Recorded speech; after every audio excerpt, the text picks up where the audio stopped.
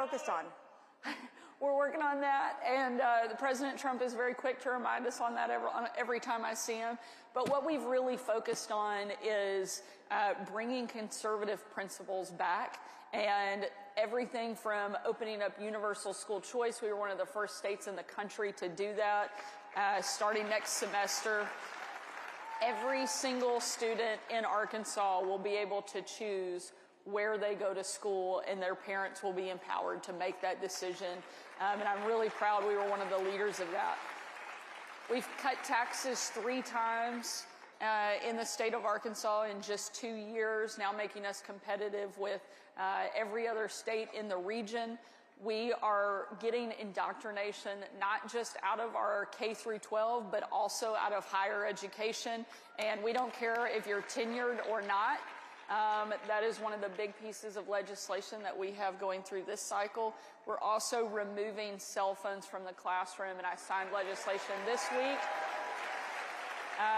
Bell to bell, no cell, and really proud of what we're doing for young people, for parents, for families, and we're going to continue fighting and making Arkansas the most conservative state in the country. And people are moving in. It is becoming a popular destination. I mean, walk us through why your state, and you know, we always talk about these federal elections, and obviously having President Trump in office is such a critical win. But these states are just as critical as well, because we meet people from California who talk about how horrific it is to live under Democrat oppression. Let's just call it what it is.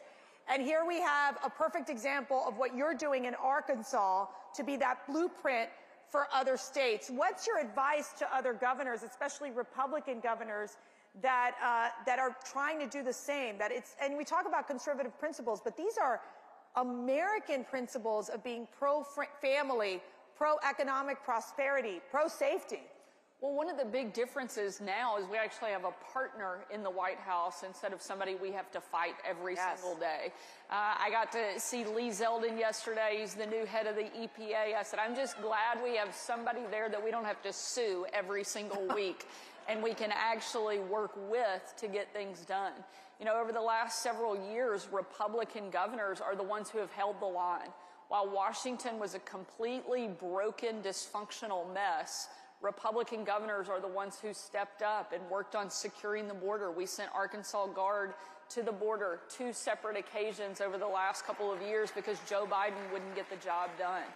Now we have a partner in Donald Trump who's not going to just be a partner, but he's going to be a leader. He's going to be the #1 fighter, pushing back on some of the crazy wokeness that we have seen the left try to impose on our families, on our schools, on our businesses. And Republican governors are going to be right there with him. We're going to make sure that our schools do not become indoctrination factories for the left. We're going to make sure that you can run your business the way that you want to, and that you can raise your kids the way that you want to, as it was intended in this country. And I'm proud of the work we've been able to do. Arkansas is now the #1 state in the country that people are moving to. It's not Texas, it's not Florida, it's not Virginia, it's Arkansas. So if you don't live there yet, we're ready for you to move and call that your home. We're the #1 state for economic growth. We're the lowest cost of living. We are booming on all fronts, and it's because we're implementing good conservative policy that lets you live your life without constant government intrusion. And that's something we're proud of and something we're going to continue to do in our home state. Gosh, wouldn't she make a great vice presidential pick in 2028? I think so. I do. Sorry, Sarah, you don't have to respond to that. Okay. I'm not. Very happy to be in Arkansas.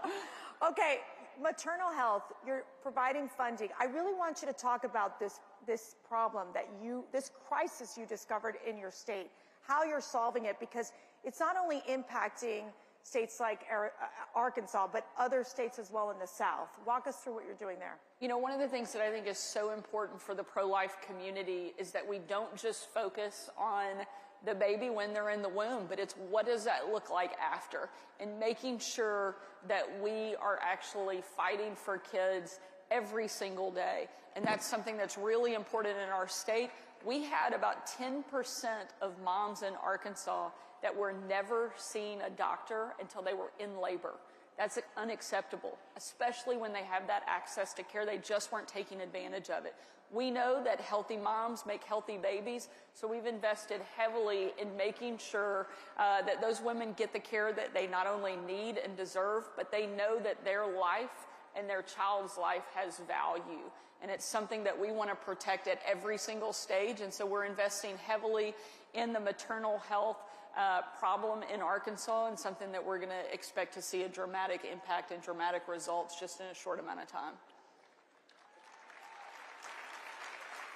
So we've seen President Trump right now, where he's been in office for 32 days. It feels like it's been like 10 years that he's been in office. It's so remarkable to watch the amount of work he's been able to accomplish. Now, as us, the Trump 45ers, is that what we are? Yeah. Okay. Makes us sound older than we are. Makes us sound so old.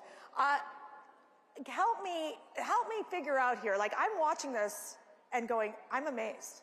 I'm amazed. It is so different from what our experience was at the time.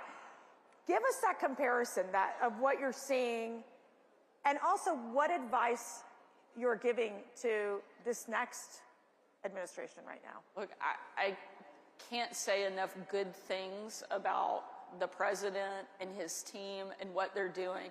You know, we used to joke that you aged in dog years during the first administration because it was like 7 at a time. And so we haven't aged, not a bit. Well, we didn't, but it was the most intense, most, I think, polarizing, difficult time that we've seen probably in political history in a very long time during Trump's first administration. Nobody expected him to win. And when he did, they weren't happy that he was here.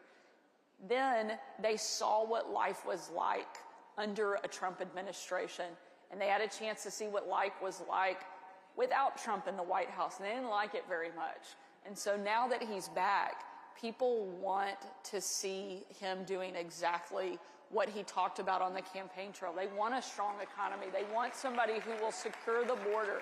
They want somebody who's going to take China on. He was the first president in my lifetime that actually called China out and is holding their feet to the fire. I was the first governor in the country to kick China out of our state, off of our farmland, and impose a fine on them. We know that's popular.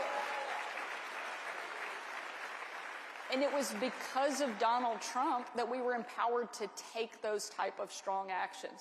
We have a president who's going to make our allies actually respect us and our enemies fear us. It's a total opposite of what we saw over the course of the last 4 years. You know, you joke at the speed of which Trump is moving. They always have heard the moniker that we wish that government could move at the speed of business. Well, he's redefining that all over again. There's the speed of government, there's the speed of business, and now there's the speed of Trump, which is unlike anything I've ever seen. And he's doing so much so fast, they don't even know how or where to attack him this time. Yeah. And so I hope that he can keep up this pace. I've never seen anybody with the level of energy that he has. As you know well, it was not surprising that we could get a phone call from the president at midnight, 1 a.m., asking us to do a laundry list of things and then calling us back a couple of hours later at 4 or 5 in the morning and saying, "Did you get all that done?" I'm like, "No, I didn't." But he doesn't sleep. He doesn't expect anybody else to sleep either. And he has he's almost twice my age and he has twice my energy. But it's because he loves this country. And he did not need to run and take this job on, but America needed him to be willing to do it. And anyone else that would have gone through the level of intense criticism and the attacks, 2 assassination attempts on his life, would have given up.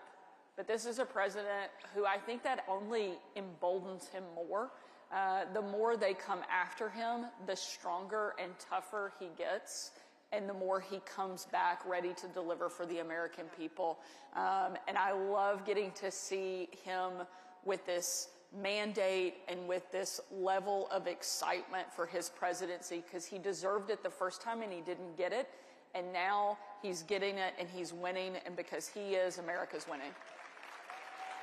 So I love always getting the insider information. So there would be times, this is so funny, we'd literally our first meeting was like 7 o'clock in the morning. I can't even remember. It was so early in the morning. We're half asleep, and before you know it, they'll be like, President Trump had tweeted something out at 2 or 3 o'clock in the morning. So we would all look at Sarah and we'd be like, okay, Sarah, this is what he said.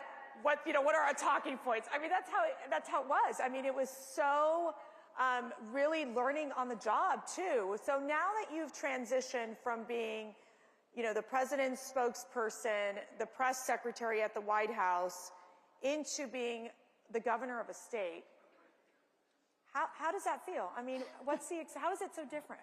It's really different when you're the one sitting in the chair and it's your name on the paper to sign legislation or an executive order. There's a different weight and responsibility that comes with that.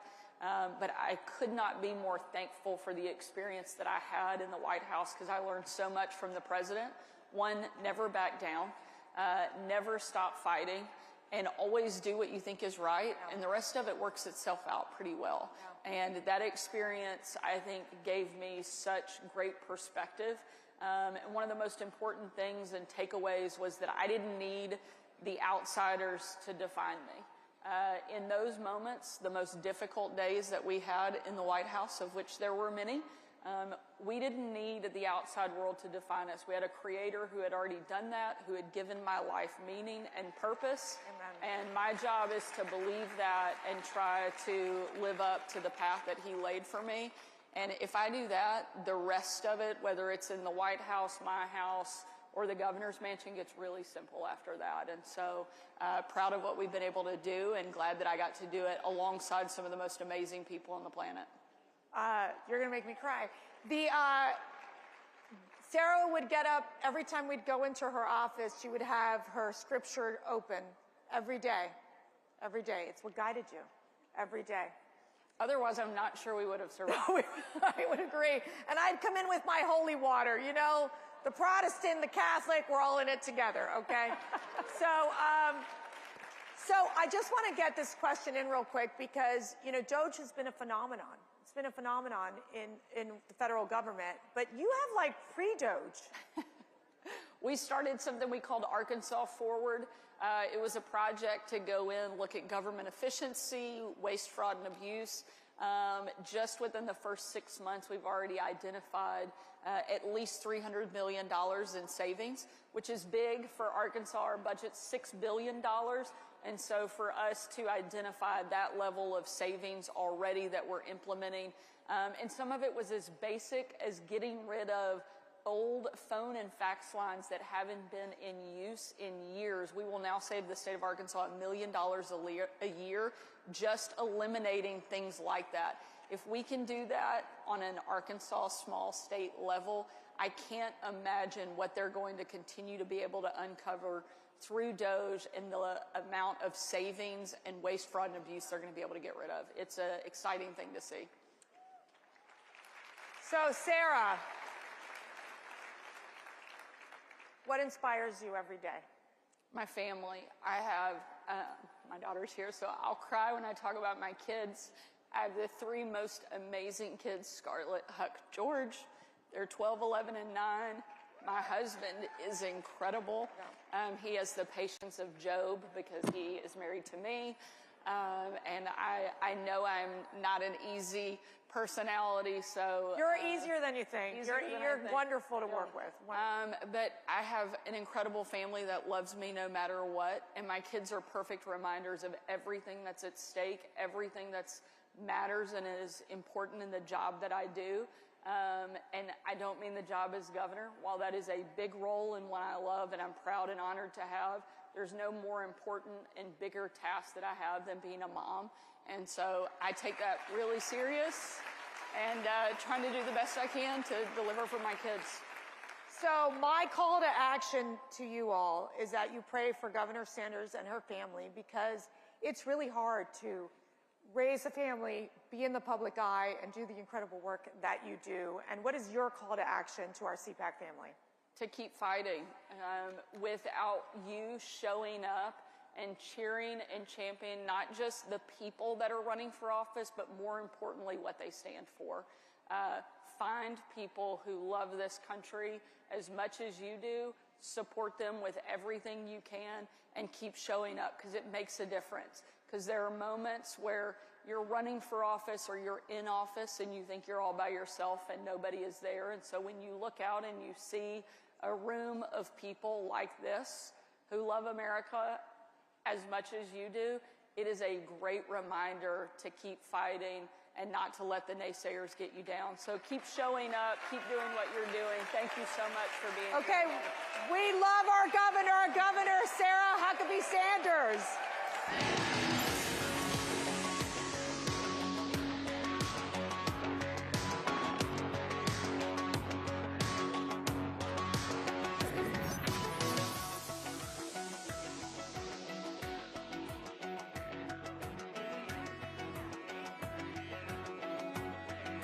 Tucked away in the Blue Ridge Mountains of Lynchburg, Virginia, you'll find us, Liberty University.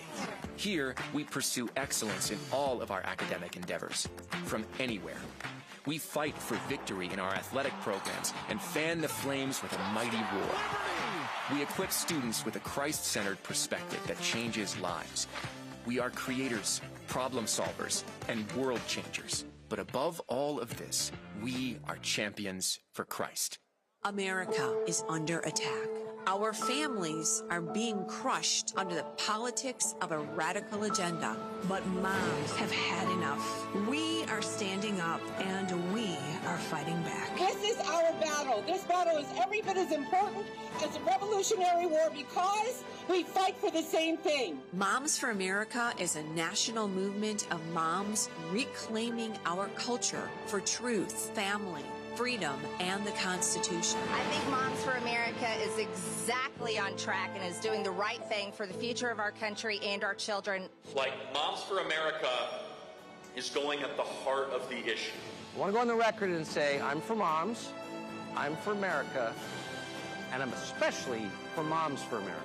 But I am honored to join Moms for America today as we speak out against the horrific mandates.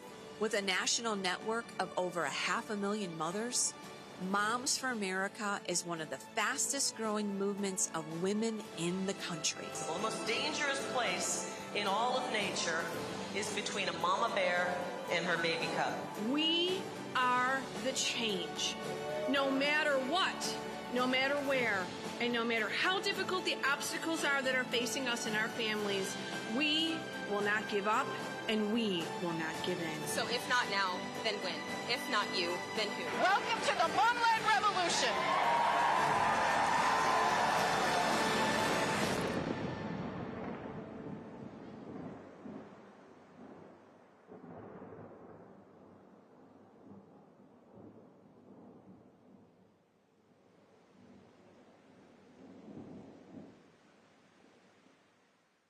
The steal was stopped on Election Day, I think in no small part thanks to Judicial Watch's heavy lifting. In just the last year and a half or two, we've cleaned up 4 million dirty names from the rolls. We also got that huge Fifth Circuit ruling that found counting ballots received after Election Day is unlawful.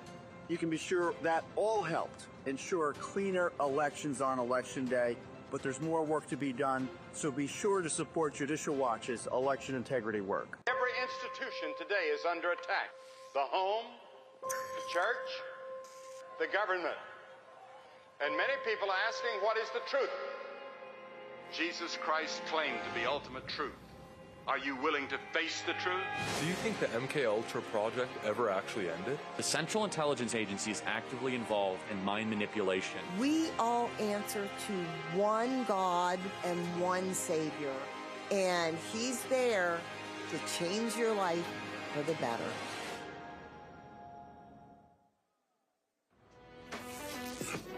ladies and gentlemen, please welcome the President of Argentina, Javier Milei.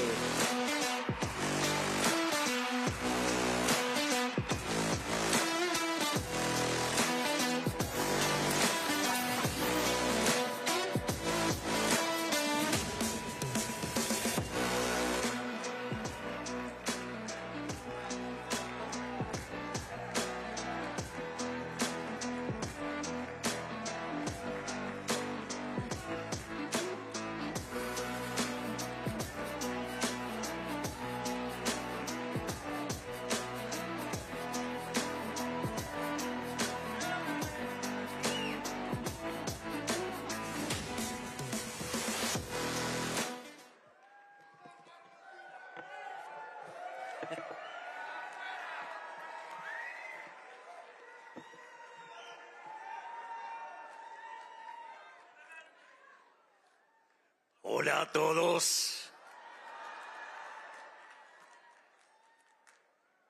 Es una gran alegría para mí estar nuevamente en los Estados Unidos y es un honor poder hablar ante todos ustedes hoy. Muchas gracias a los presentes y especialmente gracias a CPAC, que siempre ha tenido una consideración especial conmigo. Gracias, Matt. Gracias, Mercy.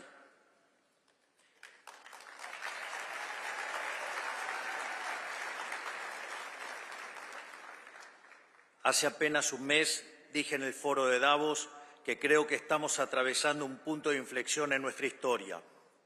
La historia transcurre en fases o etapas, momentos en donde el espíritu y la idea se materializa en una persona o en un grupo de personas, a veces cercana, a veces con kilómetros de distancia entre ellos, pero con un hilo conductor invisible que si se pudiera observar, presumo sería muy similar a las imágenes que observamos de redes neuronales del cerebro humano.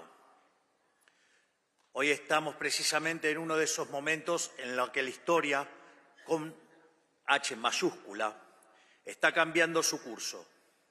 Estamos viendo en tiempo real el destino del mundo bifurcarse hacia un nuevo camino, distinto del lugar al que nos estaban llevando las élites y el establishment político de nuestros países. De la misma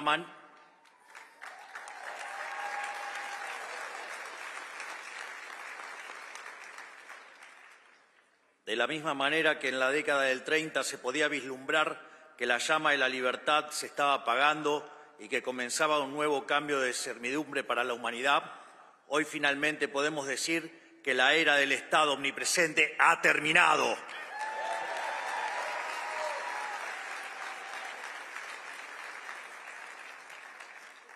Hoy somos testigos de un momento en el que la larga marcha del Estado sobre el individuo está llegando a su fin. Me refiero, por supuesto, al colapso del modelo colectivista y el amanecer de una nueva era de libertad. Nos hemos preparado para este momento y creo que genuinamente que estamos dando una batalla crucial para el futuro de la humanidad.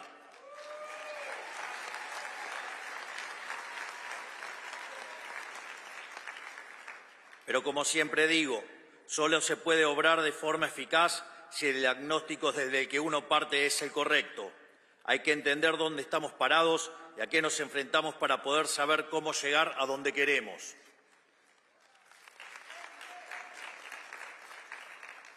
A lo largo de todo el mundo, las sociedades occidentales se enfrentan a un mismo problema y a un mismo enemigo, una clase política que extrae cada vez más recursos de los ciudadanos a través de impuestos, con el fin de implementar un modelo de expansión estatal ilimitada.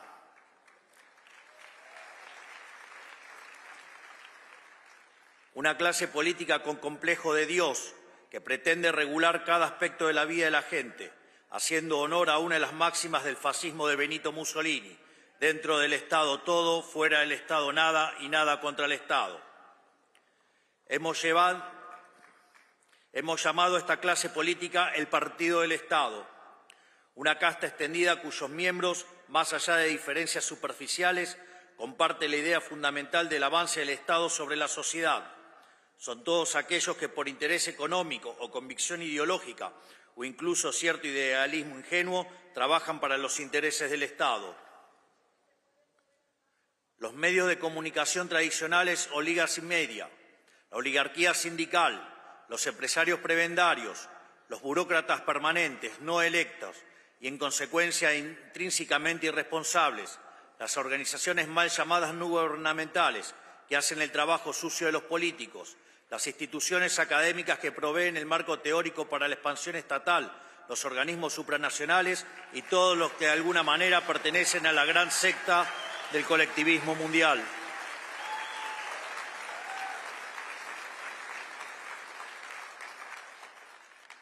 Y, por supuesto, esto incluye a los partidos políticos tradicionales, que sin importar su color, coinciden en la tesis fundamental que más Estado siempre es mejor. En Argentina, por ejemplo, teníamos un sistema político compuesto por unas 50 sombras de socialismo.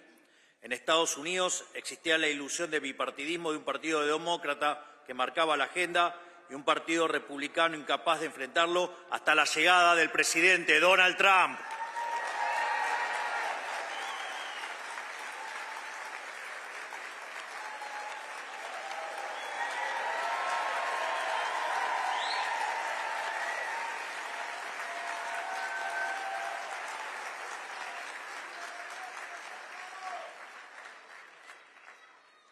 ¡Viva!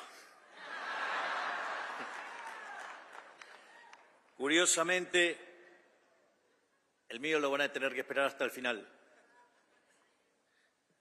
Curiosamente, el presidente Trump es un outsider, igual que yo, porque la tarea que tenemos por delante, el desafío que tenemos por delante, no es para políticos tradicionales que han vivido toda su vida del sistema. Es para gente que no le debe nada a nadie, que no está comprometida por los vicios del sistema y que sabe que es más importante el cambio que el poder por el poder mismo.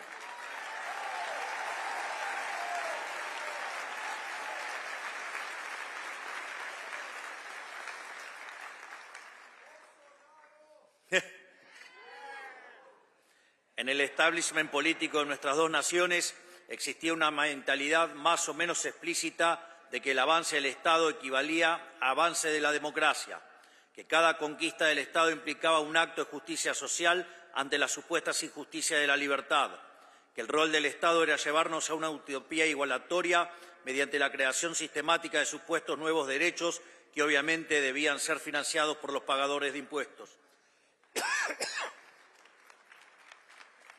Es justamente en el centro de este esquema que se encuentran los políticos, los principales beneficiarios de este modelo de expansión ilimitada del Estado, esos que hacen de vivir de otros por la fuerza un estilo de vida, depositarios de poderes y privilegios que serán la envidia de cualquier monarca de la historia.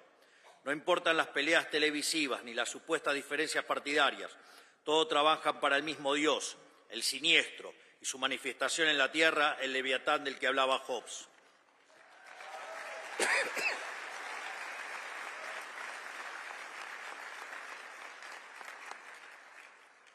Por eso, salvando algunas particularidades propias de cada nación, todos los que estamos aquí tenemos una misma misión: quitar el poder al partido del Estado y devolvérselo a la sociedad.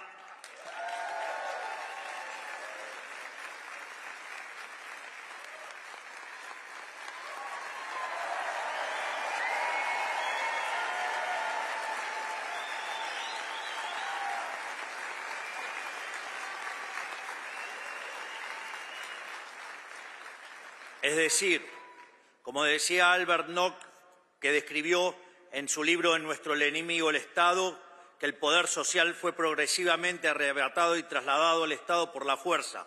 Nuestro objetivo es hacer el camino inverso, aumentar el poder del ciudadano y quitarle el poder al Estado.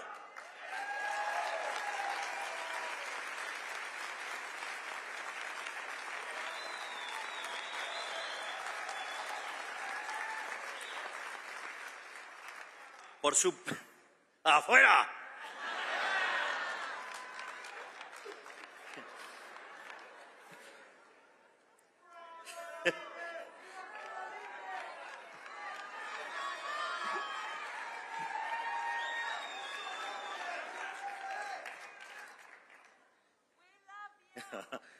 Me too.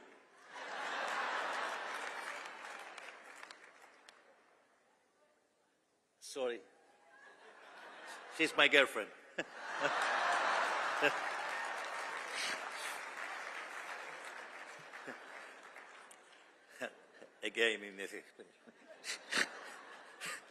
Por supuesto, no puede hacerse gestionando mejor el Estado tal cual existe o simplemente administrando correctamente los recursos de que dispone, sino que el único camino racional es achicar el Estado hasta su mínima expresión posible.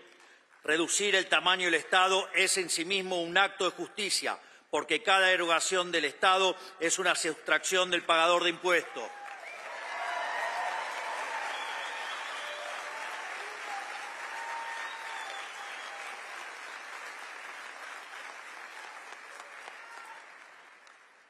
Desde nuestro punto de vista, el único Estado aceptable es el Estado más chico posible para devolverle al ciudadano lo que es suyo.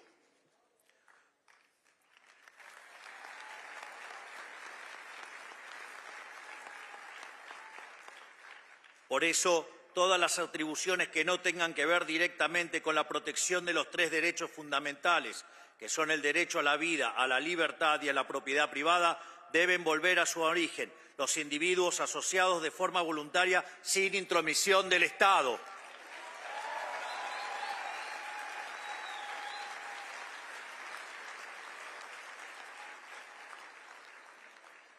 Esto debe ser así porque, a diferencia de la economía, el poder es un juego de suma cero. Todo el poder que tenga el Estado necesariamente no puede obtenerlo al mismo tiempo la sociedad.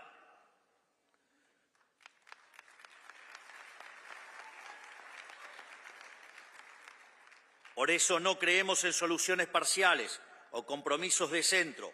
Sabemos que hacer las cosas a medias es una invitación al regreso del Estado, que como un cáncer metastásico solo sabe expandirse y debe ser obligado activamente a retroceder.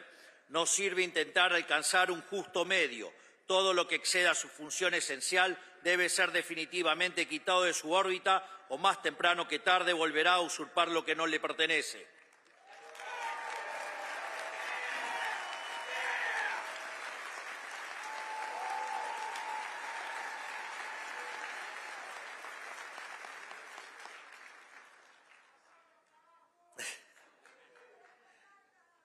Sabemos que no es una tarea fácil. El Estado moderno tiene herramientas de sobras que han crecido en sofisticación con el paso del tiempo. No estamos hablando de un Estado obvio como el fascista o el comunista, sino de un Estado sutil e insidioso que avanza sobre el individuo a través del arte, de la propaganda y la infiltración cultural. O al menos así era hasta hace poco, ya que le resulta cada vez más difícil disimular su carácter totalitario. Hemos visto, por citar solo un ejemplo, que en ciertos países de Europa ciudadanos están siendo arrestados por expresarse en redes sociales.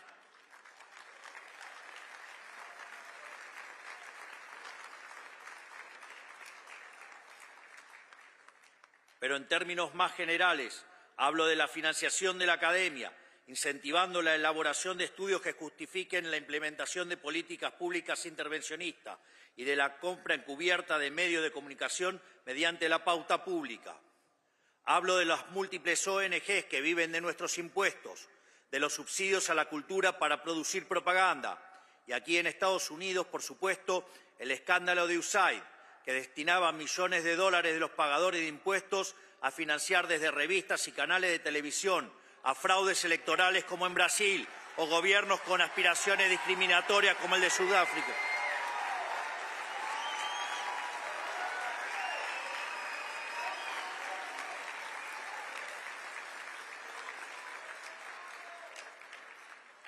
Y como decía, gobiernos con aspiraciones discriminatorias como el sudafricano, entre tantas otras aberraciones, incluyendo la agenda de la paranoia climática, los excesos de la ideología de género y la investigación que derivó la creación del virus del COVID-19.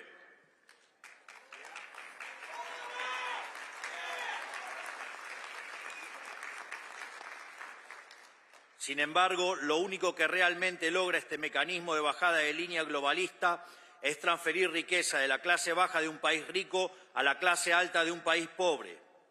En pocas palabras, hablo de una red global de influencia y formación de opinión pagada con los impuestos de los ciudadanos, un aparato de propaganda sin precedentes en la historia humana, quizás el escándalo político más grande que hayamos visto. Y luego esos mismos hipócritas acusan a Elon Musk de interferir en las elecciones de otros países. Claramente, su descaro es tan grande como sus aspiraciones totalitarias.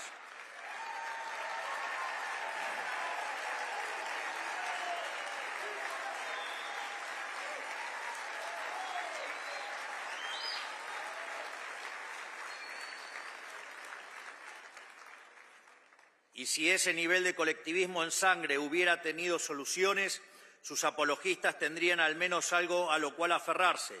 Pero ni eso.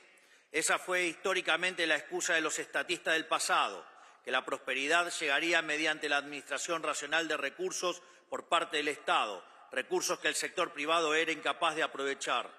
Pregunta, ¿y acaso quién maneja el sector público? ¿No son humanos? Sin embargo, hemos sido testigos de que a mayor expansión estatal, peor es la calidad de vida de la gente.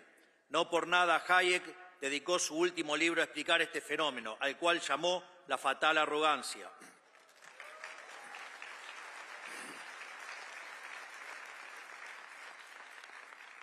Pero esto no es accidental. Más allá de su evidente incompetencia, la clase política no se dedica a solucionar problemas. Al fin y al cabo, un problema solucionado es un área de la que el Estado debe retirarse. Al contrario, la clase política se dedica a perpetuar los problemas y así vivir de ellos para siempre. Por eso viven creando problemas nuevos, instalándolos desde sus aparatos de propaganda para luego ofrecer a sí mismos como solución. ¿Y en qué consiste esa solución? En la implementación de regulaciones que causan todavía más problemas a ser solucionados por más regulaciones.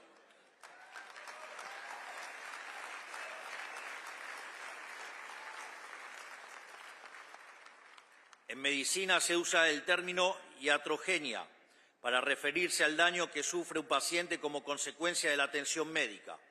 Podría decirse entonces que el régimen estatista consiste en la iatrogenia como política de Estado, o sea, es el médico que se enriquece a base del deterioro progresivo e intencional de sus pacientes. Con el modelo del Estado presente, el Estado te quiebra las piernas para después venderte las muletas como un sobreprecio y obligarte a agradecerle, y te persigue si no lo haces.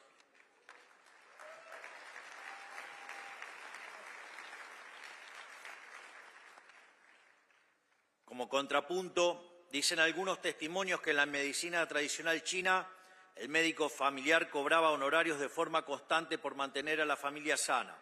O sea, según la leyenda, cuando un miembro enfermaba, el médico dejaba de percibir los honorarios, viéndose incentivado a resolver la enfermedad de una forma eficiente y rápida. Imagínense tan solo pudiera funcionar así el Estado. Cuánta miseria nos hubiéramos ahorrado.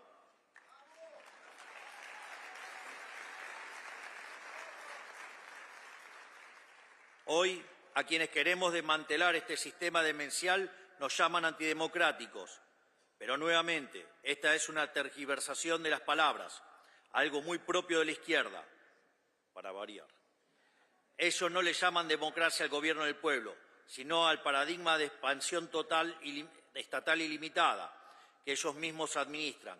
Para ellos, la democracia existe y únicamente si ganan los que ellos quieren, para poder someter a la gente a sus caprichos. Pero cuando la minoría electoral son ellos, la elección de la mayoría pasa a ser autoritarismo. De hecho, muchos de los que nos acusan de antidemocráticos ni siquiera fueron electos. Toman decisiones que afectan a miles de millones de personas alrededor del mundo y, sin embargo, nadie los conoce.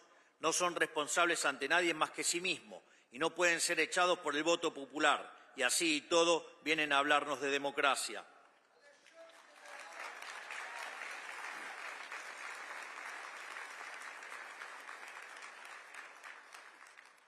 En fin, dicen que Trump y yo somos un peligro para la democracia, pero en realidad están diciendo que somos un peligro para ellos.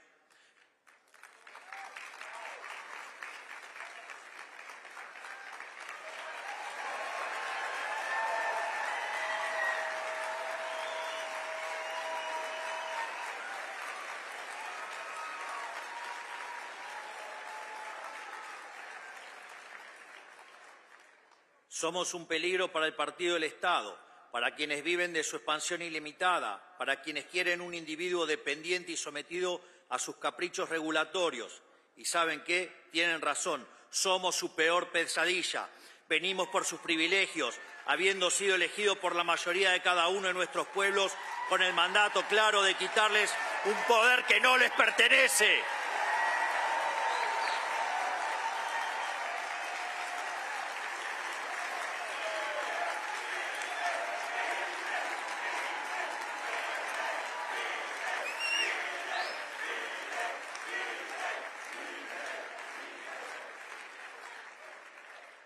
Hoy nuestros países, Argentina y Estados Unidos, necesitan pasar por una segunda independencia.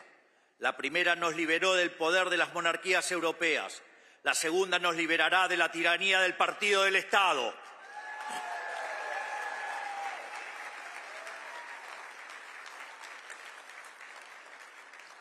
Por eso hemos puesto tanto esfuerzo en identificarlo, porque no se puede luchar contra lo que no se conoce. Y tener un enemigo bien definido es un aspecto fundamental de nuestra batalla cultural. Ahora ya lo conocemos, le hemos ganado en las elecciones y estamos en proceso de desarmar su leviatán, que es una herramienta de opresión perpetua.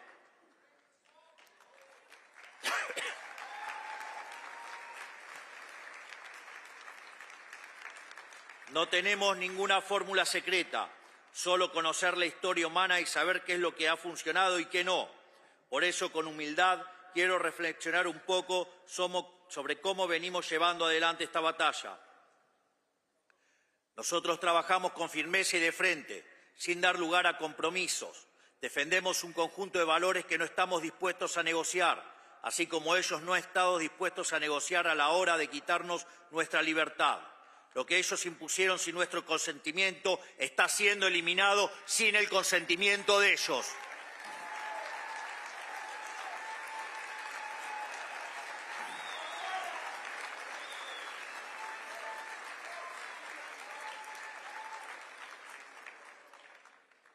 Por eso hemos pasado la motosierra por los sectores y atribuciones del Estado que consideramos superfluos, redundantes, innecesarios o directamente perniciosos para la sociedad.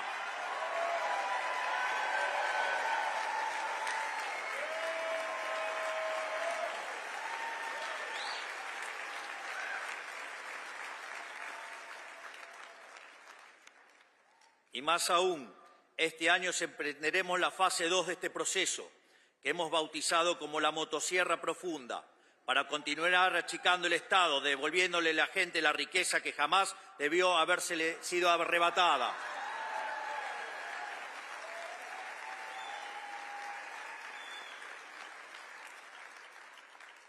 Lo interesante es que este proceso de justicia tiene un correlato político, porque por su naturaleza el partido del Estado se financió históricamente de gasto público mal asignado y de negocios turbios con el Estado. Por eso, achicar el Estado es cortarle la manguera a los clientes del Estado enquistado en él, que ejercían una feroz resistencia al cambio, valiéndose el dinero de los pagadores de impuestos para mantenernos subyugados.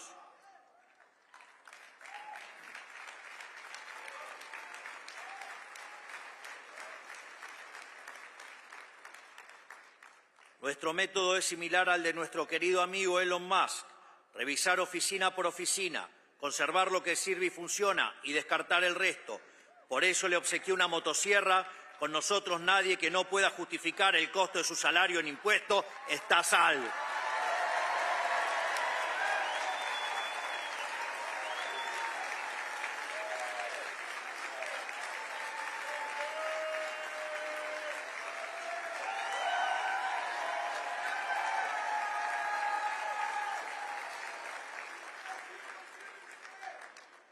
Muchos de ellos tendrán que volver al sector privado y ganarse la vida ofreciendo sus bienes y servicios en el mercado, tal como los pagadores de impuestos de los que han vivido tantos años. Mi más sentido pésame a los políticos que creyeron que este momento nunca llegaría y no están preparados, porque se van a llevar un baldazo de agua fría.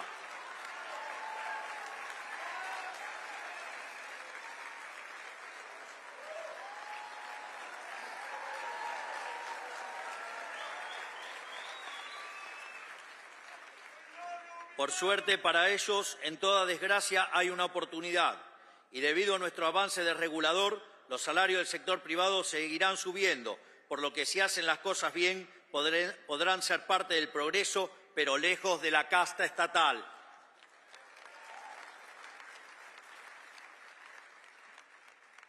Como ya he dicho, esto no es una tarea sencilla. Aquí en Estados Unidos, burócratas rebeldes han intentado sabotear el trabajo del Departamento de Eficiencia Gubernamental y están recurriendo a mecanismos burocráticos ilegales para intentar bloquear cualquier reforma, lo cual también sucede en nuestro país y es algo con lo que debemos luchar día a día. Pero nada de eso nos ha tomado por sorpresa. Somos conscientes de que van a hacer lo posible por detener este cambio, sin importar el daño resultante. Si tienen que destruir el mundo para conservar sus privilegios, lo van a hacer.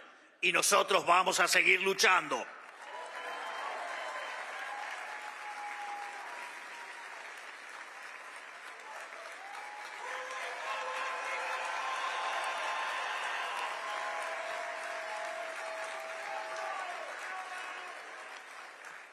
Pero hoy el problema se extiende más allá de las penurias a las cuales el modelo del Estado presente ha sometido a cada una de nuestras naciones individualmente, porque la decadencia de nuestros gobiernos durante la historia reciente a lo largo y a lo ancho de Occidente no solo empobreció material y espiritualmente a nuestros propios ciudadanos, también nos debilitó política, económica, cultural y socialmente ante el enemigo externo.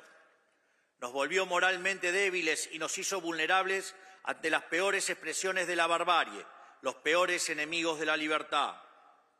Y a ellos no se les puede dar un centímetro, porque cuando huelen sangre avanzan envalentonados y sin piedad. Esto quedó demostrado durante los cobardes ataques perpetuados el 7 de octubre de 2023 en Israel, que costaron más de 1.000 inocentes y la captura de 251 personas.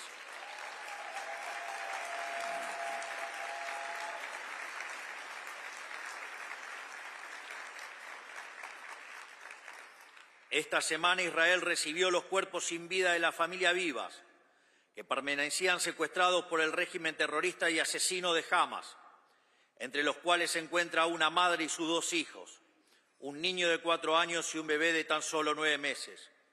Es tan inescrupuloso y sanguinario este régimen que, en el último gesto canallesco, no tuvieron mejor idea que exhibir burdamente sus ataúdes ante el vitoreo de una multitud sin el más mínimo respeto.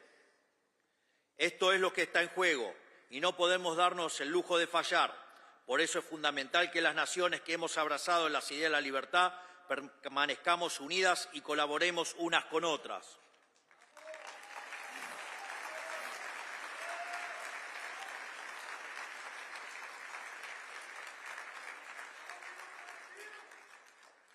Debemos formar una alianza de naciones libres, porque como ya he dicho en otra ocasión, el mal organizado solo puede ser vencido por el bien organizado. Solo mediante esta internacional de derecha podremos ponerle un fin a la casta política a la que nos enfrentamos, que está hundiendo a Occidente en la más oscura profundidad, y recuperar el ímpetu para proteger a las fuerzas despóticas que nos quieren subyugados.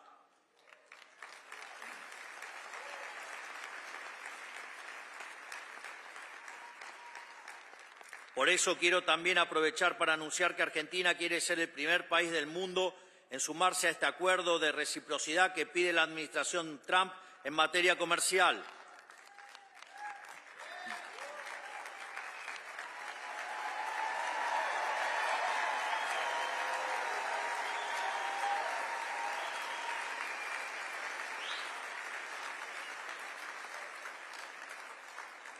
De hecho, si no estuviéramos restringidos por el Mercosur, la Argentina ya estaría trabajando en un acuerdo de libre comercio con los Estados Unidos que sea mutuamente beneficioso y que no cargue injustamente sobre las espaldas de los productores argentinos, pero tampoco sobre los de los americanos.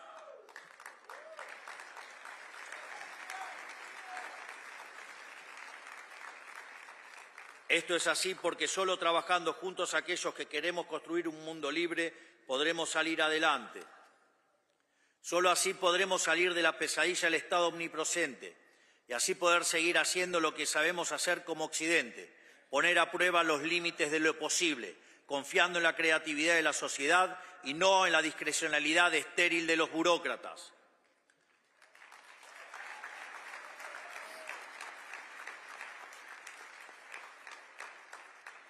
Solo así podremos retornar nuestro camino de grandeza como civilización, haciendo honor a nuestros antepasados que dieron la vida por ver un mundo libre y una humanidad próspera.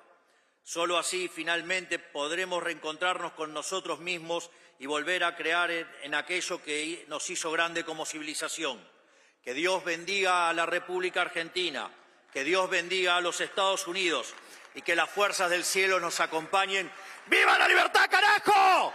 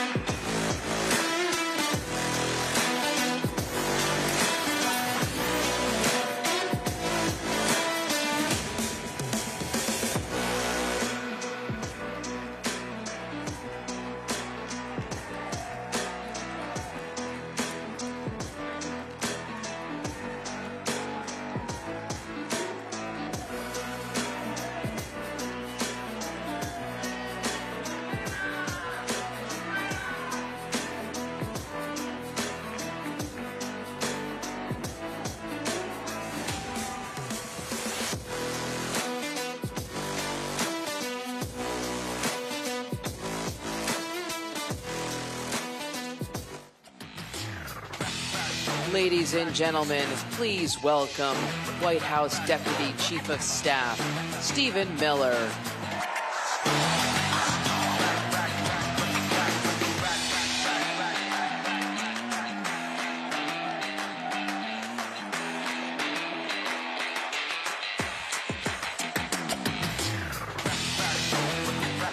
Hello, CPAC! Who is ready in just a few short hours to hear from the man himself, our 47th President, Donald J. Trump? My friends, it has been a long road, has it not? It's been a long road, and these last 4 years, we felt every single painful minute. But nothing, my friends, is sweeter or more extraordinary than victory. Who here has enjoyed the last 30 days of America's new golden age?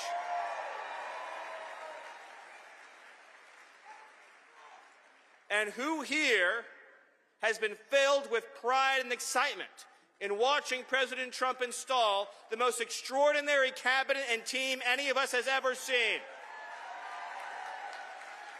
Our new Secretary of Defense, Pete Hegseth. Our new Secretary of Health and Human Services, Robert F. Kennedy Jr. Secretary of Homeland Security, Kristi Noem. Secretary of State, Marco Rubio. And of course, we have at the Department of Government Efficiency, Elon Musk. White House Chief of Staff, Susie Wiles. And perhaps the most exciting of all is the fact that every single day, the entire White House staff, the entire administration, the entire cabinet, on behalf of President Trump and his extraordinary leadership, is getting the lies out of our schools, the men out of women's sports, the poison out of our foods, the woke out of our military, the predators off our streets, and the illegal aliens the hell out of our country. It's happening. It is happening. Every day under President Trump, he is saying hell no to DEI. He is saying hell no to CRT. He is saying hell no to the indoctrination of our children. And is saying hell yes to the idea that America belongs to Americans. A historic slate of executive orders have been issued by President Trump to reclaim control of this government, to reclaim control of our destiny, to reclaim control of our future, and to restore the idea that under a democracy, the entire federal bureaucracy works for President Trump and not the other way around. He is the elected head of our government. And to all the people in the media, all the people on the radical left, all the people in the Democratic Party screaming about democracy, Donald Trump is the one who is saving democracy. Donald Trump is the one who is saving our Constitution. Donald Trump is the one who is saving America. And any federal bureaucrat who defies the lawful orders of this president will be fired. President Trump will ensure that whether you work at the FBI, whether you work at the CIA, whether you work at the Department of Homeland Security, the Department of Justice, the Department of Health and Human Services, career civil servants, also known as bureaucrats, work for the American people, and they work for the president the American people elected. They do not set their own agenda. They do not write their own rules. They do not work for themselves. They work for each and every one of you. You pay their salaries. You pay for the buildings they work in. You pay for every single thing they do. And if they are not following the laws, the Constitution, and the President of the United States, then they will find a new career.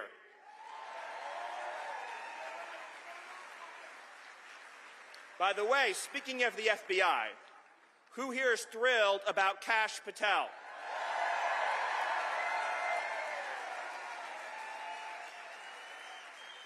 Let us not forget what President Trump endured in order to get to this point, to climb to the top of that Everest summit.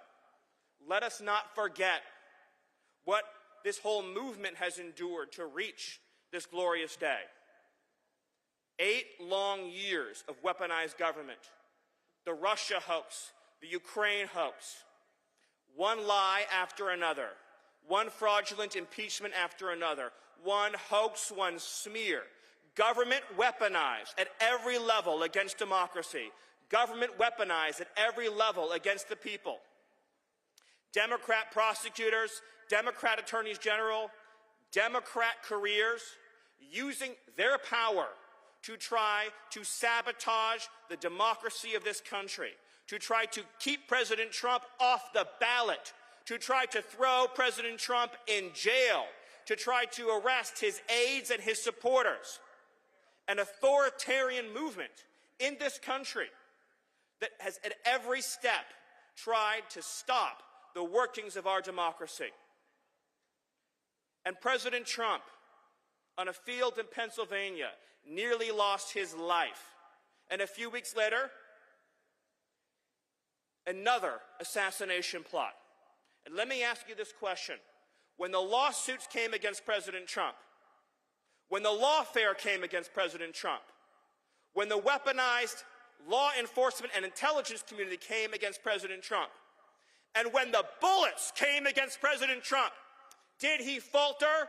Did he back down? Did he yield? Did he surrender? Did he waver? Or did he stand up tall and strong and raise his fist into the air and say 3 immortal words, fight, fight, fight? Every day, that is what he is doing for you. He is fighting for your families. He is fighting for your children. He is fighting for your future. He is fighting for the fundamental idea that this country belongs not to the bureaucrats, not to the radical left communists, not to our foreign enemies, not to the criminal cartels, not to the criminal aliens. This country belongs to the law-abiding, patriotic, God-fearing American citizens. It belongs to the people in this room, and it belongs to the patriots watching at home today. I want you to know that every single morning President Trump wakes up and he thinks about you. And all day long, as he's signing executive orders, as he's meeting with world leaders, as he is orchestrating and directing the actions of this government, he is thinking about you and your future. President Trump's heart beats for the American people. President Trump's heart beats for the American Republic. And President Trump's heart is filled with nothing but love and loyalty for this republic. No president has done more in 30 days than President Trump has done. But we need you to stay in the fight. It is not enough to celebrate the victories we've achieved thus far. Every single day, we need, and President Trump, our president, needs you to be involved in pushing this agenda forward, promoting every single victory, every success, every agenda item, being involved at every level of politics to keep driving forward. You think they're just going to give us our country back? You think they're just going to roll over, move out of the way, stop their scheming and their lying? Or do you think we are going to have to be on top of it every single day, focused every single day, driving forward every single day with unrelenting focus and passion? Because God gave us this country. Our founding fathers fought and died for this country. Generations of Americans have sacrificed and bled for this country, and we are not going to let the radical left, the communists, and the America haters take our country. It's not going to happen. Not now, not ever. But it's going to take everyone in this room to stand with President Trump each and every day, to stand by his side every single day as President Trump boldly and bravely leads us into this golden age. And if you do that, I promise you, if you support this president and his leadership vision and his command and his inspiration, I promise you that if we follow President Trump, then this is what our future will look like. The best economy in history, the strongest border in history, the proudest and most patriotic children in history, and the single greatest future in history. And we will prove worthy of this moment. We will prove worthy of this period. We will prove worthy of this opportunity given to us by Almighty God. And I swear to you, and I promise you, and I pledge to you, it will all be worth it. And our children will grow up in a world where they can say, America is stronger, more incredible, more courageous, more united, more devoted, more committed, more incredible, more exceptional, prouder, and more amazing than it has ever been before, with the leadership and the vision and the drive of our President Donald J. Trump. So I ask you all to send a message right now to all the bureaucrats, to all the radical left commies, to the criminal aliens, the foreign gangs, the transnational terrorists, to everyone who threatens the future of this country. Do you stand with President Trump? Do you support President Trump? Do you believe in President Trump? And do you believe in the future of America? Thank you. God bless you, and God bless the United States. I love you.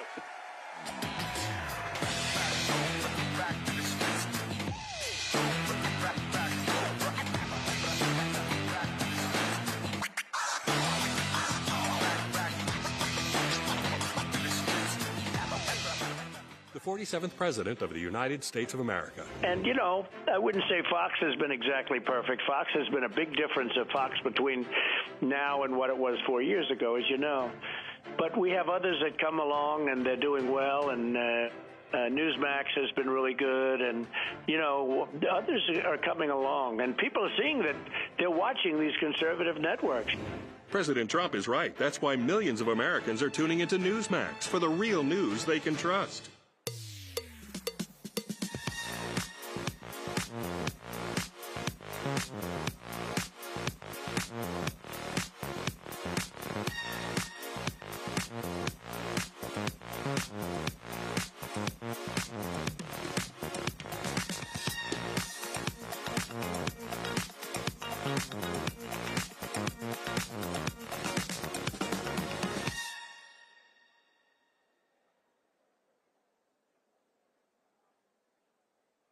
Every institution today is under attack. The home, the church, the government. And many people are asking, what is the truth? Jesus Christ claimed the ultimate truth. Are you willing to face the truth?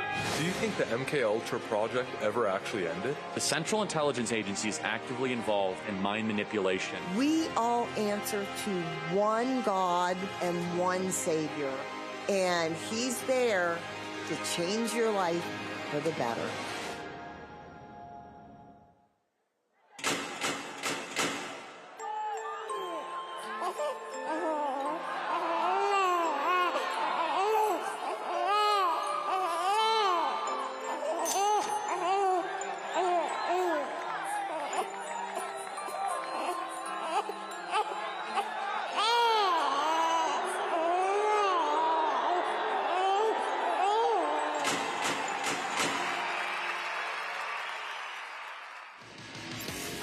Ladies and gentlemen, it's time for the great one and his boss.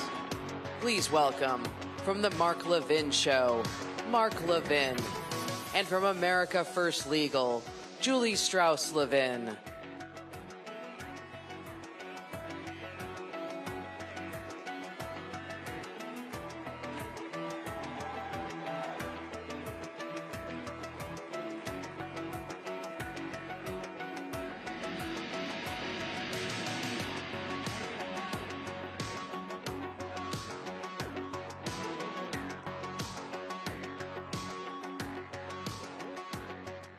Good morning, CPAC. How's everybody today? You're looking beautiful. And I tell you what, honey, I've been here several days. The energy and the excitement in this room is unbelievable. It's hard to believe that a year has gone. Thank God we lived with 4 years of a president who tried to shove down our throats Marxism and the moral decay of the fabric of our country. And here we are. Fast forward. We got President Donald J. Trump. We have 2 genders. We have DEI gone. We have equality over equity, border crossings down 93%. And we have a world stage where America is now respected and feared. So what do you think? Give me your 2 seconds on this. Pretty good. Next question. How is everybody? Come on, let's go.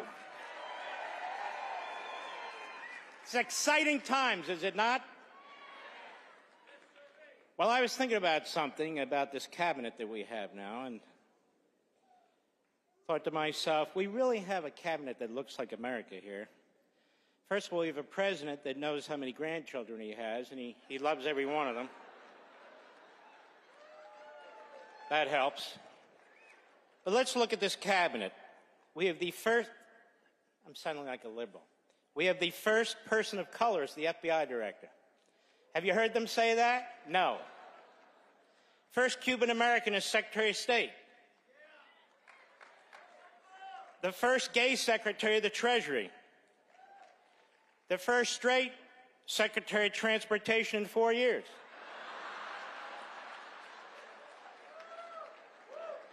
We have one of the highest-ranking African Americans, Elon Musk. We have the first hillbilly Vice President, J.D. Vance. We have the first Secretary of Defense, who is 114 years old. We have women in the cabinet who are proud to be called women and know what the hell a woman is.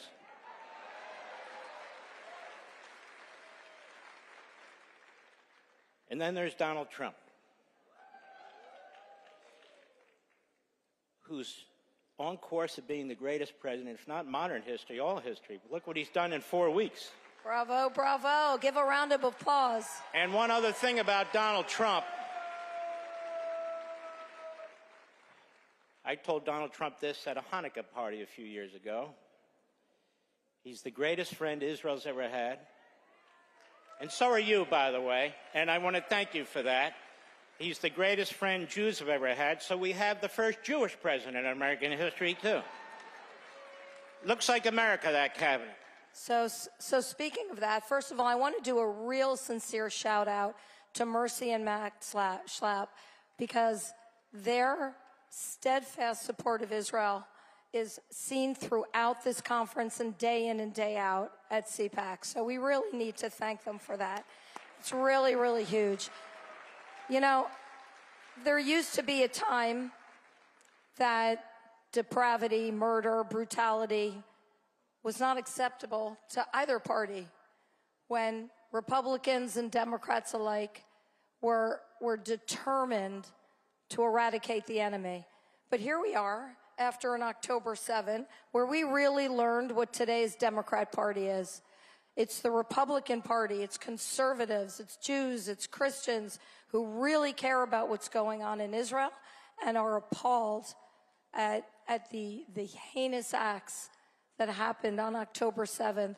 It's the Republicans, it's the conservatives It's Donald J. Trump who have said Israel must conquer, Israel must win, Israel must do what it needs to do, not just to defend, but to go on offense and get rid of the enemy. So I just want to remind everybody that a year ago, I interviewed the father of a hostage victim at that time, Sagid Dekelhen, and here we are a year later. He's out. But, honey, I want you to talk about what we saw the other day with 4 bodies coming out of Israel and the joy that was exhibited by the Palestinians in Gaza as these coffins were shown. These bastards must be eradicated. It's that simple. You don't take a 9-month-old baby and a 4-year-old little boy and their mother and torture them, strangle those kids with your bare hands, chop up their bodies so nobody they think will notice. Remember when that mother was being pulled with her kids and she knew the people doing this are subhumans. They are rabid. They're not animals. Animals don't do this. Donald Trump knows this. These are the same people who attacked us on 9/11. These are the same people who decapitated 70 black Christians in a Congo church 48 hours ago. All of them. This is the enemy. It's not about land. It's not about borders. It's not about any of that. They seek to extinguish us, these Islamist terrorists, and we're going to have to extinguish them before they even have a shot at extinguishing us.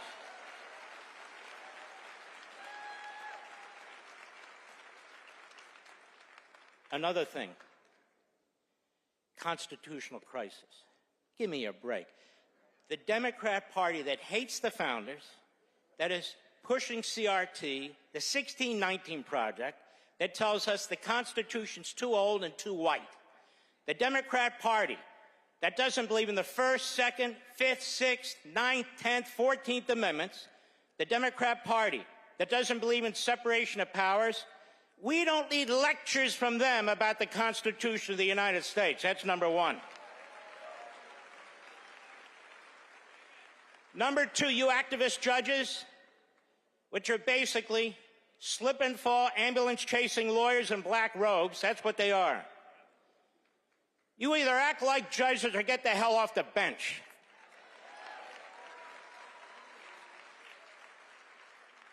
You are the people destroying the Constitution.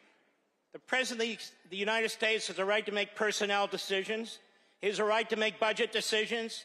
He has a right to restructure the bureaucracy. You know, I happen to have here a copy of the Constitution. Not that you need it. I mean, you really do pretty much This know little it. baby sticks with me all the time. And let me tell you something. You know how many federal district judges are in this Constitution? None. They're created by Congress. That's right. So Congress has the power to make decisions over the executive branch. I thought it was separation of powers. Judges have the power to tell the CDC what to put on their website? How's that separation of powers? We have a big problem in this country. We can't decide if we're a constitutional republic, a federal republic, a representative republic, or a republic at all. And the truth is that if they have their way, the people who are worried about the Constitution, first of all, what Constitution are they worried about? The old Soviet Constitution? Because they're sure as hell not worried about our Constitution, that I can tell you. You can't be a Marxist and Islamist, a radical leftist, and support the Constitution of the United States. You just can't. What Elon Musk, with the leadership of Donald Trump, have uncovered is a government within a government. It's not just waste, fraud, and abuse. It is a subterranean government that is spending trillions of dollars to push a radical left agenda. And we have no help from you in the media who are attacking the very people who are uncovering the bloat and the spending and the waste and the criminality. Why the hell aren't you uncovering it? That's your damn job. Well, and it's the same media that likes to avail itself of the First Amendment, right, when it's convenient. So, oh, can I just... yeah. AP, and the rest of you big corporate media, it says freedom of the press. It doesn't say freedom of the corporate press, okay? The President of the United States can decide which press he wants in the press room and which he doesn't. Who died and gave you permanent seats in the press room? NBC and ABC and CBS? Besides, we don't get news from you people. I wrote a whole book on it called Unfreedom of the Press. You're Democrats, you're leftists, we know exactly who you are, what you're doing. You can do whatever you want on your own time. You can pretend you're in the press. We're not going to shut you down. We want you out there. Why? We want the schmucks out front so everybody can see what they look like. Well, that's okay. And not only that, what happened on November 5th? I mean, November 5th proved that the American people are not fooled by the people back there, and they know and they're able to find the truth because Americans are smart and they know American values, they know right from wrong, and no media is going to change that. So, look, we don't have a lot of time. By the way, I know I can't stop. No, but wait.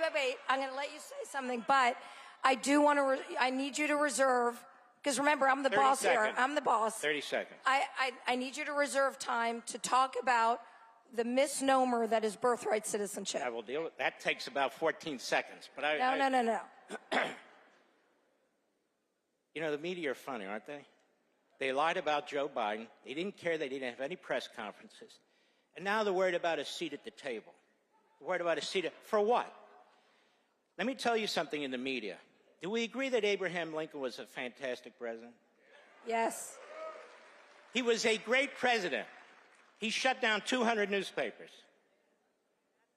Donald Trump hasn't shut down anything. You're going broke because we, the people, are shutting you down. We're not subscribing. We're not buying your damn newspapers. We're not watching your TV shows. We support the First Amendment. We support free speech. We support freedom of the press. You don't. How do you really feel about it, honey? No, just kidding. Okay, so now seriously, I think we need She's pretty. We need to talk about birthright citizenship because, again, this is a perfect example of what the left do. They take words like democracy and the Constitution, and then they exploit them because they don't really care about either of them. So they came up with this term, birthright citizenship, like anybody who comes here illegally and gives birth, that child, that baby, is an American citizen like magic. And that's not true. They cite the 14th Amendment. Do your Mark Levin thing where you give a little bit of a primer. No, because it's really important. It was so taken hostage, this paragraph in the 14th Amendment. First of all, I wore the wrong socks, honey. I'm showing a little ankle up here. I'm not showing any more. Okay, so I wasn't going to bring an intention to All right, let me do it. I've been talking about this for 20 years. Read it yourself. Where's the phrase birthright citizenship in the Constitution? It's right next to abortion. It doesn't exist. So they have this invisible pen, you know, where they write these things in.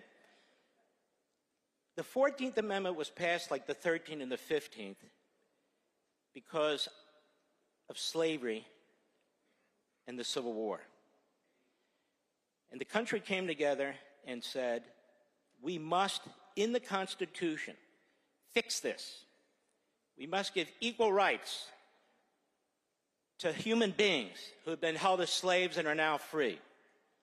We must give them all the protections and rights of a citizen of the United States. Jurisdiction thereof meant the black slaves who were now free were in the jurisdiction of the United States, and all the rights and privileges, including equality and all the rest, would apply to them. It was written by Republican senators. The 14th Amendment was based, this aspect of it, based on the 1866 Civil Rights Act, the first Civil Rights Act. Andrew Johnson, who was then president after the assassination of Lincoln, was a Democrat. He refused to sign that civil rights bill. So they overrode him and they said, we need to enshrine this in the Constitution of the United States. That provision applied to black people who were freed from slavery and were still being abused in the old Confederacy. And that amendment was passed by 3/4 of the state legislatures, including southern states that were told, if you don't vote for this, you're not coming back into the Union. We know what they meant. The author of the 14th Amendment specifically rejected the idea of aliens, specifically. In fact, they rejected the idea of what they called Indians, because they had separate countries at the time, or at least it was viewed that way. So they were excluded, underscoring the fact that you had to be a United States citizen and understood to be. So people who write that, all of a sudden, now it's interpreted to mean if you come into the United States illegally and you have a baby, that's a citizen, that baby? There is literally no language to back it up, no legislative history to back it up, no history whatsoever to back it up, and yet I suspect the courts are going to give the birthright citizenship crowd what they want. And they'll mention some 1898 decision involving a Chinese couple. It still didn't apply to illegal aliens. So illegal aliens have no constitutional basis, but I will just warn you about this. Hollywood John Roberts, that's what I call him because he's worried about the press. I don't think he, and I don't think his new best friend Barrett, will do the right thing. I think they'll join the three, I can't say women because she wouldn't say women. They won't join. That's okay, you can say it, go for it. Two of the non-males and one of the males. I think that's a 5 that worries me. But just understand, your Constitution does not provide for birthright citizenship, period. So I just want to add one little fine point, because you said a lot. You said a lot there.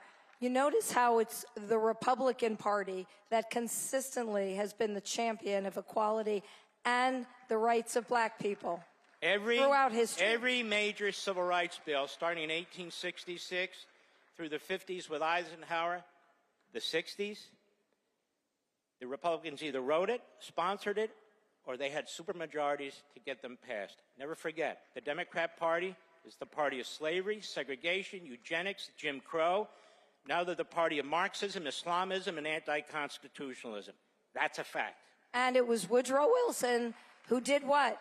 He resegregated the military when he became president. God bless you all. Our time is up. Be well. We love you, CPAC. And thank you, President Trump.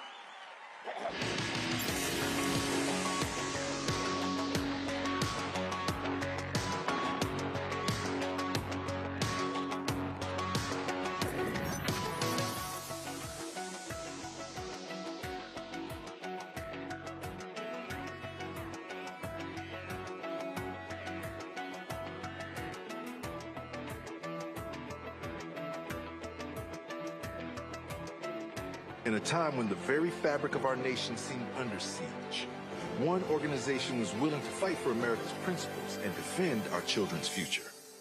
Joining me now, Terry Schilling, president of the American Principles Project. This is what happens when tolerance goes too far. It's a bit shocking to hear Democrats talk about them losing the culture war. After all, they started it. You're denying reality, and you're denying them the care that they need.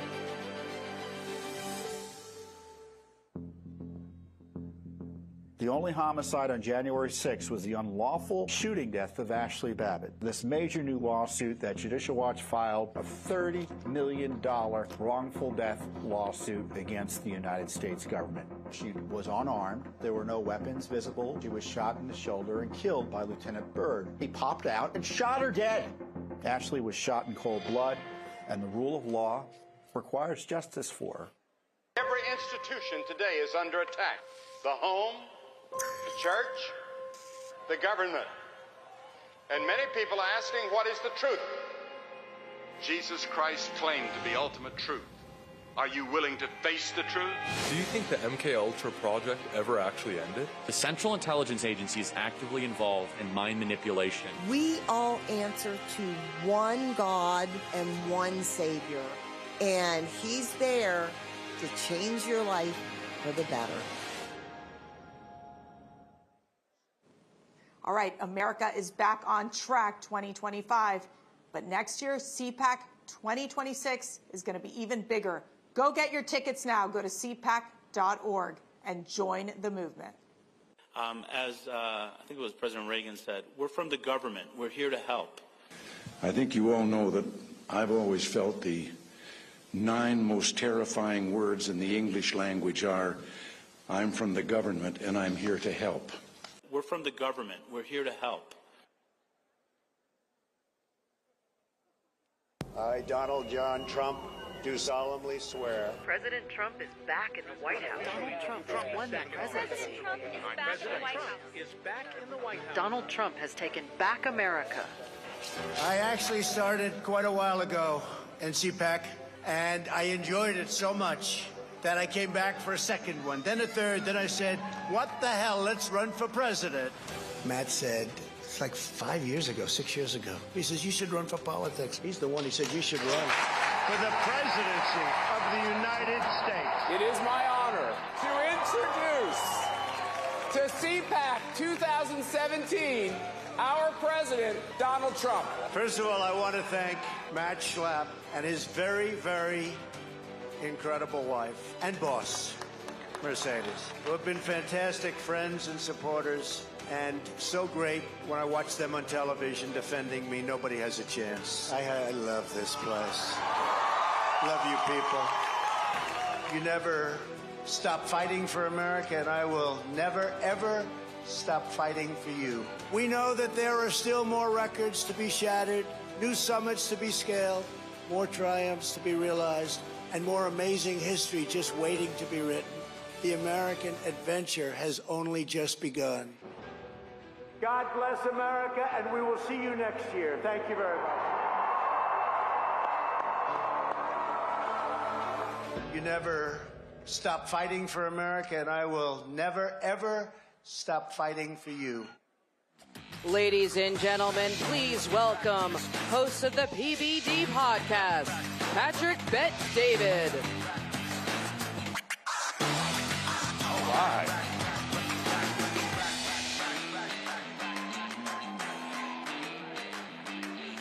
How you doing? How you feeling? Good? Okay. I got the lunchtime slot, which means some of you are either eating or wanting to go eat, but I do have a message for you. How you doing? Yes, it's great to be with you. How many of you here watch or listen to the PBD podcast? I'm curious. Okay, it's a good amount. All right, so I got a simple message for you with the limited time that I have here for you. First of all, it's an honor to be here at CPAC. This is my first time being here. Just had a chance to speak with Matt and Mercedes, incredible people. It's incredible to be around you, especially the fact that the person you wanted to win won in 2024, which is a very big deal. I got a question for you. Can you think about the 2 things tyrants fear? Let me ask the question one more time. What would you say are the 2 things tyrants running a country fear? What are the 2 things? First thing they fear is you and I having guns to protect ourselves. The second thing they fear is you and I having a megaphone to express ourselves. Now, I want you to think about this. In the last 3 weeks, I've interviewed 2 different people. One of the ones I had on the podcast 3 weeks ago, he flew in the entire time he was nervous. He was a former founder of the IRGC, the Islamic Revolutionary Guard Corps.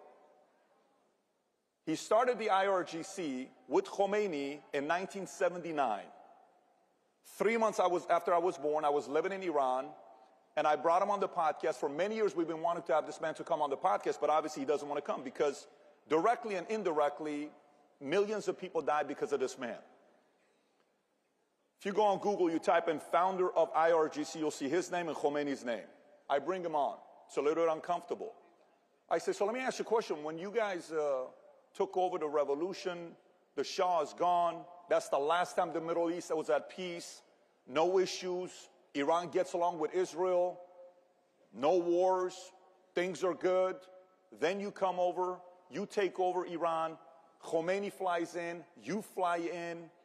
What is the first thing you guys did? He says, our #1 mission was to get all the guns out of people's hands. And I said, tell me why. He says, because we wanted to be safe. I said, safe from what? Well, we had to be careful because there was a lot of criminals who had a lot of guns. I said, citizens having guns are criminals. They're trying to protect themselves. So again, what do tyrants fear? First thing is what? Your guns, because you can protect yourself. 2 days ago, I got back from Brazil. We're flying out to Brazil to do a 3-hour interview with former President Jair Bolsonaro. How many of you guys love President Bolsonaro? So we're in Brazil. While we're about to go, they are briefing us on what to be prepared for before we go to Brazil. They say, number one, have an international lawyer ready in case something happens. Number two, make sure you have an armored truck. Number three, come with a good delegation. We went with 9 of us. And then we'll be escorting you all over the place. So we go and we experience everything. And then eventually the president comes. And the president sits there and we start conducting the interview. One of the most emotional interviews I've ever done. This man is crying, tears dropping on the table. I can't wait for the interview to come out this Wednesday. And I hear him speaking. About 15 minutes left for the interview to be done. Somebody comes in and is whispering in his ear, whispering in his ear. Boom. He swipes the hand. Interview ends. Doing all the stuff that he's doing. He gets out. 1 hour later, alert on the phone.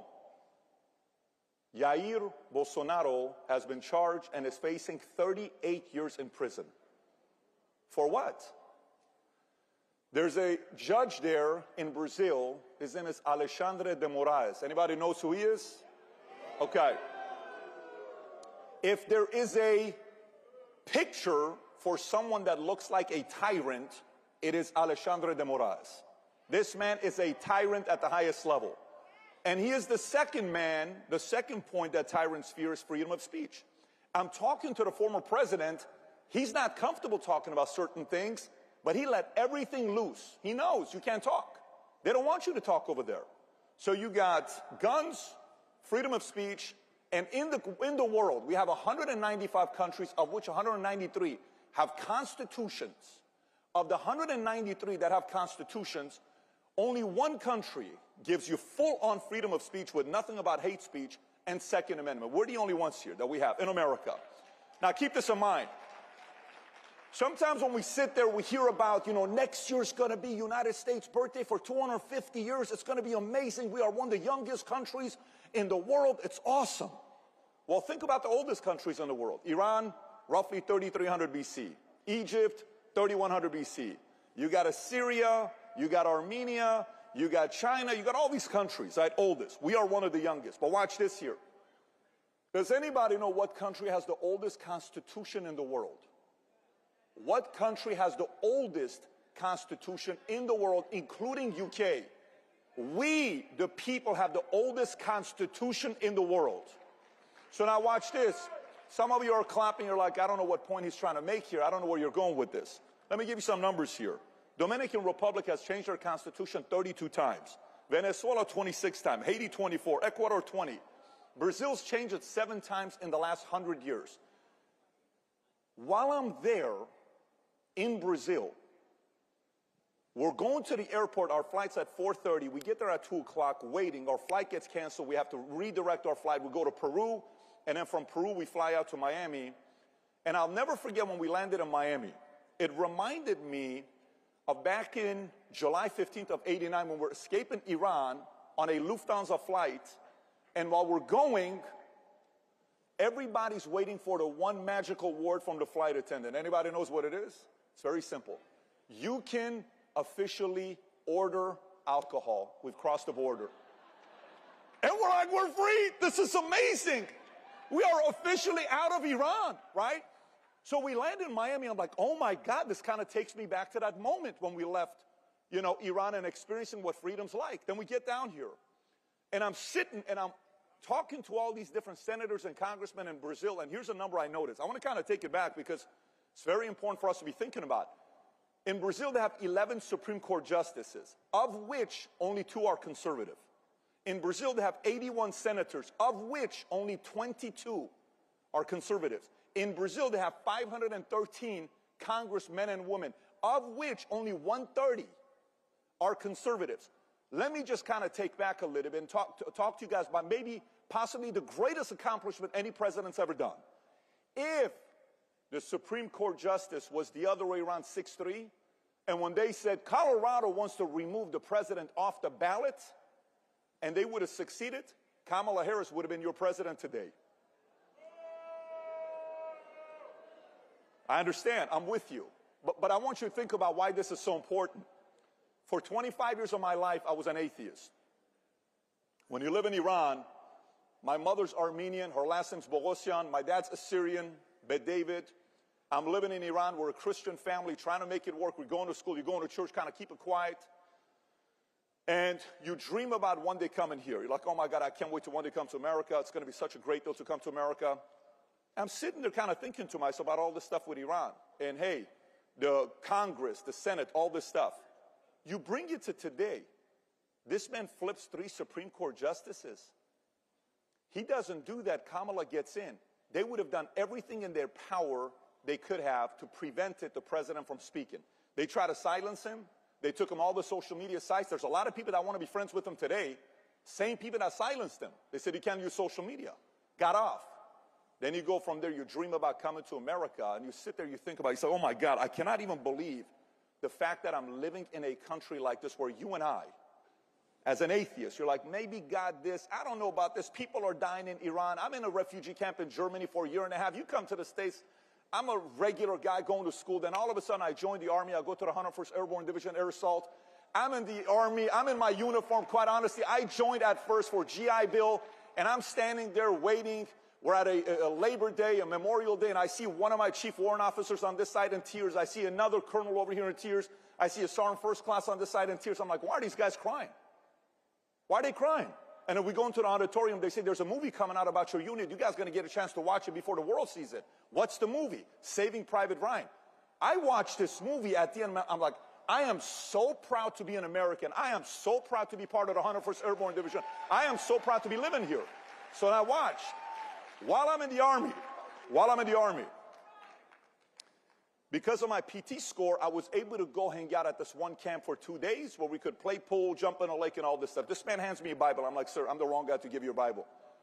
He says, my parents gifted me this Bible December 24th of 1974. I think you need it more than I do. I said, I'm telling you, it's not, you don't want to give it to me. I'm the wrong guy. He gives it to me.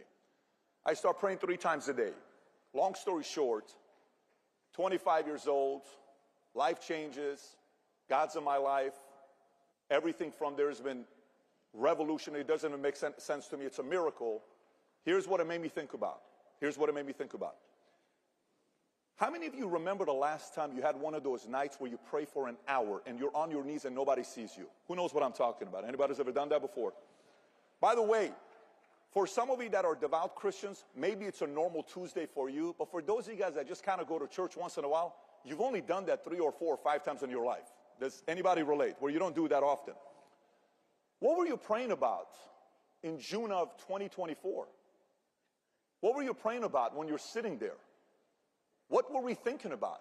What was going on? What were the issues? Everything we're watching, what's going to be taking place?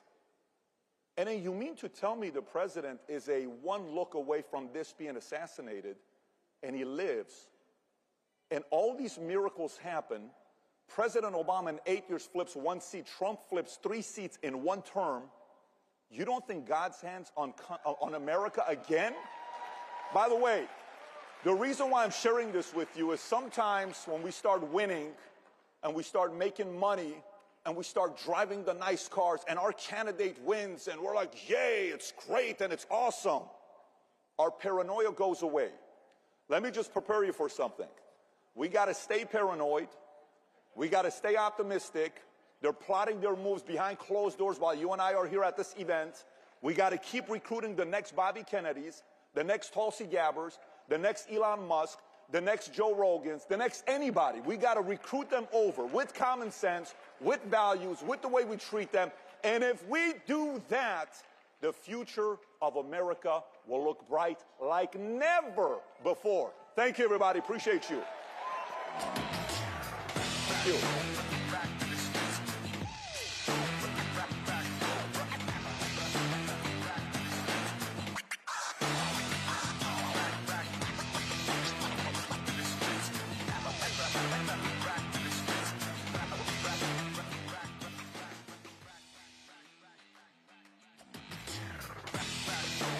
Ladies and gentlemen, please welcome U.S. Secretary of the Interior, Doug Burgum.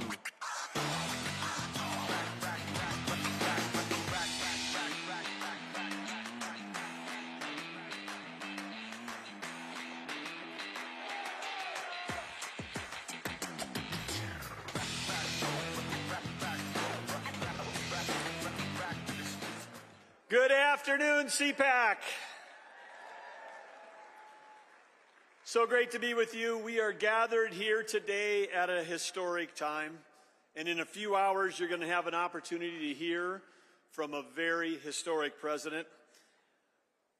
Here's a name you probably haven't heard of, Buddy Melgus, Olympic gold medal sailor from Zenda, Wisconsin, grew up on a small, teeny little lake in Wisconsin. How did a kid from a small little lake in Wisconsin go on to become an Olympic sailor? He became an Olympic gold medal sailor because he understood you never have to recover from a great start. So I've got a few questions for you. In our entire U.S. history, which president has been off to the greatest start in history?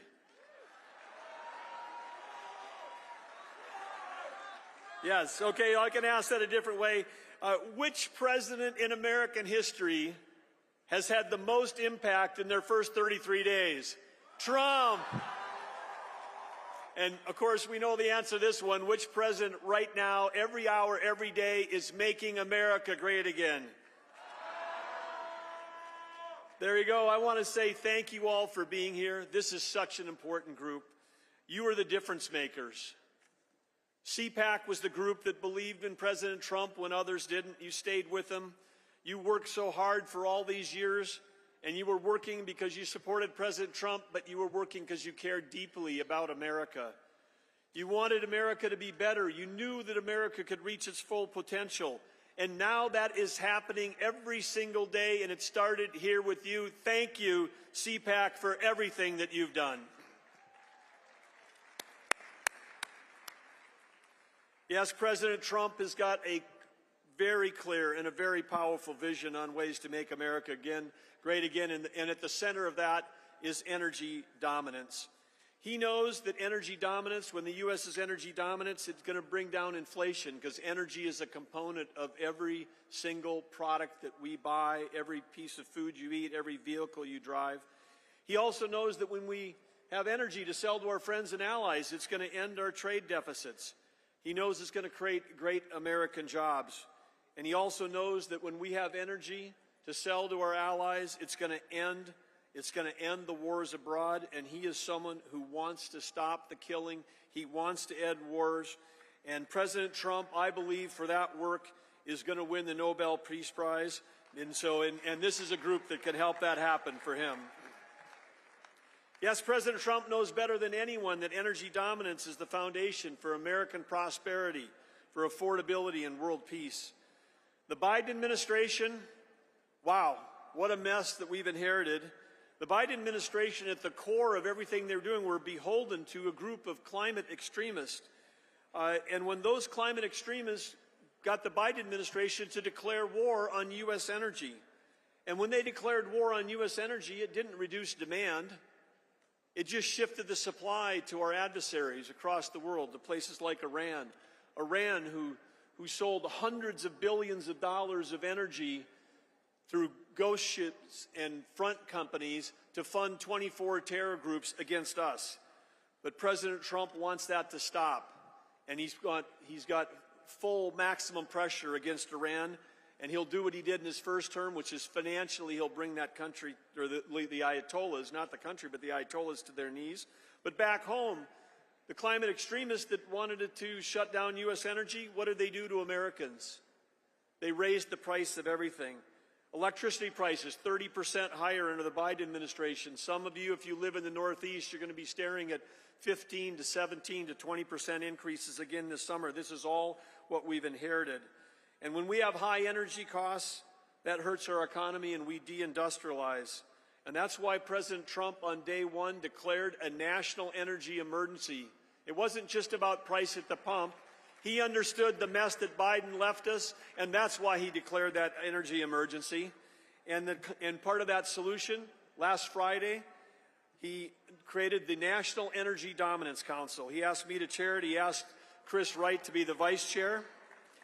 And with that, with the work that we're going to be doing, it covers everything.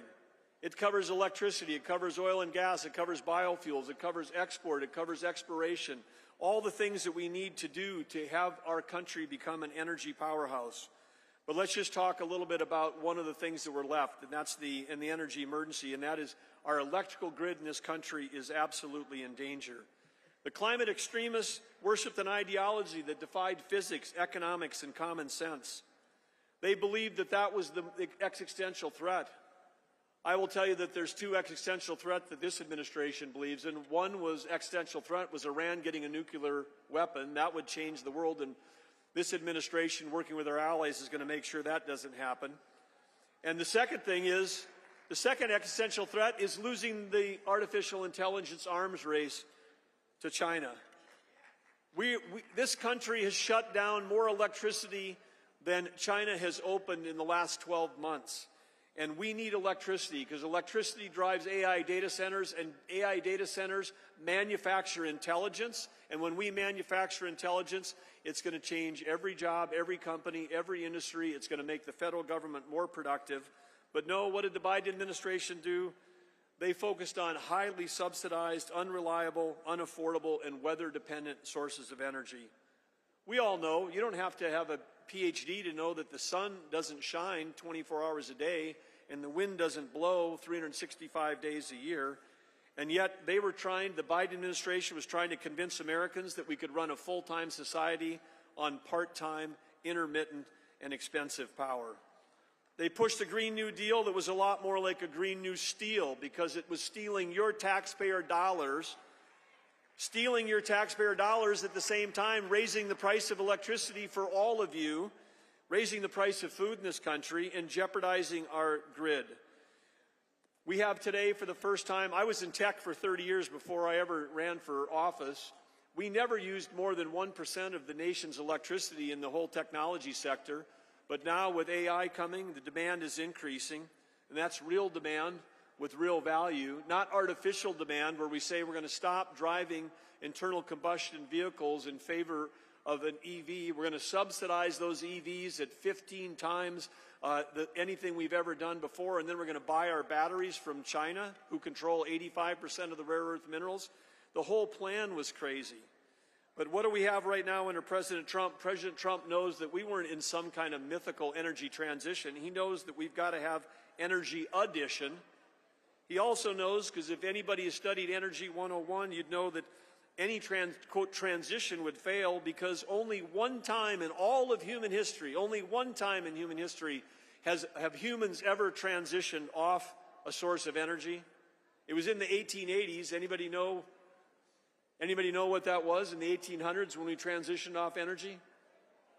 Whale oil. I heard somebody knew the answer. Yes, we transitioned off of whale oil. Whale oil became very popular because it was cleaner, but then along comes oil, and oil we could refine into kerosene, and kerosene was better than whale oil. And so who knew, but you're hearing it here at CPAC, that it was over 150 years ago, fossil fuels saved the whales.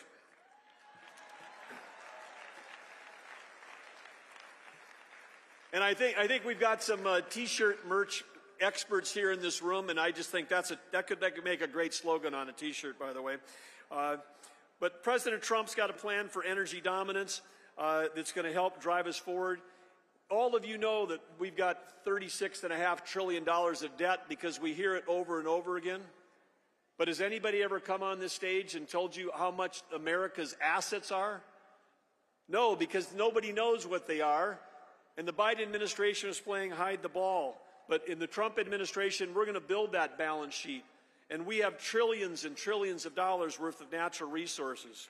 And we're going to make sure that we understand that our assets far exceed the debt that we have. But before Joe Biden left office, one of the things that he did was he took 625 million acres of offshore potential, trillions of dollars of revenue potential for you, your kids, and your grandkids, and with a stroke of a pen said, we're never going to develop that. Never. It's off the table. I got it. You can boo for that if you want to, but That's literally 1/3 of the lower 48 here. He was trying to rob us of that. But he's robbing us of those revenues and also of the American dream. But President Trump got into office, and with an executive order, he reversed that ban. That 625 million acres is back on our balance sheet, including some of those acres are where? They're in the Gulf of America. One of the other falsehoods is that somehow that those climate extremists cared more about the environment than any of us in this room. And I know how deeply this group cares, and I know the people in my home state, the farmers and ranchers, 4th and 5th generation, they live on the land, they care about the soil health, they care about the water, they care about the air, and that's why in North Dakota we had some of the cleanest air and water in the country, and we were an energy powerhouse. We can do both of these things in our country, because when you shut down U.S. energy and you push that supply overseas, you push it to places that use child labor, that don't do reclamation. They don't have any kind of regulatory environment like we have. And so it's cleaner. If you care about the environment, you want every drop of energy, every electron to be produced in the United States. That's the way to save the planet. And the Biden administration, they sanctioned Alaska 68 times with executive orders. 68 times Joe Biden issued orders that tried to shut down energy development in Alaska. They sanctioned Alaska more than they did Iran, if you can believe it. But those days are over. One of the other executive orders that President Trump signed is one not just unleashing American energy, but unleashing Alaska's potential. And when we do that, we have an opportunity to sell energy to Japan, South Korea, the Philippines, our allies in the Pacific, who we need more than ever because of the growing threat of China. So let me ask you, as we close out here today, when we talk about being energy dominant, we know that one thing that President likes to say, and I'm sure you'll hear it to say, which he wants us to drill, baby, drill, and we're going to do that. But the U.S. Geologic Survey, which is part of Interior, we've got a job to actually go out and map those resources to find out how many trillions or hundreds of trillions of dollars of assets belong to all of you, the public. So we're going to map, baby, map, and then we're also going to mine, baby, mine. We're going to mine, baby, mine, because we've got to get critical minerals developed back in our country. We can't be dependent. We're buying uranium from Russia for our nuclear plants. We have to be able to have those supply chains be right here. So we're going to do all of that. And when we do all of that, we're going to be able to build, baby, build.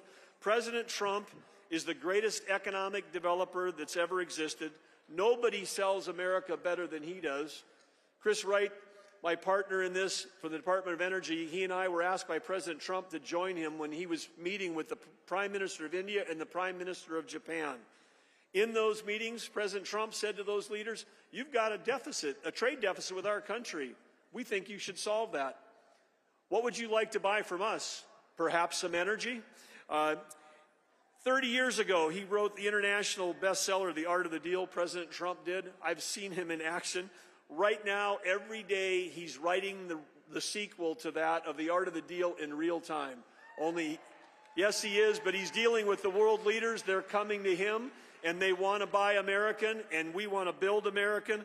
And we know that President Trump is not only making America strong again, he's going to make America affordable again. He's helping with your help. He's fighting for the agenda, and you know what he's going to do? He's going to make America great again. Thank you, CPAC.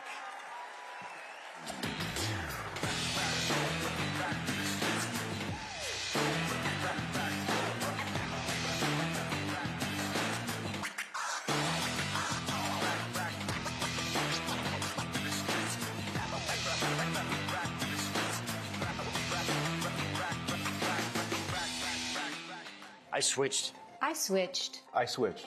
I made the switch to Newsmax. We start this morning in Washington, where all eyes are on the White House. I switched to Newsmax. Newsmax. Newsmax. Have you made the switch? You bet I did. My whole family switched. Everyone is making the switch. I did. I did. I switched, and it made all the difference. It made all the difference. Have you made the switch? You should. Millions are switching to Newsmax. You should too.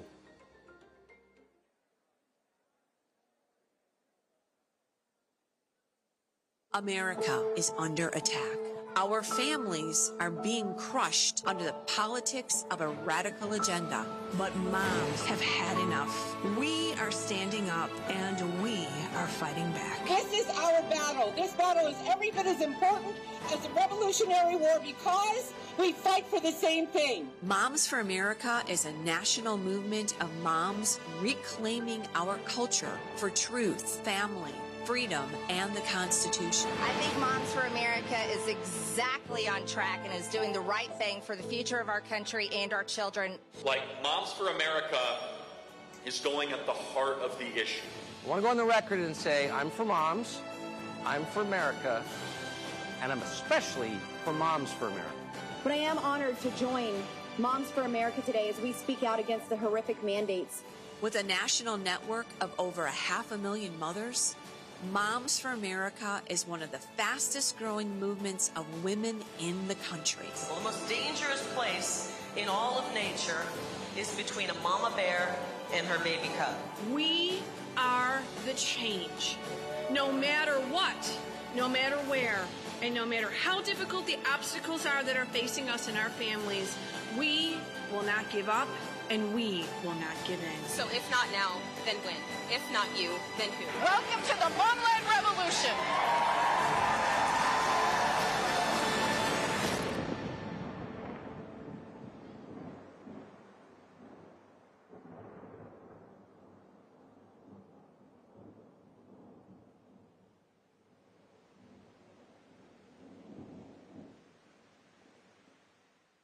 Freedom, sovereignty, prosperity.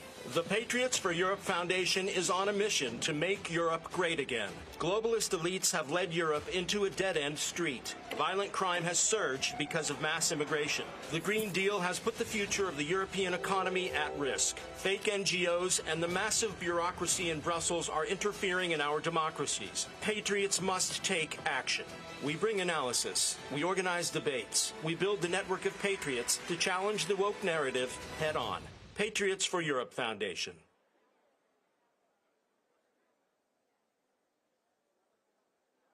America is under attack.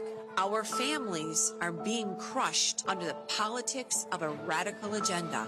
But moms have had enough. We are standing up and we are fighting back. This is our battle. This battle is every bit as important as the Revolutionary War because we fight for the same thing. Moms for America is a national movement of moms reclaiming our culture for truth, family, freedom, and the Constitution. I think Moms for America is exactly on track and is doing the right thing for the future of our country and our children. Like, Moms for America is going at the heart of the issue. I want to go on the record and say I'm for moms, I'm for America, and I'm especially for Moms for America. But I am honored to join Moms for America today as we speak out against the horrific mandates. With a national network of over 500,000 mothers, Moms for America is one of the fastest growing movements of women in the country. Well, the most dangerous place in all of nature is between a mama bear and her baby cub. We are the change. No matter what, no matter where, and no matter how difficult the obstacles are that are facing us and our families, we will not give up and we will not give in. So if not now, then when? If not you, then who? Welcome to the Mom-Led Revolution.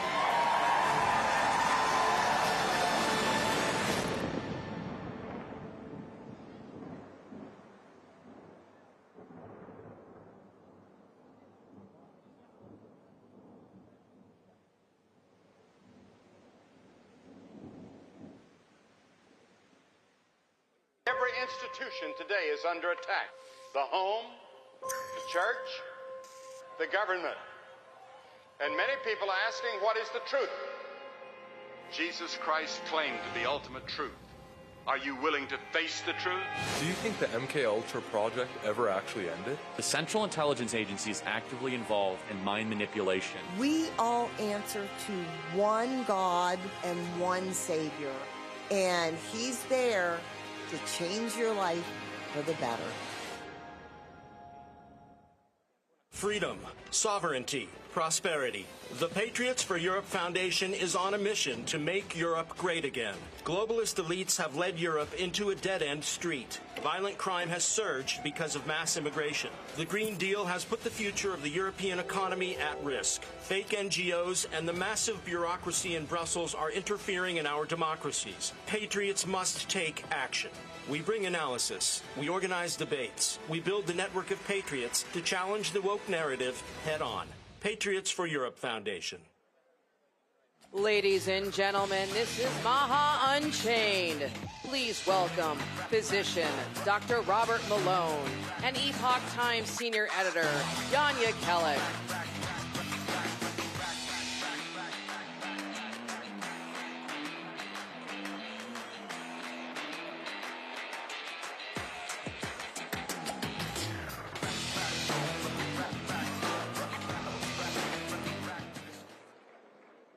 Wow, Dr. Robert Malone, you know, one of the most...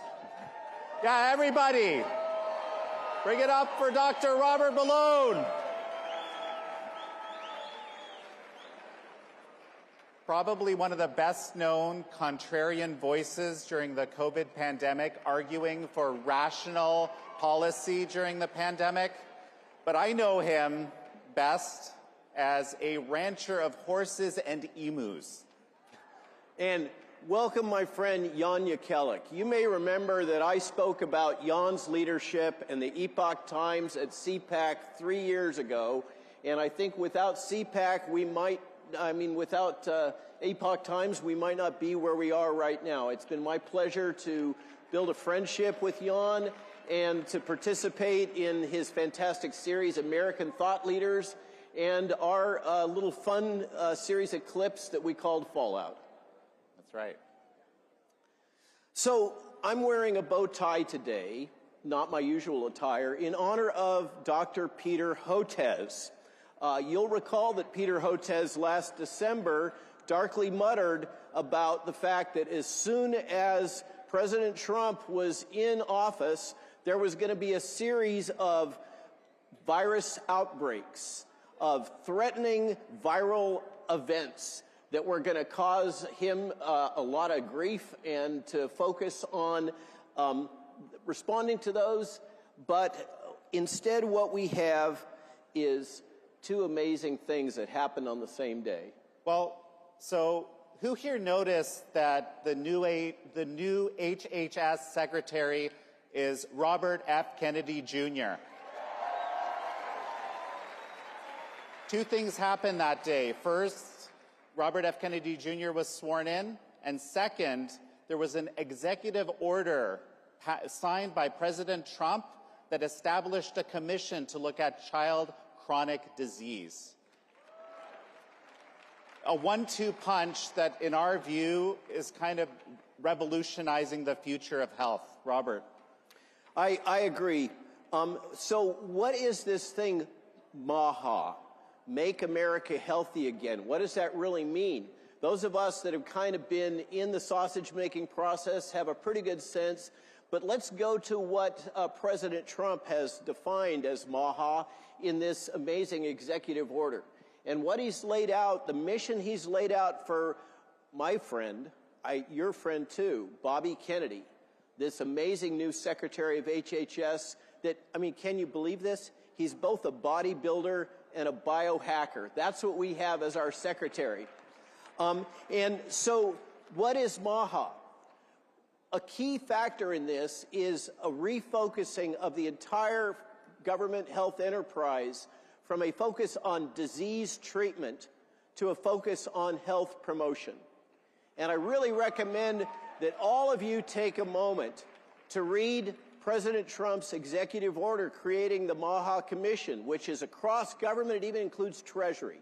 It's an amazing document in which he talks about the crisis of health in America, the crisis of chronic disease in America, but in particular, it zeroes in on Bobby Kennedy's sweet spot, protecting the health of children in America. It talks about child's health. It talks about the epidemic we have now of all kinds of chronic diseases, including autism in our children, and it talks about the over-medication with Ritalin and all these other drugs. We're basically drugging our children into obedience and oblivion using these agents, getting them to be complacent in the schools so they don't cause trouble, making it easier to control them. That has got to stop. And that is the mission of the Make America Healthy Again movement, is to, within 12 to 18 months, this is the president's mandate, within 12 to 18 months, Bobby Kennedy has got to show measurable improvements in public health for American citizens. Now that is a tall order. And to do that, he's got to let loose, frankly, he's got to let loose the dogs of war. He's got to let loose the whole federal bureaucracy, transform it, and take this new leadership team that he's created under Donald Trump's direction and completely radically transform CDC, FDA, NIH, work with his partners at USDA to enable the health of Americans, and particularly the health of Americans' children. So, but Bobby Kennedy, okay, Bobby Kennedy did not work alone. Okay, and MAHA was actually something that existed in America already, a kind of subculture, one that I didn't even know very much about, that I discovered on American Thought Leaders, you know, throughout COVID. All these people that had been, you know, hit by reality in some way. Maybe they had a child that had been vaccine injured. Maybe they were poisoned by something. And millions of Americans basically were not, many of us were just simply not aware that there was this growing movement of people that were looking at root causes of health. And Bobby was kind of a central figure in this. So him coming in as the HHS secretary, I mean, this is the in terms of budget, the largest of the departments. Yes, right? Well, except for defense. But China went through a MAHA movement itself at one point in time. Isn't that right? And what happened? 100%. And so this is what dawned on us as we were preparing for this session. You know, back in the 90s in China, there was the health system had actually collapsed a little bit like what's been happening here.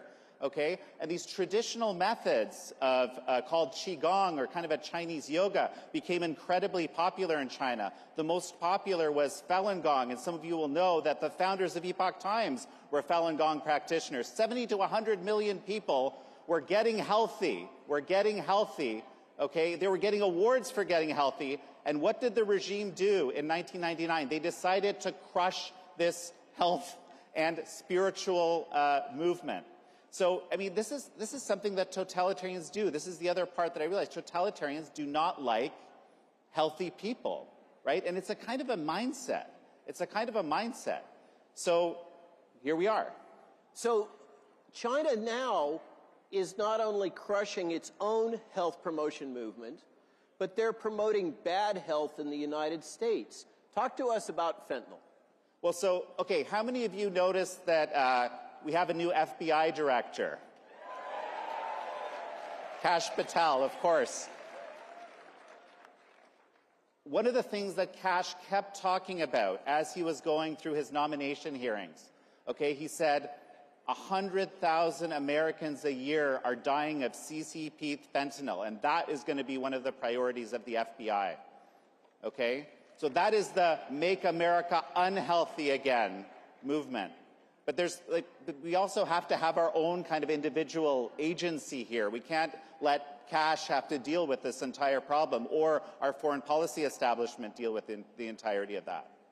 So if we have enough time, we'll talk a little bit about things that can be done about fentanyl. I think it's one of the clear things that HHS can do together in partnership with the other agencies, and particularly the FBI and Kash, to help make America healthy again within measurable responses within 12 to 18 months. But let's talk for a moment about what is public health. We all hear about public health, okay? Today's public health is not about medicine. It's not about the physician-patient relationship. It's not about empowering patients to take control of their own health, which is what we need to do in the day of Maha. What we don't need is top-down management of what you are able to do, what your doctor tells you to do based on the government's mandates and your insurance company's profit. Okay, we have to get back to decentralized health under the control of you, the patient. But what do we have right now in public health? Public health is basically grounded in utilitarianism. It is functionally socialism. It is the logic of the greatest good for the greatest number. That is absolutely the centerpiece of modern public health, and it's based on big data. It's based on big data analysis of what on average is best for you, and then a top-down approach to cause you to comply with what the numbers say under close analysis is best for you. And as a consequence, public health has destroyed the practice of medicine. This is why your docs have no options. They have to treat you based on protocol because that's what public health is saying they have to do. Public health has taken over medicine. And as I say, it is focused on outcomes, optimizing outcomes, the best outcomes for all of us. What it needs to do is focus on opportunity. What we need to do is enable you to have the opportunity to choose whether or not to optimize your own health and have the information to do it. But what we don't need is public health telling us that we can't eat McDonald's hamburgers and drink Coca-Cola. What we need is the information so that you can make an informed decision about what you eat and what you do to manage your health, not to tell you and micromanage you about what your choices have to be. And the bottom line of this, and think about this, okay? Inalienable individual rights. One of the core things America is based on, a core element of freedom. This approach, this CCP, Chinese Communist Party approach, what happened during COVID? They locked down. They used the totalitarian method. They used the collective rights method. What's apparently going to be better for the greater good. But what happens when you use that collective rights approach? Every time, to paraphrase Stalin here, okay, to make an omelet, you have to break a few eggs. And it turns out to be a lot of eggs, unfortunately. So we got to get back to this approach of individual rights, individual agency, and, the Hippocratic Oath on the medical side. So there's an insidious thing that's happened. They've snuck some stuff in while Bobby was busy focused on confirmation. They've snuck in a UN Agenda 2030 item called One Health. Okay? The CDC surreptitiously agreed to the One Health policies of the World Economic Forum and the United Nations and the World Health Organization. What is One Health? Who's against One Health? Of course, we all think that animals should be healthy and the environment should be healthy, just like the Secretary was talking about with U.S. policy. But in One Health, your health is equivalent to the health of animals. Your health is equivalent to the health of a lab rat. And I had somebody post the other day, we put out an essay today about One Health and what it really means, and they said, hey, I'll be glad to sacrifice a lab rat if I can have a focus on my grandmother and improving her standard of living. In One Health, the health of animals and the health of the environment are considered equivalent to the health of humans, and this has now been slipped in, this policy that's right up there with the Green New Deal, while the new administration was distracted. Something that was in progress for 2-3 years under the Biden administration, they managed to sneak in. They managed to sneak in the new director of pandemic preparedness, a veterinarian who is the associate dean of One Health at Texas A&M, before Bobby even had a chance to sit in the chair. And this is what Bobby really needs your help with. This is what Maha needs your help with. is he is going to be up against an entrenched bureaucracy that is going to fight him tooth and nail every step of the way. And the only way that we're going to be able to get sustainable change is we have to have all of us, the citizens of the United States, saying, we support you, we support a focus on health in Americans, and we are not okay with this globalist agenda of One Health, and we are not okay with the bureaucracy sneaking stuff in behind his back. Now, we only have a little bit of time left, but let's talk a little bit about bird flu. Well, so how many have noticed egg prices have gone through the roof? How many? Okay, front page of the Epoch Times, okay, the national edition, you should check it out. It's unbelievable, right? But what is the reason? You might think, looking at mainstream media headlines, that it's because bird flu has killed 55 million birds. No, people have killed 55 million birds in an attempt to stop the bird flu, but that's not necessarily the only way to do it. So bird flu has been around for years. I think this is our 4th episode of fear, of promoted fear about bird flu. And it never materializes. It never transfers into humans so far. Let's hope that continues to be the case. But now, even according to the CDC, bird flu is not a major risk for humans. It doesn't transmit from human to human. It's not putting people in the hospital, and they're not dying at any kind of a rate. Bird flu needs to be controlled, but the policies of the USDA, which now have cost you $1.2 billion, and that's direct costs, for the USDA to compensate farmers that have had to kill their flocks, and it's not working. That is the old school way to control outbreaks. But bird flu is in all the birds. It's in migratory waterfowl. We cannot eradicate bird flu. So we got to think of something different instead of this, give a 3-year-old a hammer and everything becomes a nail. That is what USDA bureaucrats keep applying.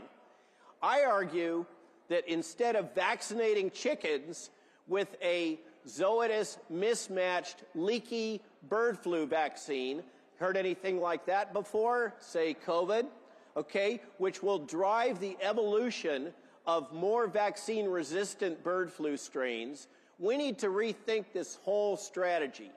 And what I advocate, and I can tell you, I hear rumor that this is being actively considered in the administration right now, and we may hear some announcements about this, is there's going to be a rethinking of how we approach this. And personally, I like the idea that we let loose the chicken industry to breed flu-resistant chickens and turkeys and ducks, rather than trying to jab them all with crummy vaccines or kill them all because they get infected. That's just one example of what can happen if MAHA is unchained. Well, and everyone, I think we've run out of time here. The bottom line is, let's focus on root causes of health. Keep that in your mind. This is what MAHA is all about, and let's make America healthy again. Thank you, everybody.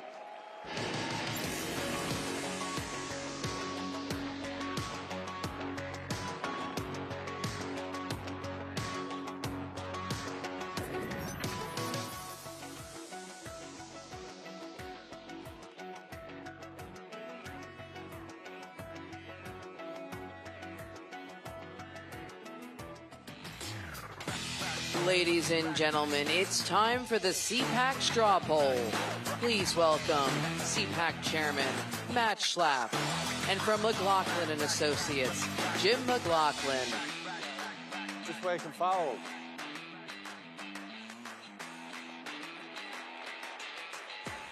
They gave the chair. Huh? That chair.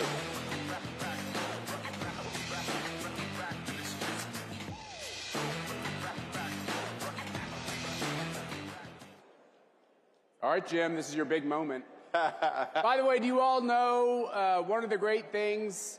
Can we just start off by saying a warm round of applause to the fantastic competence of the Trump for President campaign Yeah, without a Susie doubt. Wiles, Chris LaCivita, Michael Watley at the RNC.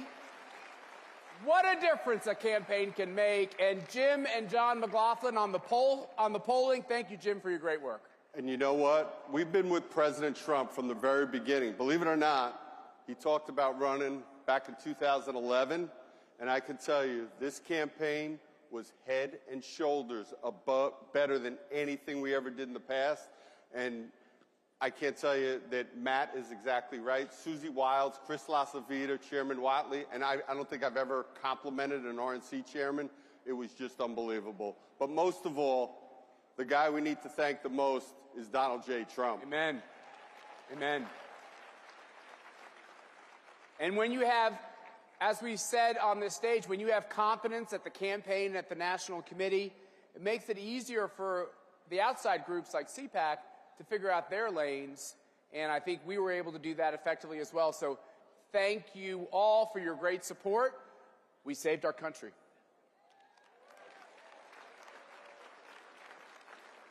And I will tell you this, you know how I knew Donald Trump was going to win? The people in this room.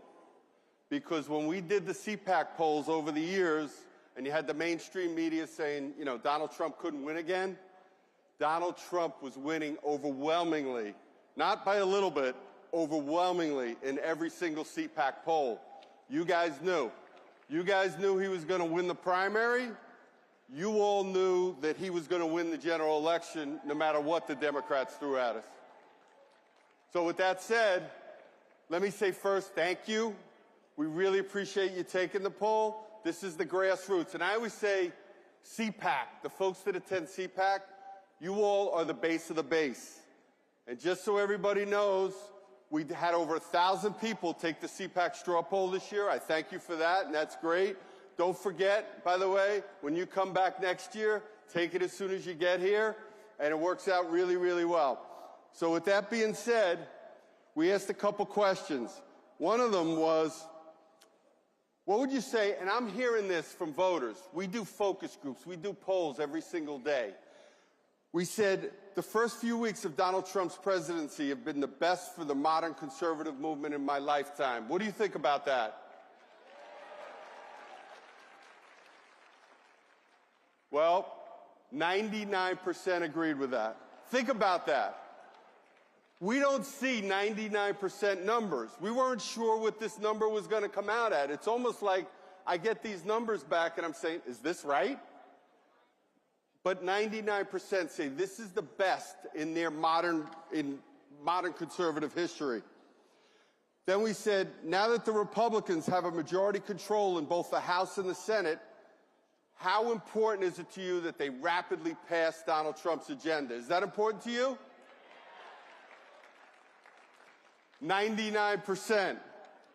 Again, who's this one guy who keeps voting wrong? If you guys find him, let me know. I want to have a beer with him afterwards and talk to him. You guys know you took the poll. We got a lot of ballot security. We got to have the code, the whole 9 yards. I don't know, maybe somebody from the press is sneaking in. I think the problem is you're not using a strong enough adjective to say how good it all is. I think they want it to be even stronger. So you have to work on your diction there. Oh, it's unbelievable. Then we asked, how do you feel about President Trump's cabinet? How do you feel about it? Remember, by the way, remember how the left-stream media, or I call it sometimes the USAID media, was telling us he was going to have trouble getting these folks through? Well, this is how you feel about his cabinet.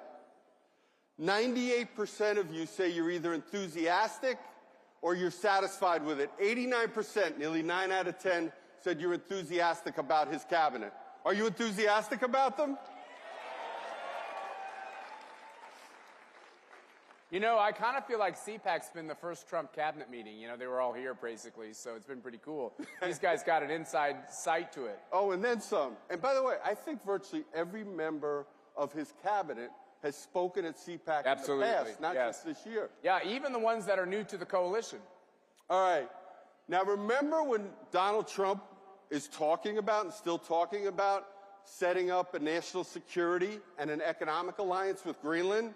And again, you know how the crazy Democrats, they say, oh, that doesn't make any sense. 93% of you approve of that because it just makes sense for economic reasons, for national security reasons. And by the way, we do a little bit of work over in Europe and whatnot. They also think it's a very good idea. Donald Trump, again, being a visionary. Then we asked you about DOGE. Obviously, there's been a lot of talk about DOGE and who should be making the decisions in how we cut wasteful government spending. Can I just let you know, Sure. How many of you guys like that chainsaw? I call it the chromed out badass chainsaw. I just want you to know this great President Milei has told me that he's sending CPAC a chainsaw too, so it's coming our way as well. I probably would be a little more judicious in how I wield it, but I hope Elon wields it very aggressively. Oh, I'm sure he will. I'm sure he's going to. And I don't know if anybody saw the tweet recently, where I guess it was the truth, where President Trump said he wants DOGE to move even faster. That doesn't surprise me. Think about everything, and that's how he leads. That's how President Trump is doing history, doing things we've never seen done before. And when we asked you, who do we want in charge of DOGE, either Congress or President Trump, what did you tell us? Trump, 89%, 89-5, because you trust him to make the right decisions. Let me jump in on this a little bit, which is, you have folks saying, okay, what does the Constitution say? What does the law say on all this spending? I just want to preface this by saying, every time you heard a member of Congress and lots of Republican members of Congress tell you that spending fights are political losers, that shutting down the government is a political loser, that we have to go along with the Democrats on all this spending, we have to sign an omnibus, a mini bus, a short bus, a big bus, whatever this spending thing was, that had all of this crap for USAID and everything in it. And your message in this poll is, Congress, you have a job with budget and oversight, do your job. And if you're not going to do your job, Trump should do the job. Yep. And by the way, we're going to get to that one too. And with that said, okay, one time when I came to one of the CPACs, President Trump gave me a hard time because he only had a 95% job approval rating. And I said to him, I said, sir, nobody gets a 95% job approval rating. Trust me, Matt Schlapp, with Mercy and his 5 daughters, he doesn't have a 95% approval rating at his dinner table. So what kind of an approval rating does he have now? 99%. It's amazing. I've been working at a pollster now. I know you could never tell, but going on 4 decades now. I've been doing polling. We've never seen numbers like this. We've never seen anybody unite the conservative movement the way Donald Trump has done this. 95% say they strongly approve. It's literally amazing. And people say, you know, compare it to Reagan. And I said, it's way more popular than even Ronald Reagan was. And I never would have said this back in the day. Donald Trump has literally remade the conservative movement. He's remade the Republican Party. And it's because of his success. A lot of people say it's because of his personality. It's because he's been successful and he's doing exactly what you folks want him to do.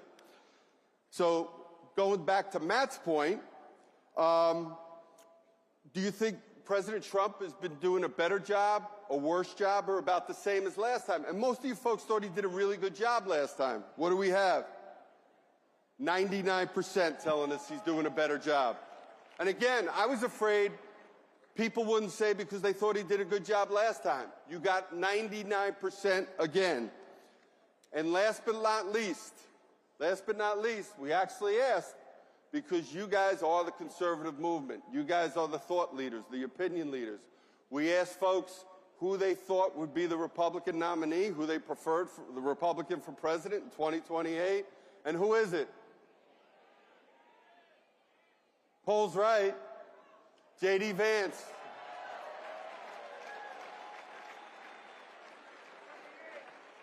And why? Because he's viewed as the closest thing to Donald Trump. So, and that's exactly why. So I just want to say thank you. We couldn't have won the electoral victory, the decisive electoral victory we had for President Trump, the House and the Senate, it all started with people like you in this room. Thank you. Thank you, Jim, for your excellent work. He's a great board member. Give it up for Jim McLaughlin. And in absentia, your brother John, too, who we also love. Thanks, Jim. Thank you. All right, we're going to have a big guest coming up here very soon. The room is packed. I'm expecting to look at X any moment, and a member of the media or of that weird Never Trump group that's meeting across town, they're going to show a picture of an empty room. But we all know the truth, which is I don't think we've ever had a CPAC quite this full, quite this level of excitement. You know why? Because we know we're on a 4-year journey to put America back on track. Let's get it done. God bless you. Thank you.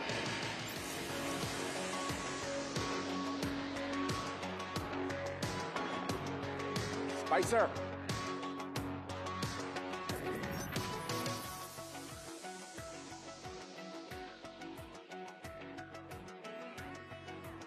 It's our America. We conquered it. We built it. Great values like honesty and fairness. Great courage. A great nation needs a free press. Newsmax is it. 30 million Americans regularly go to Newsmax when they really need to know. They watch Newsmax TV at home. On the free Newsmax app, they go to Newsmax.com. Start today. Newsmax is real news for real people. Wherever human freedom is under attack, in courtrooms, legislatures, and the public square, we stand ready to defend it. This is why Alliance Defending Freedom exists. Supreme Court victory for a Christian woman who was taken to court for standing firm in her beliefs. The First Amendment follows a golden rule. If we want to protect speech for ourselves, then we need to protect it for others. A video released this week by ADF International has attracted over 34 million views and even attracted comment from Elon Musk. It concerned a pair of Swiss parents who have had their child taken away from them because they objected to her gender transition. We're not just here to stop the erosion of liberty for this moment alone. We are here to keep the door open for the gospel. And when the gospel does its work, truth doesn't just hold its ground. It advances. It sets people free for generations to come. This is our mission at Alliance Defending Freedom.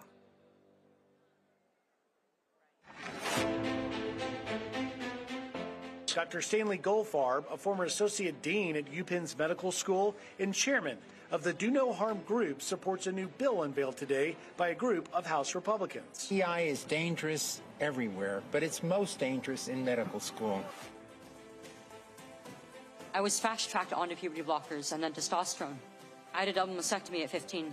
We need to stop telling 12-year-olds that they were born wrong. Every institution today is under attack. The home, the church, the government. And many people are asking, what is the truth? Jesus Christ claimed the ultimate truth. Are you willing to face the truth? Do you think the MK Ultra project ever actually ended? The Central Intelligence Agency is actively involved in mind manipulation. We all answer to one God and one Savior, and He's there to change your life for the better.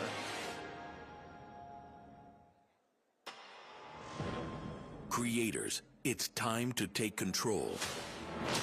With Bursts, you create impactful content in seconds. Powered by blockchain, your content and earnings are protected, transparent, and yours to control. Play TV isn't just a platform. It's a community of creators building a new future together. Your freedom starts when you press play. We thank you for attending CPAC this year. America is back, and you're part of this incredible movement. We appreciate you all. You all are part of our CPAC family. God bless you. Newsmax has been terrific. President Trump is right. Millions are switching to Newsmax. It's the fastest growing streaming service in America. You don't need those woke streaming services anymore. Just get Newsmax Plus. Watch the best shows like Greg Kelly, Rob Schmidt, Greta Van Susteren, and Rob Finnerty. Greg Kelly over at Newsmax. The Newsmax people have been really terrific. Gain access to exclusive documentaries, series, and special briefings. It's free to start, so go to newsmaxplus.com now to sign up and watch Newsmax anytime, anywhere. Welcome to CPAC. At Great American Media, we celebrate what matters most: faith, family, and country. Today, we invite you to experience storytelling that uplifts, inspires, and reflects the values we all cherish. PureFlix is your home for entertainment without compromise. With faith-driven movies and series, we bring you stories that strengthen hearts, uplift spirits, and honor what truly matters. And on Great American Family, where faith leads, where stories inspire. Welcome home. Whether it's Christmas all year long, heartfelt romances, or movies that bring families together, we are here to make you feel at home. At Great American Media, our foundation is quality. Our promise is to always deliver entertainment that aligns with your faith and values. Thank you for standing with us as we stand for faith, family, and country.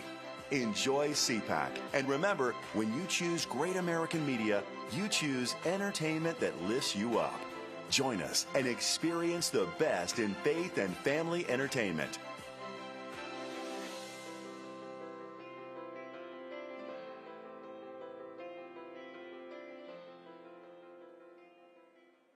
In 2025, we find ourselves in a pivotal moment where the call for unity, freedom, and a better future echoes louder than ever.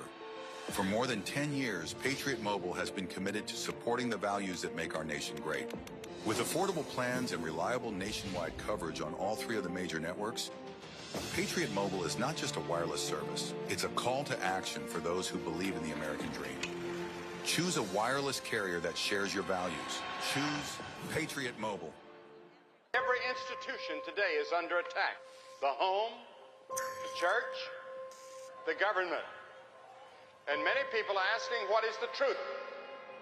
Jesus Christ claimed to be ultimate truth. Are you willing to face the truth? Do you think the MKUltra project ever actually ended? The Central Intelligence Agency is actively involved in mind manipulation. We all answer to one God and one Savior, and He's there to change your life for the better. Who's AARP really watching out for these days? They've made billions partnering with big health insurance corporations while opposing reforms seniors want, like applying big discounts to medicines directly at the pharmacy counter. Instead, AARP supports liberal price-setting schemes, giving politicians, not seniors, control over any so-called Medicare savings. With no guarantees, funds won't be spent on unrelated programs or pad big insurers' profits. If AARP and Congress believe America's seniors aren't watching, think again. Paid for by American Commitment. The 47th President of the United States of America. And, you know, I wouldn't say Fox has been exactly perfect. Fox has been a big difference of Fox between now and what it was 4 years ago, as you know. But we have others that come along, and they're doing well, and Newsmax has been really good, and, you know, others are coming along. And people are seeing that they're watching these conservative networks. President Trump is right. That's why millions of Americans are tuning into Newsmax for the real news they can trust. Every institution today is under attack. The home, the church, the government. And many people are asking, what is the truth? Jesus Christ claimed to be ultimate truth. Are you willing to face the truth?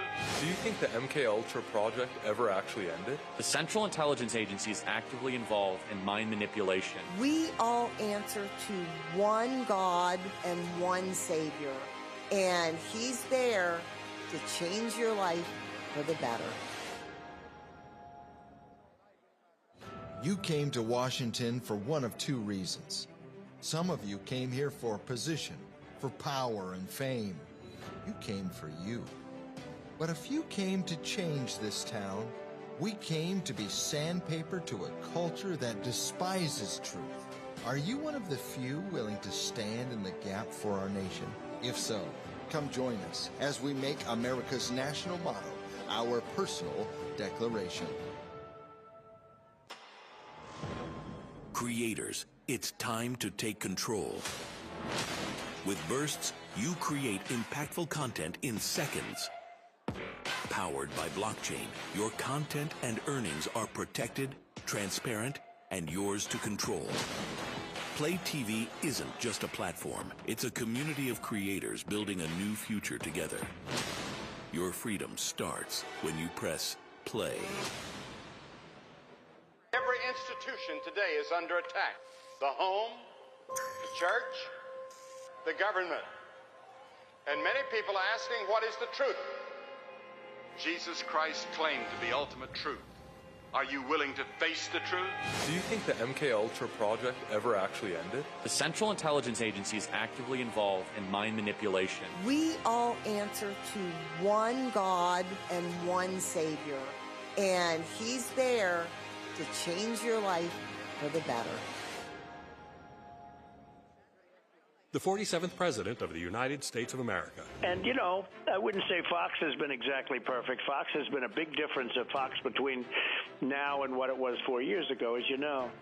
But we have others that come along, and they're doing well, and Newsmax has been really good, and, you know, others are coming along. And people are seeing that they're watching these conservative networks.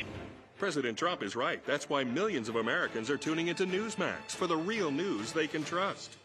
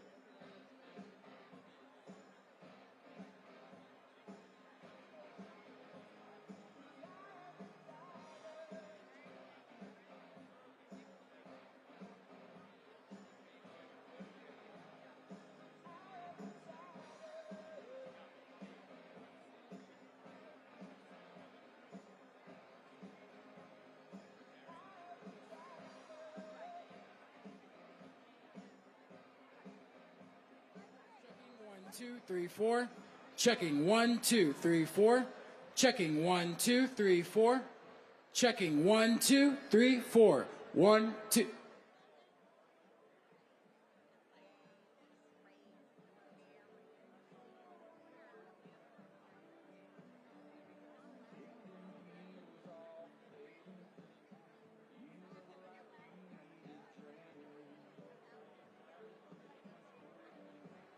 Checking 1, 2, 3, 4. 1, 2. Check, check. 1, 2, 3, 4. Check, check, check, check. 1, 2, 1, 2, 1, 2. Hey, hey, hey.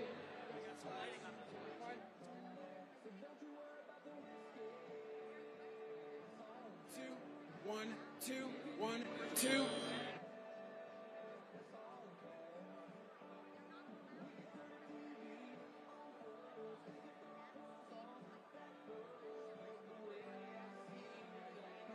Two, 1, 2, 3, 4. Checking 1, 2, 3, 4. Checking. Checking 1, 2, 3, 4. He didn't put it inside.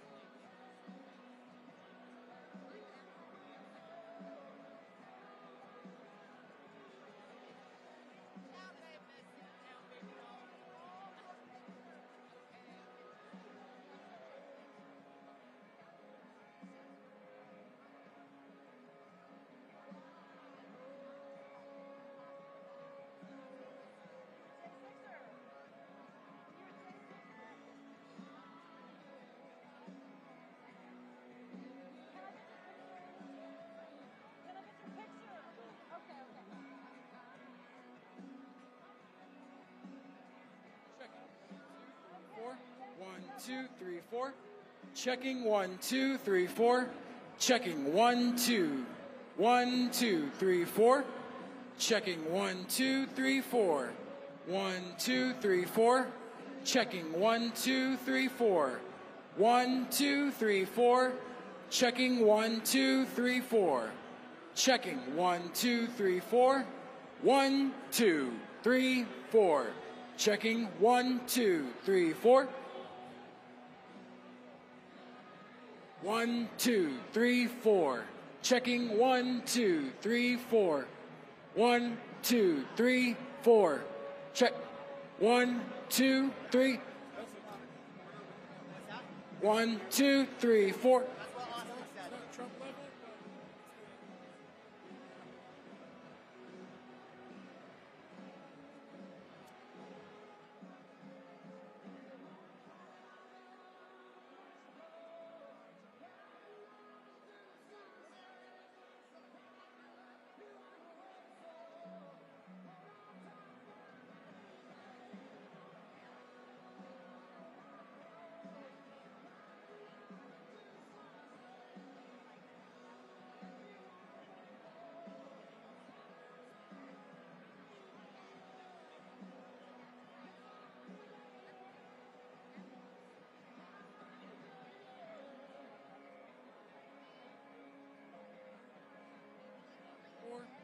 Checking 1, 2, 3, 4.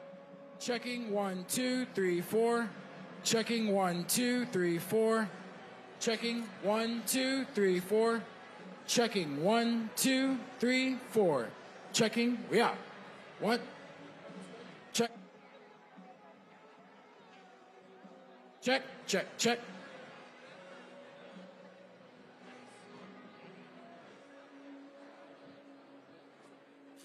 Check 1, 2.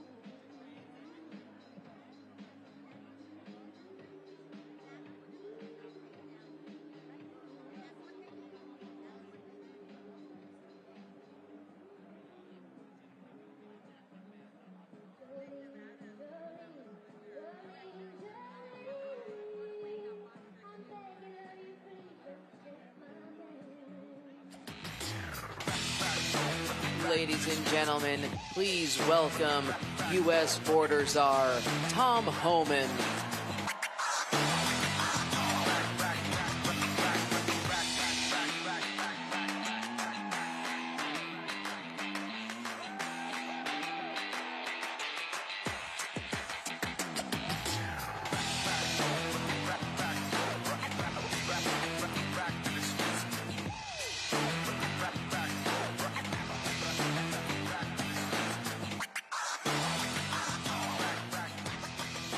How you doing?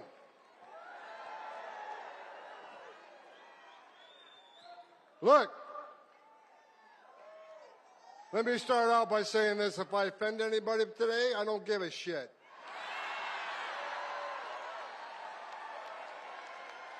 Don't care.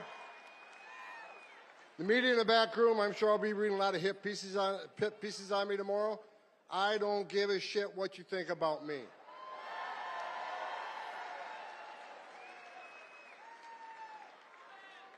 I get asked all the time, does it bother you as a big part of this country that hates your guts? I don't care. I don't care. Because we got a job to do. You know, I wake up every day for the last 4 years pissed off because the Biden administration took the most secure border in my lifetime and unsecured it on purpose. Right? I worked for 6 presidents starting with Ronald Reagan. Every president I ever worked for took steps to secure the border. Even Clinton and Obama took steps to secure the border because they clearly understood you can't have national security without border security. They got it. Joe Biden's the first president in history of the nation who came into office and unsecured the border on purpose. So for 4 years, I wake up every day pissed off. That changed November 5th. Now I wake up every day excited because I work for the greatest president of my lifetime, Donald J. Trump.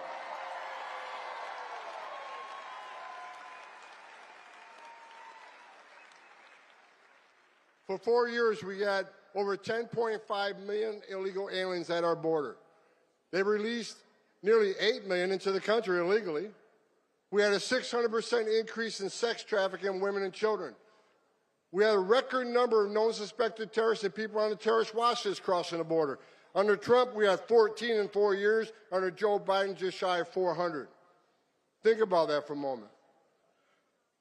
What Joe Biden did to our border was create the most significant public safety and national security vulnerability in this nation's history.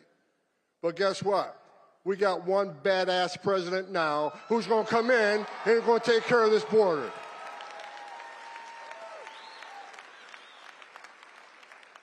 Look at the numbers last few days. I'm telling you, every morning I get up, I can't wait to go to work.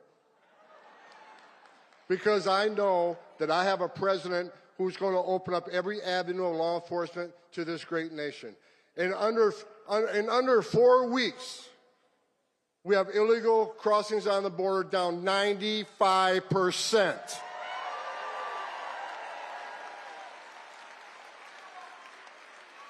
I remember when the president called me and said, I remember he called me when he brought me, this is the second time I came out of retirement for this man. So he called me, I remember I was the first guy he called, and he says, okay, this is how the phone call went. I picked up one, I see POTUS on my cell phone, so I know it was Trump. He says, all right, Tom, you've been bitching about it 4 years, you want to come fix it? And I didn't hesitate. I said, I'll come back and I'll do it for free. I'm so pissed off. You don't have to pay me.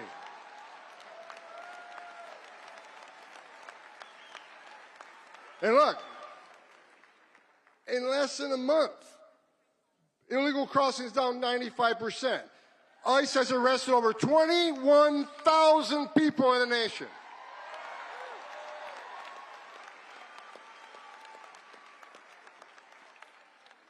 Gotaways. Under President Biden, the gotaways, 2.2 million people crossed the border, weren't arrested because the Border Patrol was too busy making sandwiches, changing diapers, making baby formula, making hospital runs, dealing with humanitarian crisis. 2.2 million people crossed the border and weren't apprehended, weren't fingerprinted. We had about 1,800 a day in 2023. You know how many we had yesterday? 48.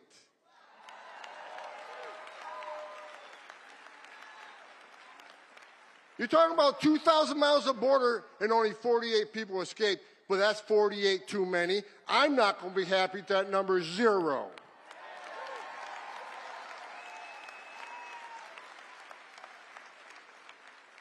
Now we're getting a question, well, you said you're going to concentrate on public safety threats and national security threats, but you arrested non-criminals. Yeah, damn right we did. Because you're in the country illegally, which happens to be a violation of our law. Entering this country illegally is a crime, and we're not going to forgive it.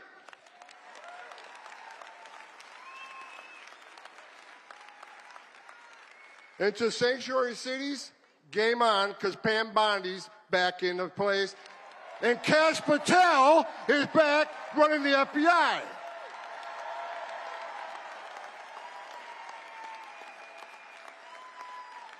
President Trump brought together one hell of a team, and every time I see one of these people get nominated and take their oath for office, I just get that much more excited. I'm afraid I'm going to have a heart attack one of these days because it just keeps getting better.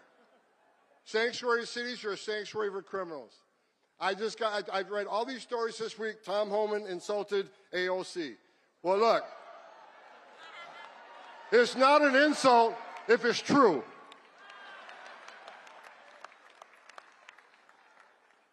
She says Homan has no game, he has nothing on me. Look, you can claim you're educating people according to their constitutional rights.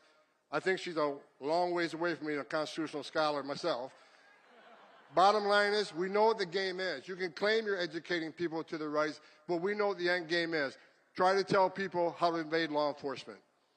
And we're talking about people who enter the country illegally, which is a crime, committed a violent act against a U.S. citizen, were ordered removed by a judge. We got members of Congress saying it's okay to educate them how to invade law enforcement. We're not making this shit up. We're enforcing the laws enacted by Congress, and we're not going to apologize for it, not under this administration.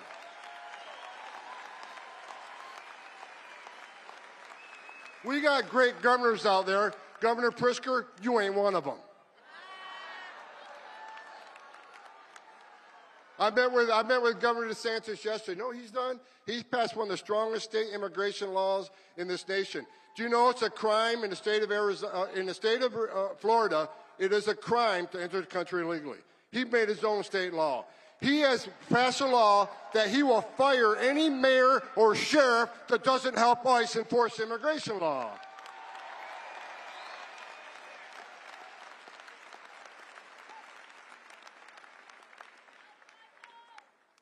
The men and women of the Border Patrol, I love each and every one of you wearing that green uniform. You're the finest 1% this country has.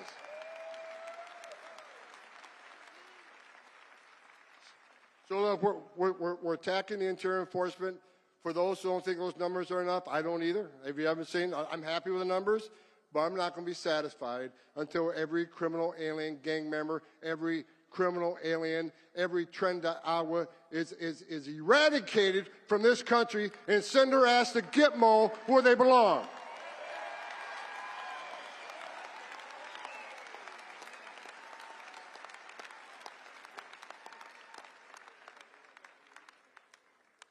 Damn, I love my job.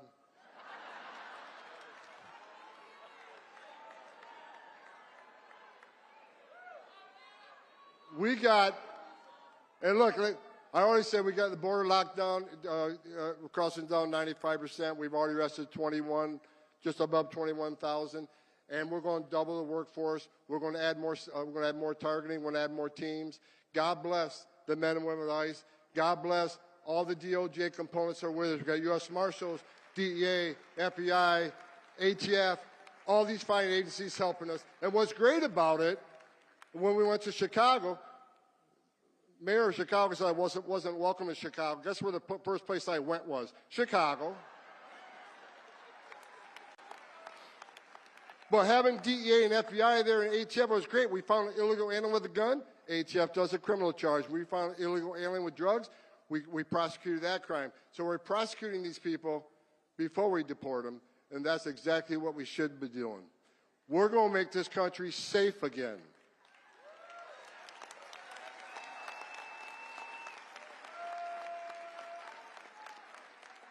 The third rail, when President Trump told me, he said, Tolman, secure the border, run the biggest deportation operation this country's ever seen, and find over 300,000 missing children that were sex trafficked or forced labor trafficked in this country. And we're looking for them. And we're going to save children.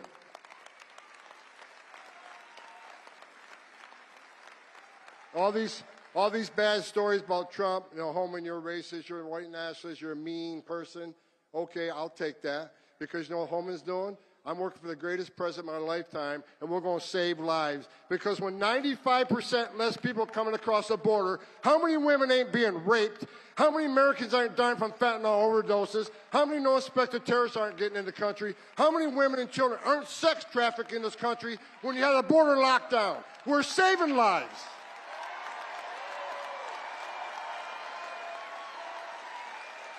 That's right. Stand up. President Trump's getting ready to come on stage.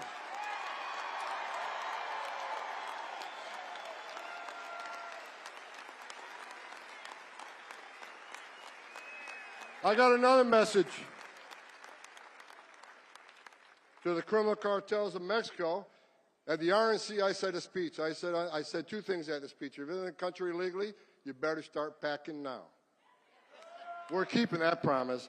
The other thing I said on stage at the RNC, that President Trump is going to designate the criminal cartels of Mexico as a terrorist organization. He's going to wipe you off the face of the earth.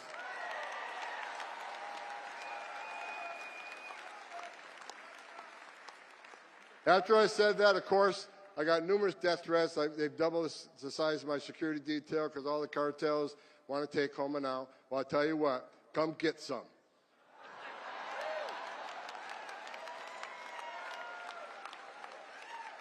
You have killed more Americans than every terrorist organization in the world combined.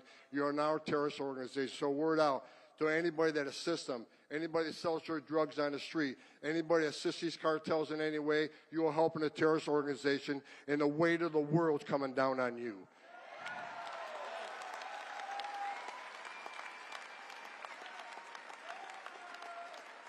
I read a story last night, the police commissioner of Boston. You said you doubled down on not helping the law enforcement officers of ICE. I'm coming to Boston. I'm bringing hell with me.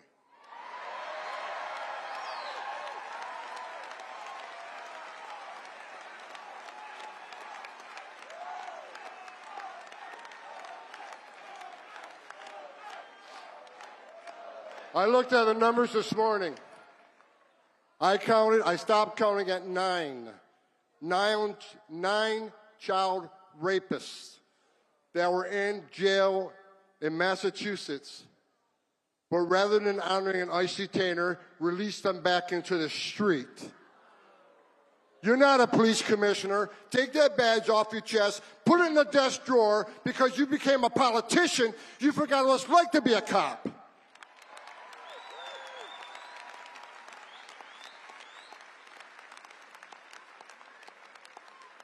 And guess what? The men and women of Immigration and Customs Enforcement, they found those predators, and they're locked back up, and we're going to deport them from the United States.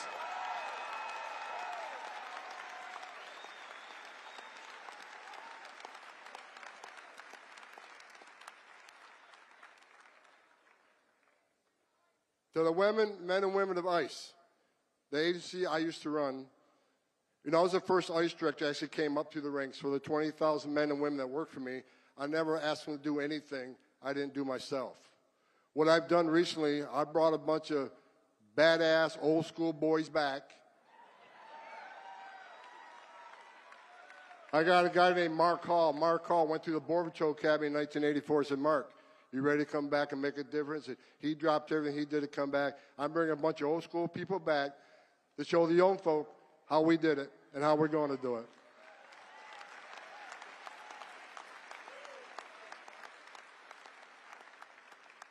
Like I said, I want to leave you with this. I said I got 45 minutes left. Look, if Congressman J. Paul couldn't, gavel me to shut up, no one on this building is going to get me off this stage until I'm ready to get off the stage.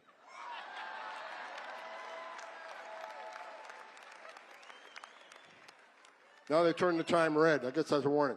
Look, here's what I'm going to say. And I hope you agree with me. If you agree with me, will you please stand up and let him know, because he's listening right now. The greatest president in my lifetime is back in the Oval Office. He's going to make America great again. He's going to make America healthy again. He's going to make America safe again. You got it. President Trump, God bless you. I'm proud to be back, and I'm not leaving until we fix this shit.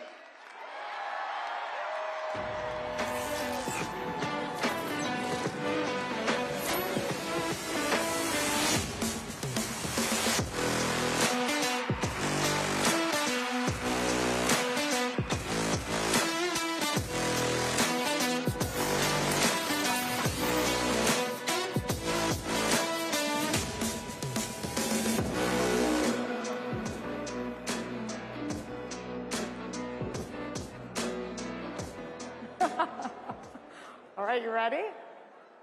We've had 10 years of this, sweetheart.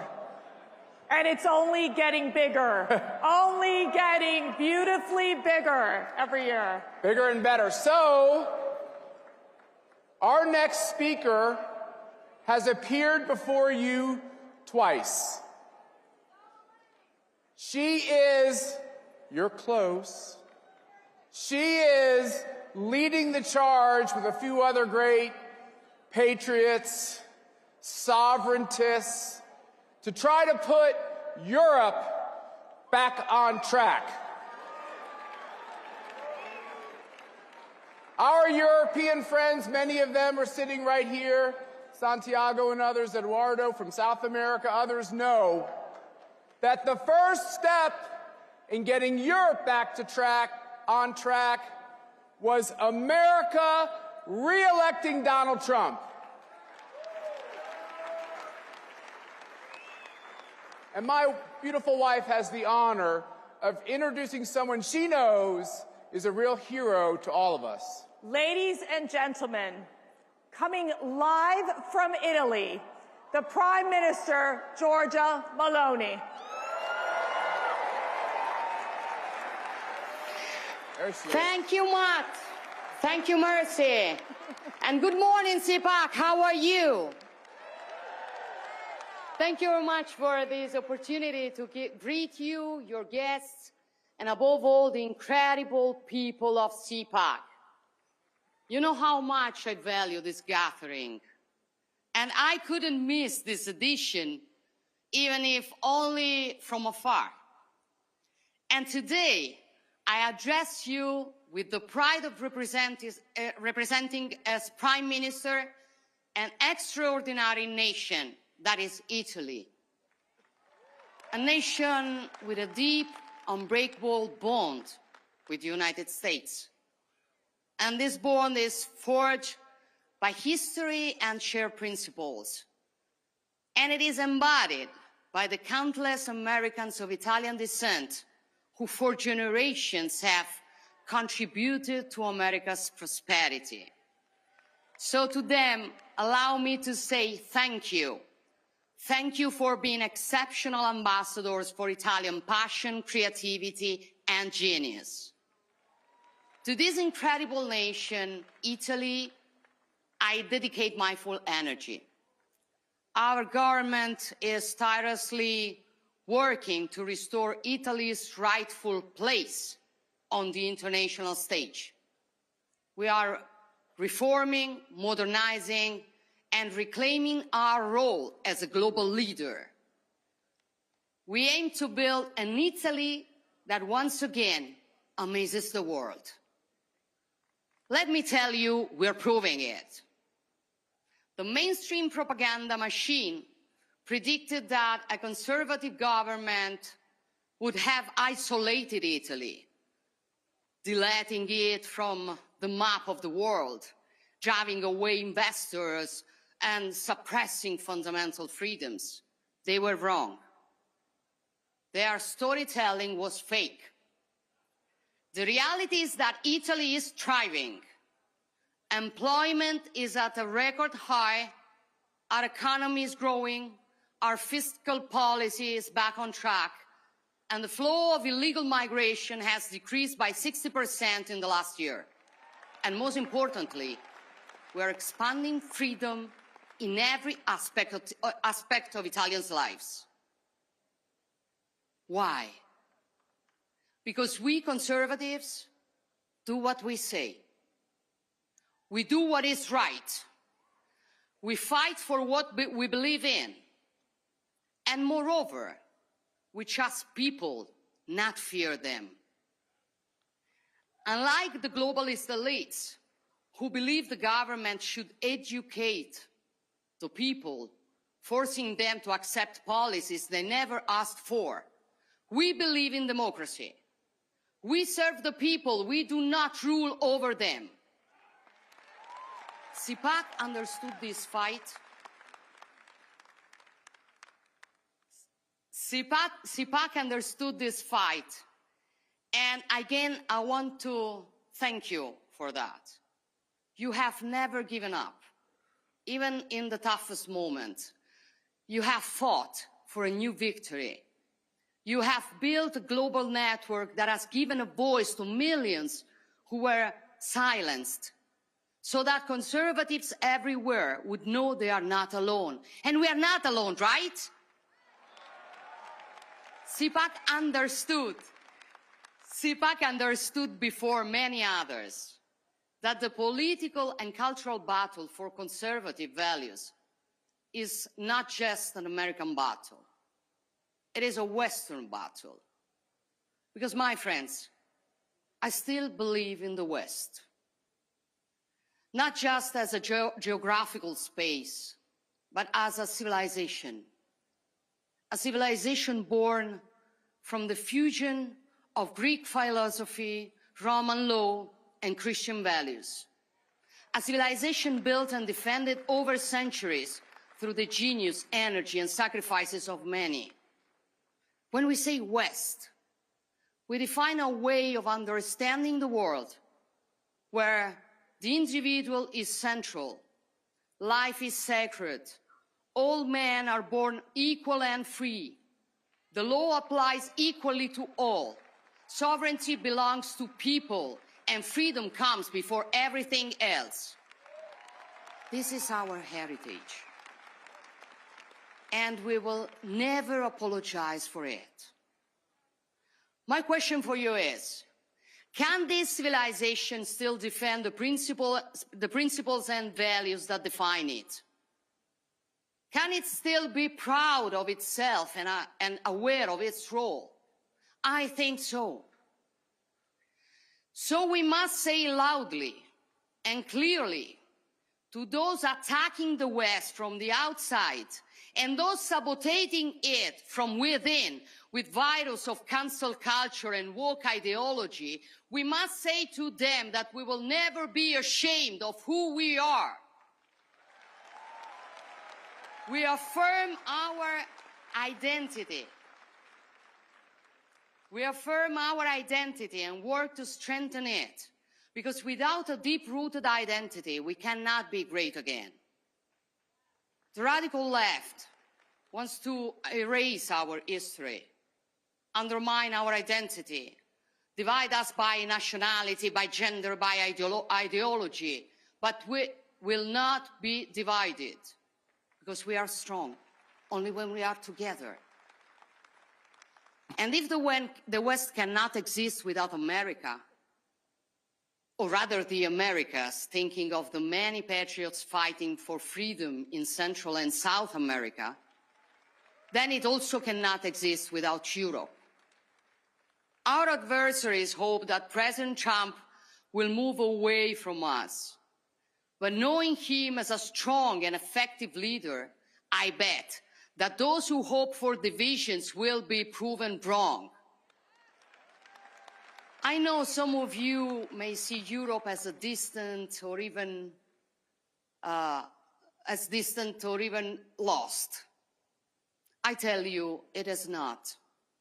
Yes, mistakes have been made, priorities have been misplaced, especially due to ruling classes and mainstream media that imported and replicated in the whole continent the most reckless theories of American liberal leftism. These are the same elites who were recently outraged by J.D. Vance's speech in Munich, in which the Vice President rightly stated that before discussing security, we must know what we are defending. He wasn't talking about tariffs or trade balances on which we will each defend our interests while preserving our friendship. We don't need to say how interconnected our economies are and how the unpredictable results of a trade clash would play into the hands of other great powers. Vice President Vance was discussing something deeper: identity, democracy, freedom of speech. In short, Europe's historic role and mission. Many pretended to be outraged, calling for European pride against an American daring to lecture us. But let me tell you, as someone who is proud to be European, first, if those who were outraged had shown the same pride when Europe lost its strategic autonomy, tying its economy to autocratic regimes, or when European borders and our way of life were threatened by mass illegal migration, now we would live in a stronger Europe. Second, these ideas are not new for many of us. Brave European leaders have been saying this for a long time. I've said them many times before, even from the CPAC stage, urging Europe to rediscover its true and deepest soul, which has been sacrificed on the altar of wokeness, bureaucracy, and mercantilism. These are common sense ideas, now shared by a majority of European citizens, as election results have shown. So Europe is far from lost, and it will never be lost as long as conservatives remain in the fight. There is a growing awareness. There is a growing awareness in Europe that security is now the top priority. You cannot defend your freedom if you lack the means or the courage to do so. Throughout history, Europeans and Americans have shown they are hearers to Pericles' words. Happiness depends on freedom, and freedom depends on courage. We proved this when we stopped invasions, won our independences, and overthrew dictators. And we have done it together the last 3 years in Ukraine, where a proud people fight for their freedom against brutal aggression. And we must continue today, working together for a just and lasting peace, a peace that can only be built with the contribution of all, but above all, with strong leaderships. And I know that with Donald Trump leading the United States, we will never again see the disaster we saw in Afghanistan 4 years ago. So, border security, energy security, economic security, food security, defense and national security. For a simple reason, if you are not secure, you are not free. And when freedom is at risk, the only thing that you can do is to put it in the wiser hands. That is why conservatives keep on growing and are becoming more and more influential in European politics. And that is why the left is nervous. And with Trump's victory, their irritation has turned into hysteria. Not only because conservatives are winning, but because conservatives are now collaborating globally. When Bill Clinton and Tony Blair created the global leftist liberal network in the 90s, they were called statesmen. Today, when Trump, Meloni, Milei, or maybe Modi talk, they are called a threat to democracy. This is the left's double standard. But we're used to it. We are used to it. And the good news is people no longer believe in their lies. Despite all the mud they throw at us, citizens keep voting for us. Because simply, people are not naive as the left considers them. They vote for us because we defend freedom. We love our nations. We want secure borders. We preserve businesses and citizens from the green leftist insanity. We defend family and life. We fight against wokeism. We protect our sacred right to our faith and our free speech. And we stand for common sense.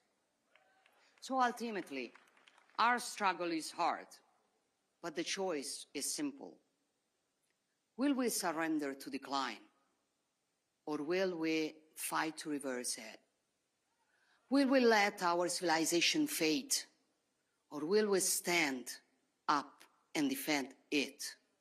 Will we leave our children a weaker world or a stronger one? Will we want the new generations to be ashamed of their roots? Or will we recover awareness and pride of who we are and teach it to them? I made my choice long ago, and I fight every day to honor it. And I know that I'm not alone in this battle, that you are all standing with me, that we are all standing together. And believe me, this makes all the difference. Thank you all. Thank you all. God bless you, and God bless the free nations of the world.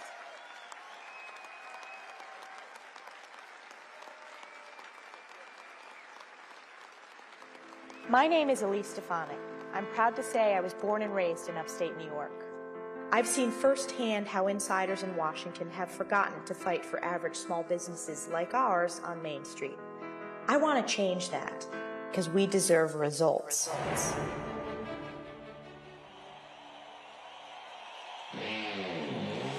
Elise.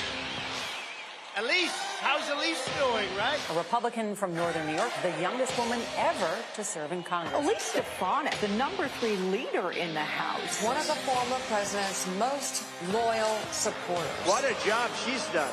Thank you, Elise. Thank God there are people out there like Elise Stefanik who doesn't just moan about things on Twitter. Representing Fort Drum in upstate New York, Stefanik is a member of the House Intelligence and Armed Services Committee. I rise today in strong support of the conference report for the National Defense Authorization Act. Stefanik won her swing district by 22 points, and last year was re-elected by 35 points. Everyone knows upstate New York and the North Country is Elise country.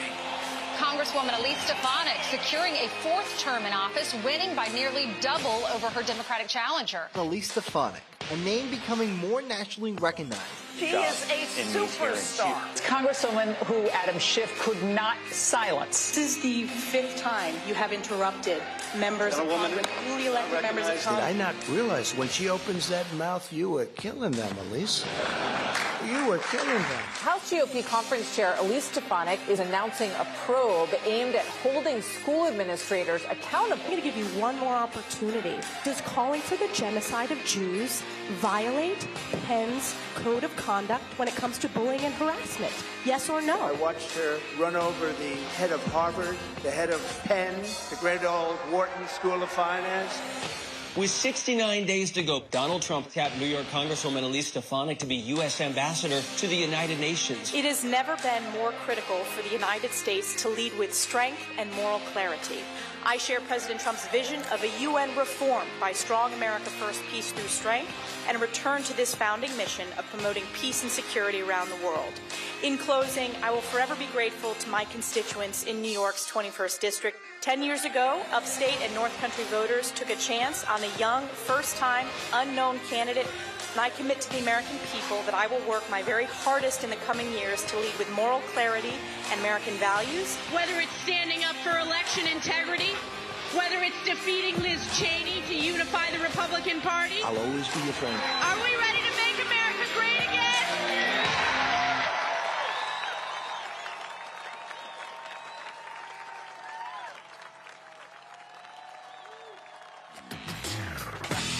Ladies Ladies and gentlemen, please welcome U.S. Ambassador-Designate to the United Nations, Elise Stefanik.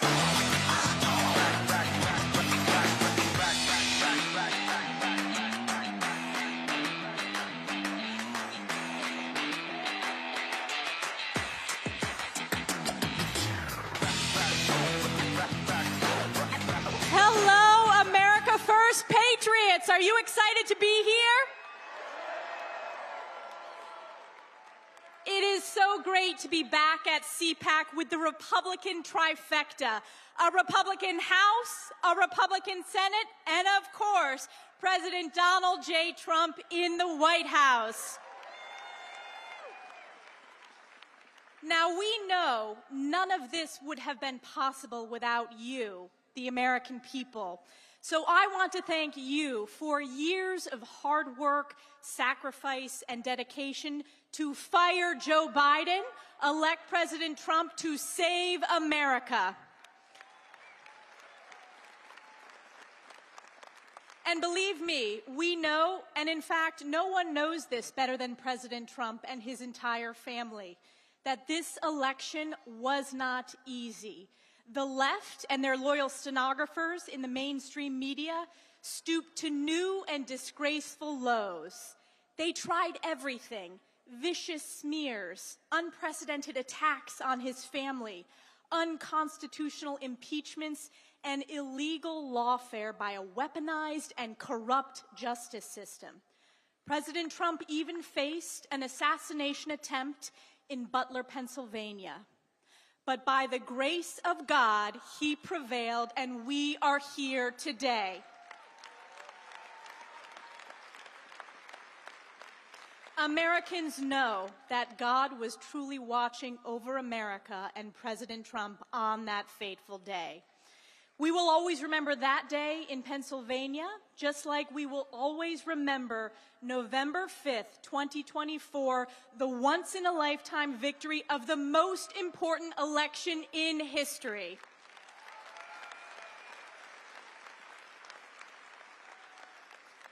That was the day when President Trump delivered truly the greatest political comeback of all time, winning the popular vote with an overwhelming mandate to save America, a mandate to make America strong again, safe again, healthy again, wealthy again, and to once and for all make America great again. And President Trump has wasted no time delivering on the promises he made to the American people. He has already accomplished more in 4 weeks than Joe Biden did in 4 years. The tremendous results speak for themselves. On day one, President Trump signed hundreds of executive orders securing our border, deporting illegals, unleashing American energy, ending woke DEI policies, lowering prices, increasing accountability, and ushering in a new golden age for the American people.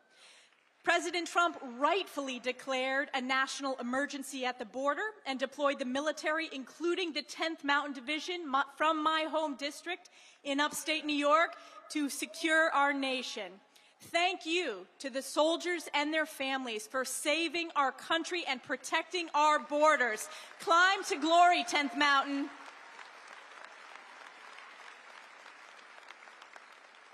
President Trump also signed into law the Laken-Riley Act, the first bill passed by our House Republican majority in Congress. President Trump has ended catch and release, restored Remain in Mexico, restarted building the wall, and rightfully declared cartels as foreign terrorist organizations. President Trump is not only securing our nation, he is rebuilding the broken and failed Biden economy of inflation, malaise, and weakness. President Trump is putting America first by demanding fair and reciprocal trade, unleashing American energy independence, cutting regulations, and demanding the government work for we the people as President Trump doges wasteful un-American spending. And this is because President Trump knows that a strong, safe, and prosperous America at home is a strong America abroad. Our economic security, our border security, our energy security is also our national security. And the world is watching as President Trump reasserts his America First, peace through strength foreign policy. And I'm so honored to have been nominated by President Trump to serve in his cabinet as the United States ambassador to the United Nations as a part of this national security team. Our team is already hard at work on behalf of the President and the American people at Turtle Bay as I finish my work to enact his agenda in Congress on behalf of my constituents and the American people. When discussing this nomination with President Trump, the President shared with me that he sees great promise in the United Nations if it focuses on its founding mission of international peace and security. Just look at President Trump's record of international peace and security in his first term. He negotiated the historic Abraham Accords, the largest step to peace in the Middle East in over a quarter of a century. President Trump's maximum pressure campaign crippled Iran's capability to threaten instability in the region. His administration marked the only time that Putin did not invade another country. And there is no question that President Trump is the president of peace and deserves the Nobel Peace Prize for the historic achievements of his first term alone.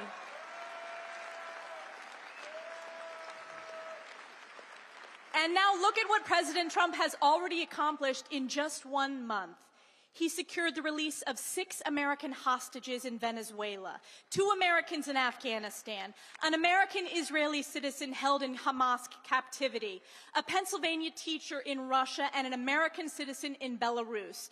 The world knows that it is only because of President Trump that the innocent hostages viciously taken by Hamas terrorists are finally coming home, including those today.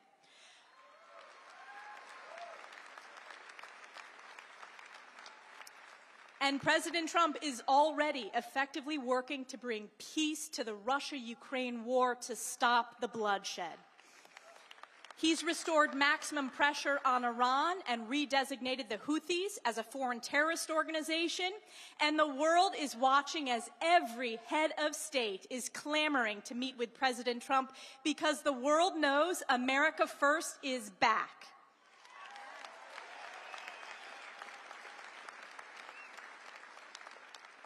And at the UN, we are already at work with President Trump delivering results. We left the WHO, which covered up the truth about COVID. President Trump terminated the America Last Paris Climate Agreement. President Trump rightfully withdrew from the UN Human Rights Council that is a corrupt farce run by the worst abusers on the planet. The Trump administration imposed sanctions on the International Criminal Court, an illegitimate court fueled by raging anti-Semitism and anti-Americanism. And a top priority that I have worked on in Congress for years, President Trump defunded UNRWA, the pro-Hamas terrorist group that committed atrocities on October 7th. And make no mistake, hear it now, as President Trump's United States ambassador to the United Nations, we will not only defund UNRWA, we will dismantle it.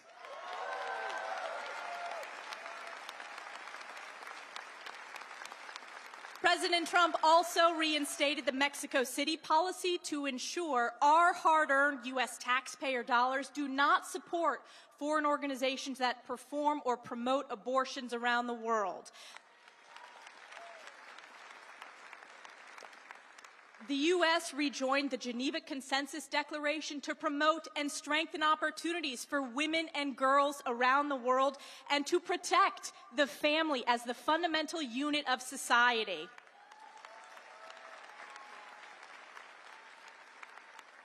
And of course, our U.S. embassies have been instructed to fly the beautiful American flag and only our American flag. This is moral leadership. This is strong leadership. This is President Trump's America First, peace through strength. Now, I want to ask you, let me ask you this question. Do you all remember that famous congressional hearing with the anti-Semitic university presidents from Harvard and Penn? I should say former presidents after my questions. 5 down and so many to go. And mark my words, that hearing is the type of strong moral leadership that I will deliver at the United Nations on day 1.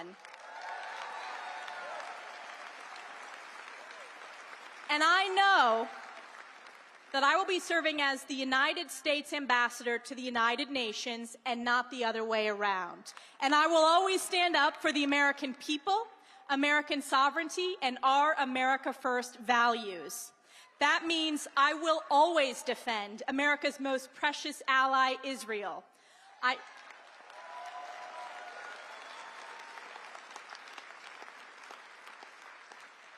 I led the charge to expose the rot of anti-Semitism on college campuses, and I will lead the charge on behalf of President Trump to root out the rot of the true den of anti-Semitism, and that is the UN.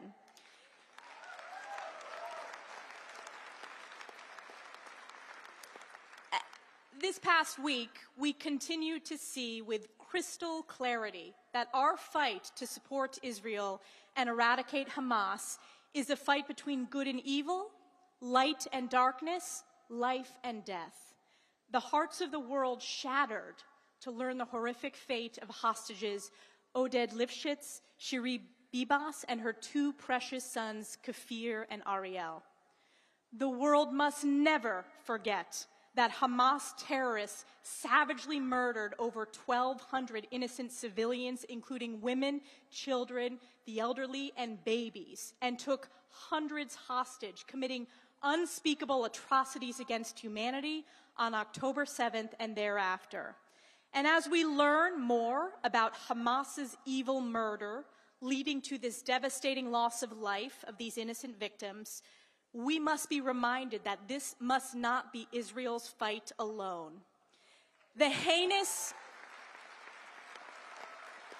It will never be Israel's fight alone. The absolutely heinous display of Hamas terrorists parading the coffins of murdered Israeli babies and lying about the remains of their mother to the cheers of a barbaric, animalistic pro-Hamas mob is an affront to all of humanity. And it has never been more important to show the world's unequivocal support for Israel, and it is clear that under President Trump's leadership, America stands steadfast in support of Israel and the Jewish people, and we will not rest until every hostage is brought home and Hamas is eradicated.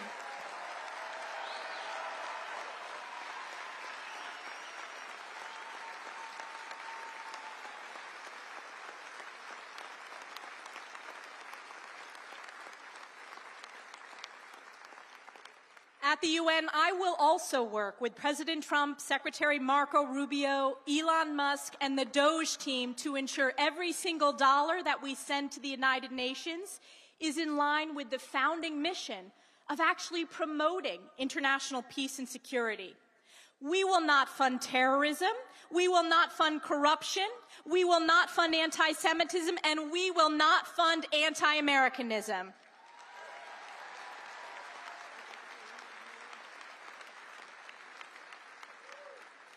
The United Nations will hear loudly and clearly that President Trump's America First, Peace Through Strength agenda and record of results is back, and it is here to stay. President Trump has been relentless in pushing for a government that serves the interest of we, the American people, which is why he sent DOGE to protect our hard-earned U.S. taxpayer dollars. And let's take a moment to talk about DOGE, the Department of Government Efficiency. This initiative is as common sense and America first as it gets. And yet Democrats and the left mainstream media have spiraled into an utter state of panic, calling President Trump and Elon Musk a threat to democracy, when the truth is Doge is a threat to the swamp's bureaucracy. Doge is draining the swamp just like President Trump said he would. And how about this? I think we need a global Doge. We must expose the reckless and anti-Semitic and anti-American spending at the United Nations, and we will.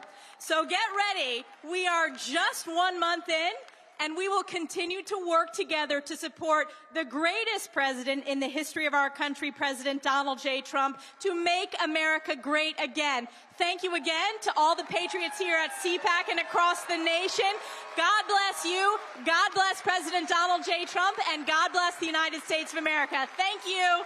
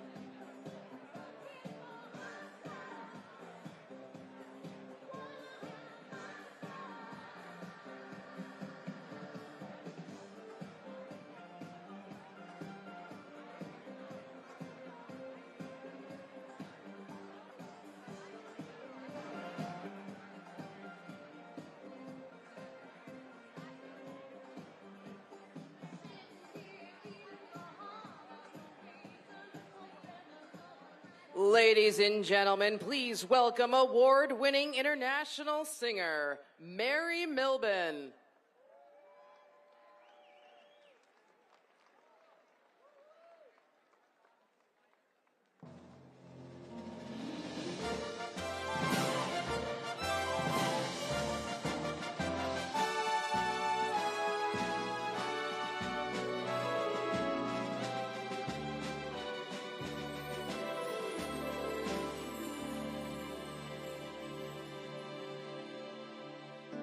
Oh, beautiful for spacious skies, for amber waves of grain,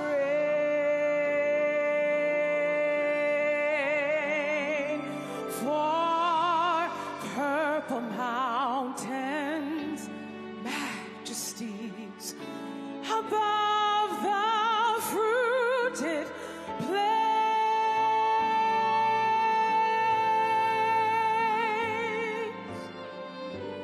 America, America, God shed His grace on thee and crown thy good with brotherhood from sea to shining sea. God bless America. You all know this land that I love. Stand beside her and guide her through the night with the light from above, from the mountains to the prairies, to the oceans white with foam.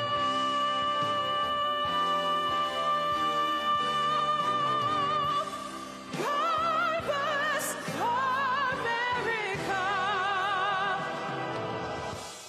God bless America, my home, sweet home.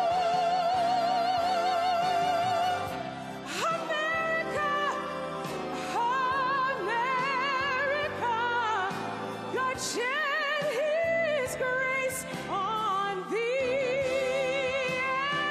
and crown thy good with brotherhood from sea to shining sea.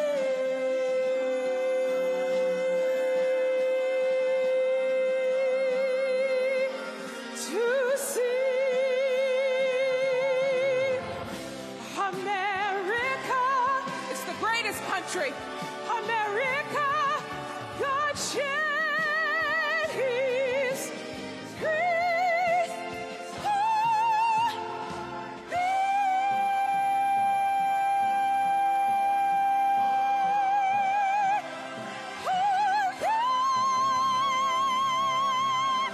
Oh, God bless America.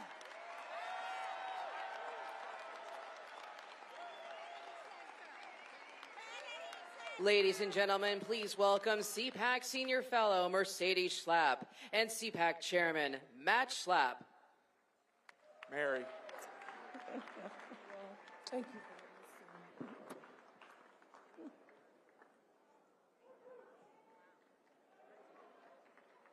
Somebody's clapping. That's nice. That's better. Mike Lindell's clapping. There we go. Sarah Carter. Sarah's clapping. Julie's the clapping. Levins. There you go. All right.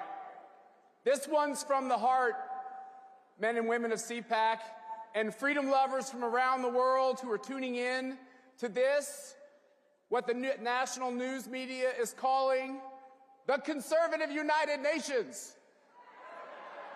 So how appropriate to have our next ambassador to the United Nations, here with us today. 10 years ago, I had this amazing opportunity to go to Trump Tower and meet with someone who was a hero of mine, Donald Trump, in his big, beautiful office at the top of that big, beautiful tower. He did something unusual. He asked a lot of questions. And I thought, he can't run for president. He's too inquisitive and intellectual. And after that, I remember being on MSNBC and being asked why Donald Trump would run with all of the slurs that then was put before me on television. And I remember in my brain thinking, this is the moment. You're either going to start off by criticizing him, or you're going to defend him.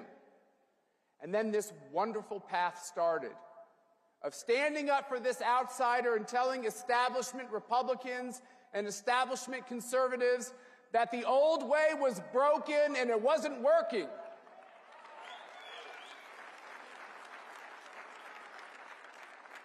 And the men and women of CPAC and the students of CPAC welcomed Donald Trump. We've welcomed him 15 times to this stage, more than any other person. We've stood on this stage and had the audacity to say that globalism would die. And lo and behold, I think it just did.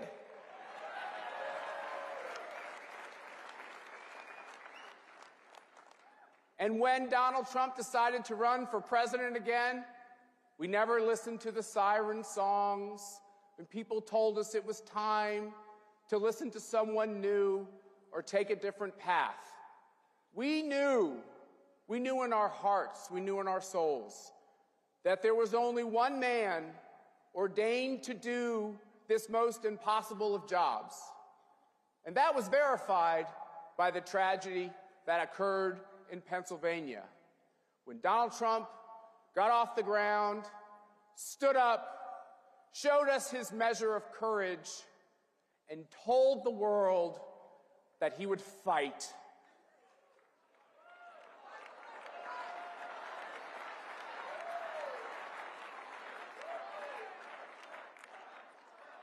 For mercy and honor, for mercy and me, this is a great honor. We've been doing this for literally half our marriage.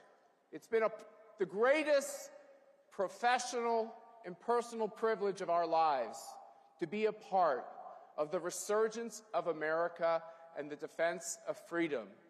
And this year, we're so proud to say that because of all of your hard work, America is back on track. And at CPAC 2025, it is our honor to present to you your president and freedom's leader, President Donald J. Trump. And I'm proud to be an American, where at least I know I'm free. And I won't forget the men who died, who gave that right to me. And I gladly stand up next to you and defend her still today. 'Cause there ain't no doubt I love this land. God bless the USA.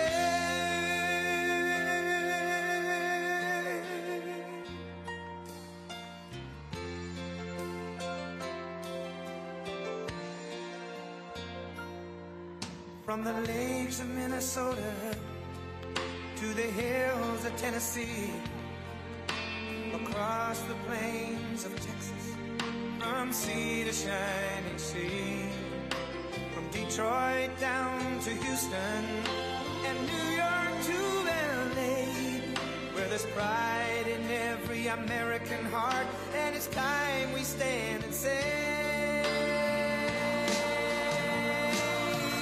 that I'm proud to be an American, where at least I know I'm free. And I won't forget the men who died, who gave that right to me. And I gladly stand up next to you and defend her still today. 'Cause there ain't no doubt I love this land.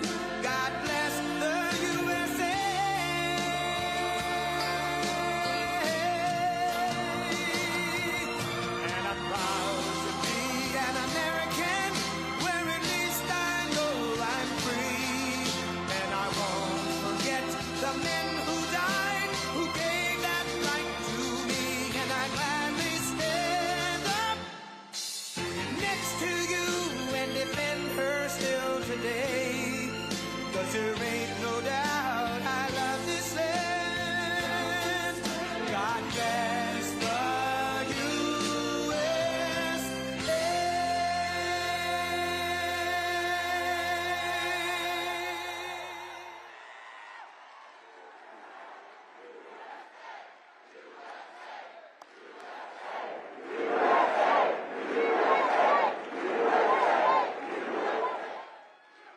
Thank you very much. Thank you.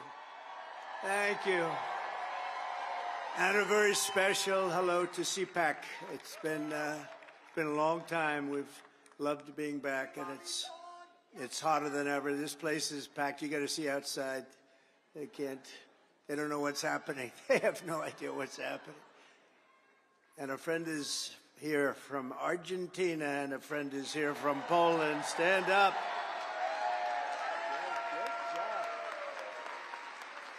Great job.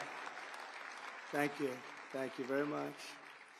Welcome back to the nation's capital, where our movement is thriving, fighting, winning, and dominating Washington like never before. Nobody's ever seen anything like this before. They used to have little smaller crowds here. It's a little bigger. The fraudsters, liars, cheaters, globalists, and deep state bureaucrats are being sent packing. The illegal alien criminals are being sent home. We're draining the swamp, and we're restoring government by the people, for the people. For years, Washington was controlled by a sinister group of radical left Marxists, warmongers, and corrupt special interests who drained our wealth, attacked our liberties, obliterated our borders, and sucked our country dry. Not any longer. But on November 5th, we stood up to all the corrupt forces that were destroying America. We took away their power. We took away their confidence. They lost their confidence, you know. Do you ever watch? They lost their confidence. Oh, it's so nice to watch. And we took back our country.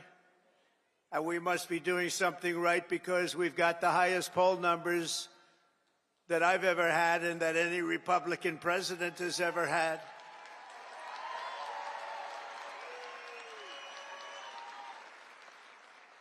And our approval rating is now the highest ever across all demographics. Rasmussen just came out at 56%, Insider Advantage 56%, RMG Research 57%, and we have many polls in the mid-60s, one at 71%. We like that, 71. And according to YouGov, a big deal, 70% of Americans believe that what we are doing is right, and we are keeping our promises. That's all we're doing, when you think, is keeping our promises. That's all we had to do. And their promises weren't worthwhile to go and vote for. They loved men playing in women's sports, open borders, little things like that. But don't tell them. Don't tell them. Keep it quiet. We'll tell them about a week before the next election. Now, keep it quiet. Let them think it's a great thing what they're doing.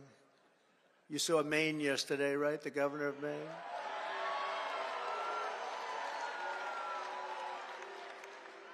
She's fighting to keep men in women's sports. You ever see what happens to a woman when a woman boxes a man who transitioned to womanhood? Did you ever see what happens? It's not pretty. It's not pretty. Let her do that fight. Let them all do that fight. Because I think that's about a 90-10 issue, and I can't figure out who the 10% are. Nobody can.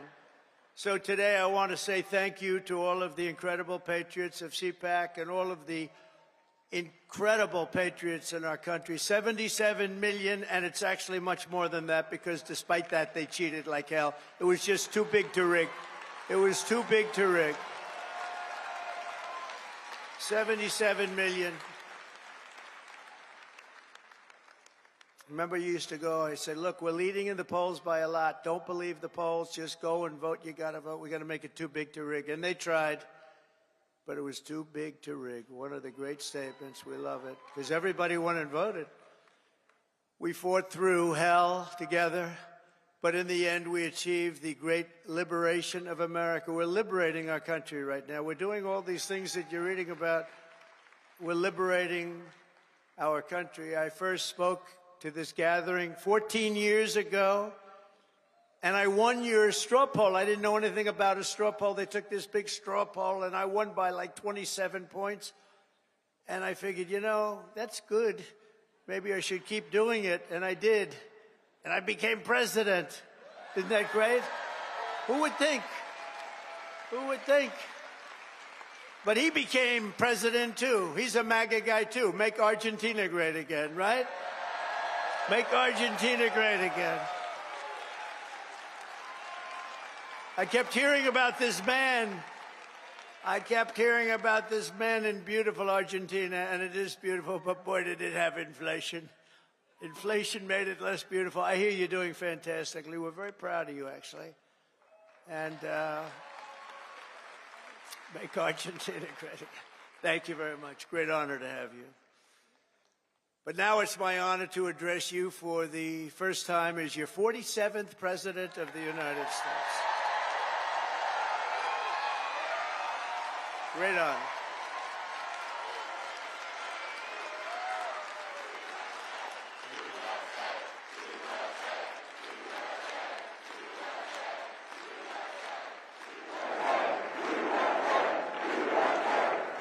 I want to begin by thanking Matt and Mercedes Schlapp for the incredible job they do, and everyone they put together. They put together an amazing team. The American Conservative Union for organizing this event. You have some big players here. Senator Ted Cruz, Eric Schmidt, Jim Banks of Indiana. Where's Eric? Where is Eric? Is it? Hello, Eric. You can see Eric anywhere. If he's right in the back of the room, he stands up. They're all good. These are great people. Representatives Riley Moore, James Comer, Harriet Hagerman, Byron Donalds, our great Attorney General. She's going to be great. Pam Bondi. Where's Pam? I don't know where she is. So many people. So many people. Secretary Doug Burgum. Secretary Chris Wright. Oh, he's going to get that energy out of the ground. Secretary Scott Turner. Our next ambassador to the United Nations, Elise Stefanik, who just gave a great speech, by the way. A very good friend of mine. Is this guy central casting, though? Tom Homan. Is he central casting?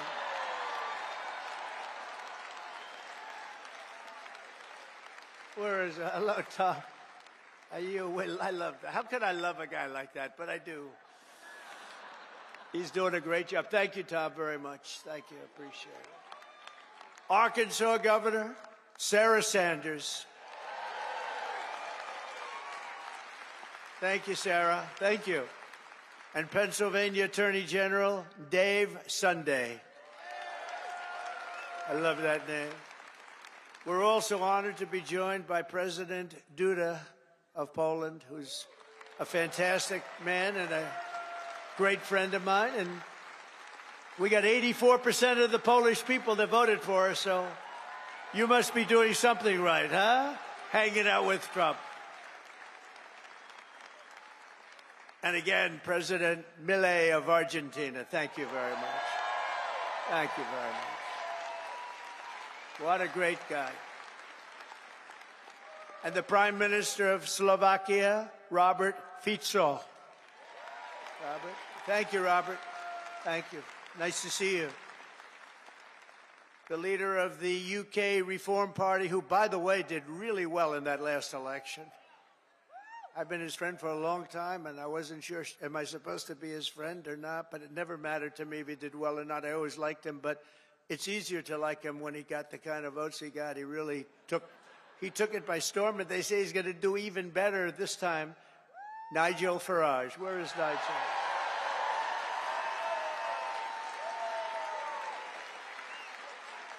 Thank you, Nigel.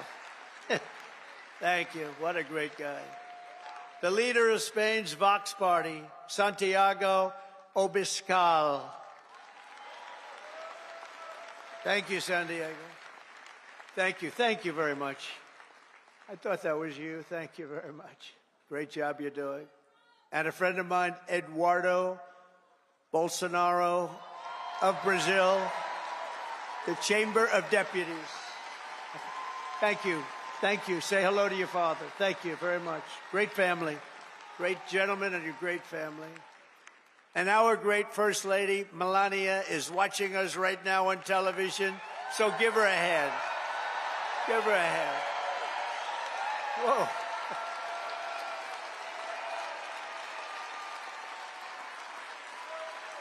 Thank you. Thank you. Oh, she's going to be happy. That's so nice. We love our First Lady. Everybody does. With the help of so many incredible supporters here today, we're going to forge a new and lasting political majority that will drive American politics for generations to come. I think we're going to do fantastically well in the midterms. You know, in theory, the one that wins the presidency does not do well in the midterms, but I think this is going to be a change. We're at a level, I don't think we've been at this level maybe ever as the Republican Party. We're a bigger, better, stronger party than ever before. More people in our party than ever before. But the people have given us a resounding mandate for dramatic change in Washington, and we are going to deliver it. We're going to use it, and we're going to make America great again by using it. So it's going to be something. But think of it, at the presidential level, we won the popular vote by millions and millions of votes. We swept all 7 swing states, Michigan, Wisconsin, Pennsylvania, North Carolina, Georgia, Arizona, Nevada, all by great margins. We won 85% of all of the counties in America. That means that map was red. Did you ever see the map? Did you see the certified map? Where is it? I want to see a certified map. It's all red. You can hardly find the blue. Think of this. They won 525 counties, and we won 2,600 counties. It's the biggest margin ever recorded. And incredibly, for the first time ever, all 50 states shifted toward the Republican Party. It's never happened before. So it was indeed too big to rig. We won the largest number of African-American votes in Republican history, by far. We won the largest number of Hispanic-American votes, any Republican ever. Hispanic Americans, we love you. The energy, the brilliance of Hispanic Americans. We won all of the cities and towns along the Texas border, whereas before I ran, we won none. We never used to win any. I got a call from our great governor of Texas who said, President, you just won every single town along the Texas border to Mexico. I said, oh, is that good? He said, it hasn't happened since Reconstruction. I said, define Reconstruction for me. He said, that means essentially the Civil War. That's a long time. But that was when I first heard about it, actually. Our party has become the proud voice of hardworking citizens of every race, religion, color, and creed. And I think one of the main reasons, not that we're conservative or not that we're anything else, we are the party of common sense. It's about common sense, right? It's all about common sense. Over the past month, we've confirmed an all-star team of warriors, patriots, visionaries, and put the America First agenda into action. I see Doug Burgum sitting right over there. I tell you, he was so good. I looked at him. I said, I got to have him here. I got to have him. He's, you know, he was a great governor. He's involved with a little thing called energy. He's got the Department of Interior, and Chris Wright has the Department of Energy. So Chris has no energy, and Doug has all of the energy. Chris has more interior, but he doesn't have. So I merged them. So now you have an energy guy, and you have the guy with all the energy, and you're going to drill, baby, drill, aren't you, huh? Drill, baby, drill. And Catherine, stand up. His wife is incredible. She is such an incredible woman. Incredible woman. You got very lucky, Doug. It's good to be successful, isn't it, Doug? She's an incredible woman. He's an incredible guy. In addition to the great cabinet secretaries we have here today, we confirm Secretary of Defense Pete Hegseth to end the woke insanity and rebuild our military. Pete is fantastic. Thank you. To stop the weaponization of federal law enforcement, I know about that, I think, better than any human being on earth. This week, we swore in a new director of the FBI, somebody that everybody wanted, Kash Patel.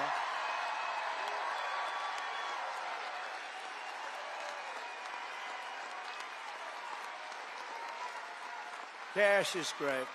He's a popular guy. He went through with the blessing of a lot of good people, too. I'll tell you, it was great. To end the politicalization of our intelligence agencies, we confirmed Director of National Intelligence, Tulsi Gabbard, who is something very respected, highly respected. And to make America healthy again, we confirmed Secretary of Health and Human Services, Robert F. Kennedy, Jr.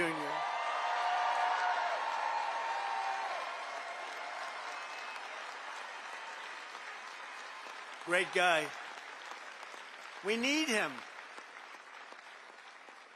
We need him. You know, there's a number on autism as an example with children, autism.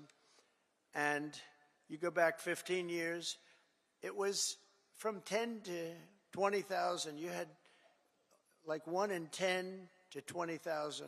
Some say 10, some say 20, but it was in that vicinity. That's a big vicinity. Now it's 1 in 36 babies have autism.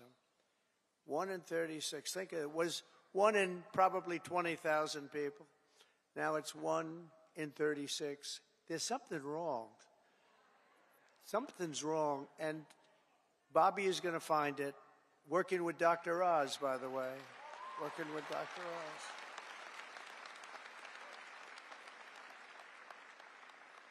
Together, we've achieved more in 4 weeks than most administrations achieve in 4 years. We made a lot of progress. I heard O'Reilly last night say Donald Trump, for the first 4 weeks, is the greatest president ever in the history of our country. That was O'Reilly. Bill O'Reilly is all right. You know who he said second was? George Washington. That's not bad. I beat George Washington. I love beating George Washington. Thank you, Bill. On our first day in office, we declared a national emergency at our southern border.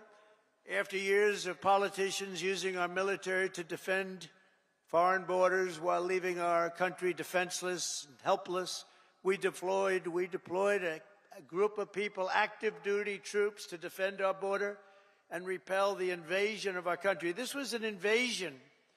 You know, we had a great first term, a really great first term, and I called it an invasion. And we had great numbers, but now we have the best numbers we've ever had. We've never had numbers like this. We've done it all in 4 weeks. Think of it. That was Tom Homan, Kristi Noem, the whole group. On day one, I ended the catch and release. I reinstated Remain in Mexico, and I signed an order that will end birthright citizenship for the children of illegal aliens. Because it wasn't meant for these children. It wasn't meant for people that escaped or invaded, came into our country illegally. It was meant for the children of slaves. Because when it was done, many, many years ago, it was during a very tough period in this country's history, and that was meant for the children of slaves. I wish people would understand that so they could get this thing approved, and we don't have millions and millions of people coming into our country, and they shouldn't be here. This week, I also canceled temporary protected status for migrants from Haiti. They're pouring into our country, pouring in. If I weren't elected President, there'd be nobody in Haiti anymore. They were pouring in at levels from other countries too, all over Africa, the Congo, all over South America. And they were coming in from prisons and mental institutions and insane asylums, jails, and gang members. And you have to see gang members, drug lords, people that are drug addicted. They were sending them all into our ridiculous and very stupid Biden open border. Our border czar was Kamala. Haven't said that name in a while. I haven't said that name. No, I haven't said that name in a while. Kamala. I'll bet nobody knows her last name. Nobody ever knows her last name. Even during the campaign, you'd have to say Kamala. It's strange, you know, a little different name. Kamala, because her last name was Harris. I used to say Senator Harris. Nobody knew who the hell I was talking about. So I had to go Kamala. But think of it, I was beating Joe badly, really badly, and they changed him. I'm the only one that ever had to beat two people. I had to beat two. Had to beat two. We beat two. I didn't beat. You beat. You beat two people.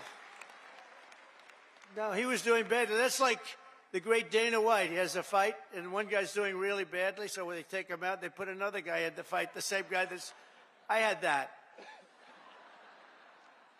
Never happened before. A lot of things we do never happened before. Do you ever notice that? We're the first in everything. So we beat two candidates. They said, who do you run against? Well, we ran against Biden, and we ran against Kamala Harris. But illegal border crossings now have plummeted by almost 100%. The border czar never called the border, never called the great people of the border. They have unbelievable... I called them so much they couldn't take my calls. They hated me. But then they became to love me. You know why? Because the border people want to have great borders. But you have to call them on occasion. How are we doing today? Pete, how are we doing? You have to call. And we called the right guys. I became friends. You know, the Border Patrol endorsed me. And these people, you have no idea. They weren't supposed to, because you're not supposed to do that. I don't think you're allowed to do it. Actually, they did it anyway. They said, this is crazy. But these are great people, and ICE, and our general law enforcement, and by the way, our great, great firemen and firewomen, too.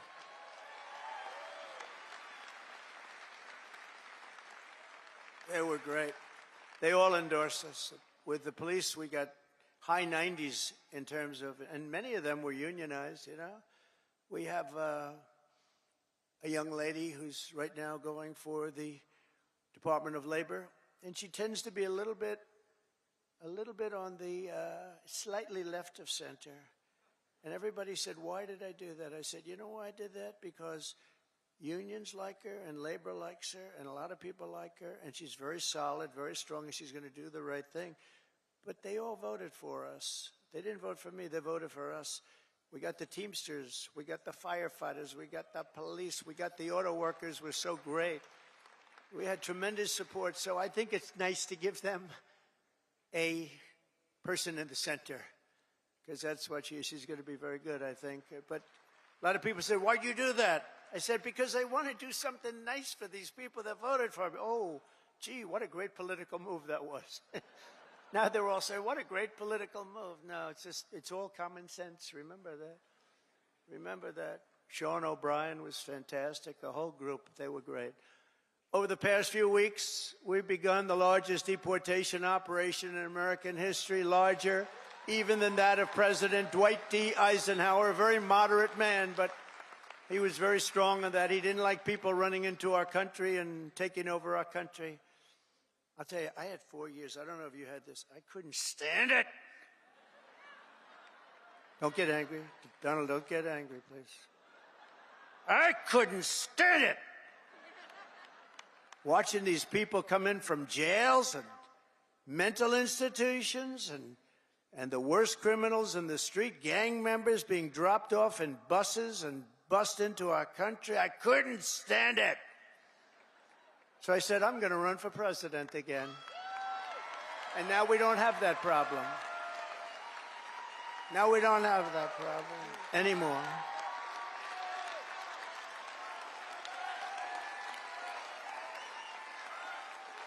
We don't have that problem anymore. We now have the best border we've ever had. And by the way, if they can ever find my world's favorite chart ever in history, I'll show you what it was when I left. And now it's even slightly better. Can you drop that chart, do you think? I don't know. I never tell them about this, but they used to drop it like magic. If they can, they'll drop it. Who the hell knows? But it's my favorite chart. My favorite chart in history. We're liberating communities like Aurora, Colorado, and Springfield, Ohio, that have been occupied by illegal alien criminals from all over the world. We're rescuing the Americans whose jobs have been stolen, whose wages have been robbed, and whose way of life has been absolutely destroyed. And under the Trump administration, our country will not be turned into a dumping ground. We're not going to do it. We're going to have a great country again. It's going to happen soon, a lot sooner than you think, and we're going to have so much money coming in from tariffs. Oh, you're going to say, your senators and your congressmen are going to say, please, sir, please. You're making us look so bad. We have so much money coming in. I didn't know this was going to happen. Please don't do this to us. We look very bad. But they're great. They're doing well. I tell you, the Republican senators they're sticking together. The Republican congressmen and women are sticking together. Every once in a while, you have one that wants a little action or something. I don't know what it is. It's so sad to see. I just hate to see it. I hate to see it, but they're sticking together. One thing about the Democrats, they have rotten, horrible policy, the worst policy in history, but they stick together. We have great policy, but sometimes they don't stick, but they've been sticking for us. They've been sticking. And I think the Speaker and the leader have done a fantastic job. That's Thune and Johnson, and I think they've done, two guys really working hard and they're really doing a great job. But we have a lot to stick with. We have a lot to stick together for, because what we've done has never been done before. Nobody's ever seen anything like this, and nobody's ever seen 4 weeks like we've had, especially the 4 weeks, the first 4 weeks. You know, that's like if you golf, when you sink that first 4-footer in the first hole, it gives you confidence on the next hole. You sink another one. Now you go into that third hole and you can't, and by the time you get to the fifth hole, you feel you can't miss, right? Like a baseball player, he gets up and he hits our first one, and then the second at bat, he hits that one. And, you know, and we have great confidence. And they've lost their confidence, as I said. They really lost their confidence. I watched them. They're really screwed up. I watched this MSNBC, which is a threat to democracy, actually. They're stone cold mean, but they're stuttering. They're all screwed up. They're all mentally screwed up. They don't know what. Their ratings have gone down the tubes. I don't even talk about CNN. CNN's sort of like, I don't know. They're pathetic, actually. But MSNBC was mean. Their ratings are absolutely down. This Rachel Maddow, what does she have? She's got nothing. Nothing. She took a sabbatical where she worked 1 day a week. They paid her a lot of money. She gets no ratings. I should go against her in the ratings, because I'll tell you, she gets no ratings. All she does is to talk about Trump, Trump, Trump, Trump, Trump. All different subjects, Trump this, Trump that. But these people are really, I mean, they lie. They shouldn't be allowed to lie every night. They are really a vehicle of the Democrat Party. They should be paying. Is that Gordon? Yes, is that Gordon? The great Gordon Chang? Is that Gordon? Stand up, Gordon. Wow. We have everybody here today. Thank you very much. How am I doing on China? Am I doing good? Am I doing good on China? Tell you one thing, nobody's ever done like I've done on China. Nobody ever let people know what was happening with respect to China. And I happen to like President Xi, and I have tremendous respect for the people of China, love the people of China. But we've been treated very unfairly by China and many other countries. And we're not being unfairly treated anymore. We had that down to a science in the first term, and then they lost it. You know, we lost over $1 trillion to China this last year under Biden, Crooked Joe Biden. What do we like better, Crooked Joe or Sleepy Joe? Ready? Ready? Crooked Joe or Sleepy? Ready? Crooked Joe. Sleepy Joe. Got to stay with Crooked. He had one ability that I didn't have. He could do something that I couldn't do. I don't say that because he was a horrible golfer. Remember, he challenged me during the debate to a golf match? He said, I'm a 6 handicap. I said, you're not a 36 handicap. He said, he's a 6. And then he said, well, I'm 8. Remember? I said, that was quick. Picked up 2 strokes. He said, no, I'm an 8. But he's not a 36 handicap. But he had one ability that was amazing. He could go with cameras on him, television, fake news on him, probably because he knows they wouldn't cover it badly. You know, they covered him as well as you can cover him. How the hell can you cover the guy well? But he had this incredible ability. He could barely walk in the sand. Somebody thought he looked great in a bathing suit. And he'd walk in the sand pulling a thing that weighed about 6 ounces. You know those aluminum? See, aluminum's very good. You can, a child, it's meant for children and very old people to lift, right?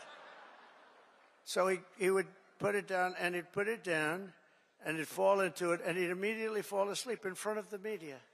I could never do that. That's the only thing. That's the only thing. I could never do it. No, he was Sleepy Joe, but he was crooked as hell. You know, there's no question. He was a sleepy, crooked guy. Terrible, terrible president. He was the worst president in the history of our country. I don't care, I'll say it. Jimmy Carter passed away recently, and he passed away a happy man. He was a happy man when he passed away because he said that it's not even close. Joe was the worst, and believe me, I have to clean up the mess. I'm cleaning up the mess, and it is a mess on the border with inflation. Could go over every single thing he touched turned to shit, okay? Everything. It's true.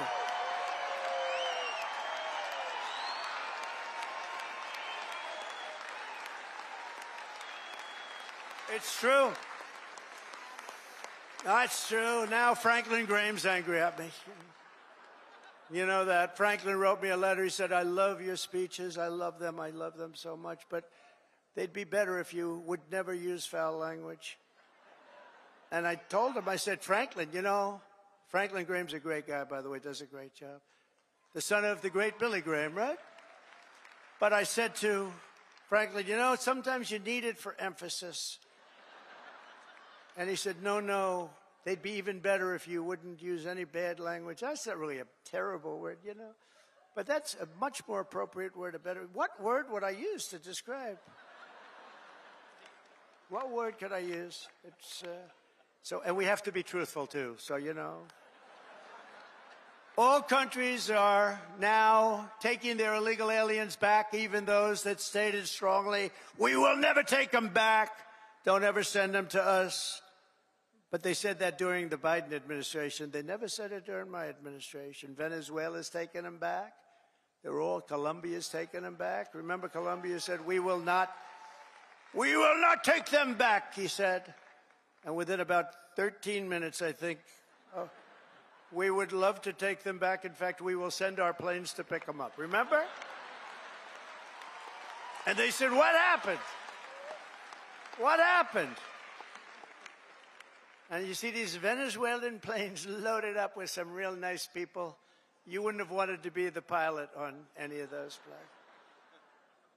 But they know we're not playing games, and just this week I officially designated bloodthirsty cartels and murderous gangs as foreign terrorist organizations, something which Biden didn't want to do and nobody wanted to do. It's true. The full might and power of the federal government will now be dedicated to eradicating MS-13, Tren de Aragua. That's the Venezuelan prison gangs. These are very nice fellows. The only thing good about them is they make our criminals look like nice people. It's true. Remember when they used to say, people that come in from foreign countries are nice people. These are wonderful people. These are good people. They're not murderers. They're not terrible. These people make us look like babies, okay? You know the Hells Angels? They're among the nicest people on earth when you compare them to these thugs. And the Hells Angels actually love our country, if you can believe that. They actually do. But their members and their leaders in the United States will be hunted down. I'm talking about MS-13. They're hunting them down. We removed tens of thousands, MS-13, Trendiragua, rooted out, arrested, and expelled from our soil like the savage monsters that they are. We don't have anybody coming up from Argentina. Nobody's coming up from Argentina to facilitate the mass removal of criminal aliens. I also issued an executive order to make available the full capacity and detention. We're going to use Guantanamo Bay. We have a detention facility that's actually massive. Nobody even knew it existed. Holds thousands of prisoners. We never used it. For 4 long years, you had a president who put illegal aliens up in penthouse suites in beautiful hotels on Park Avenue, on Madison Avenue, or on Fifth Avenue in Manhattan. Now you have a president who is stamping their ticket to Gitmo on a one-way trip back to the places from which they came, wonderful places. Big difference. My administration is also moving swiftly to save the U.S. economy from the train wreck of inflation and worse that Joe Biden created.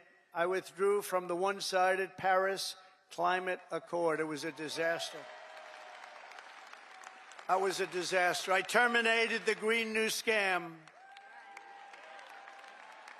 One of the greatest hoaxes ever played on this country is the Green New Scam. We spent trillions of dollars on this nonsense, and just a total hoax. It really set back our country, I want to tell you, monetarily and every other way. And I canceled Joe Biden's insane electric vehicle mandate where everybody has to have an electric car. And if you want an electric car, get an electric car. If you want a gasoline-powered car, if you want to have a hybrid, you get it. The only thing you can't do is a hydrogen-powered car. You know why? They said it really works great, but when it doesn't work, you never find the body. That's a bad sign. You know, when it doesn't work, they found the body on a tree about 250 yards up the road. It's seriously bad. So we'll leave hydrogen out of it for a little while, I think, or maybe permanently. I'd say permanently. To crush inflation by slashing spending, I imposed an immediate federal hiring freeze, a federal regulation freeze, and a foreign aid freeze. We're given to countries that hate us.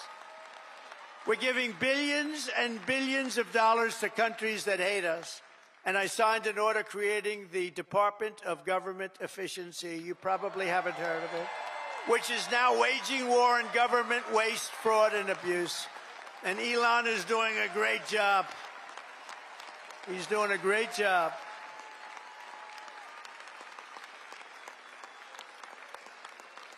We love Elon, don't we? It's that guy, he's a character.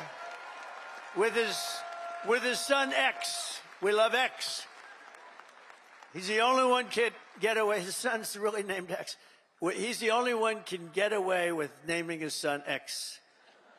If we ever did it, they'd say, you're crazy.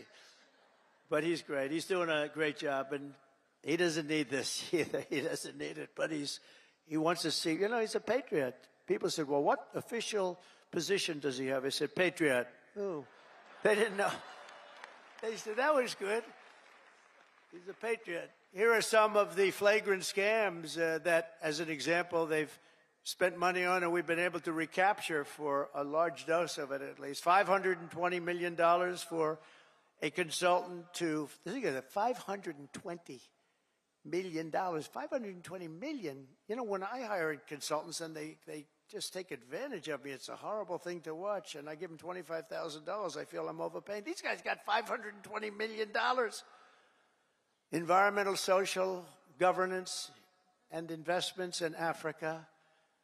$25 million to promote biodiversity conservation and socially responsible behavior in Colombia. This is Colombia, South America, not Columbia University. Of course, that might be worse, actually, based on their actions. $40 million to improve the social and economic inclusion of sedentary migrants. Nobody knows where. Who are they? Where do they come from? Just sedentary migrants. Nobody even knows what a sedentary migrant is. If they were sedentary, they wouldn't be a migrant, right? They wouldn't move. No, they wouldn't move. They'd stay in the same place. Right, Doug? $42 million for social and behavior change in Uganda. $10 million for Mozambique medical male circumcisions. Why are we going to Mozambique to do circumcisions? It's a lot of money. $14 million for improving public procurement in Serbia.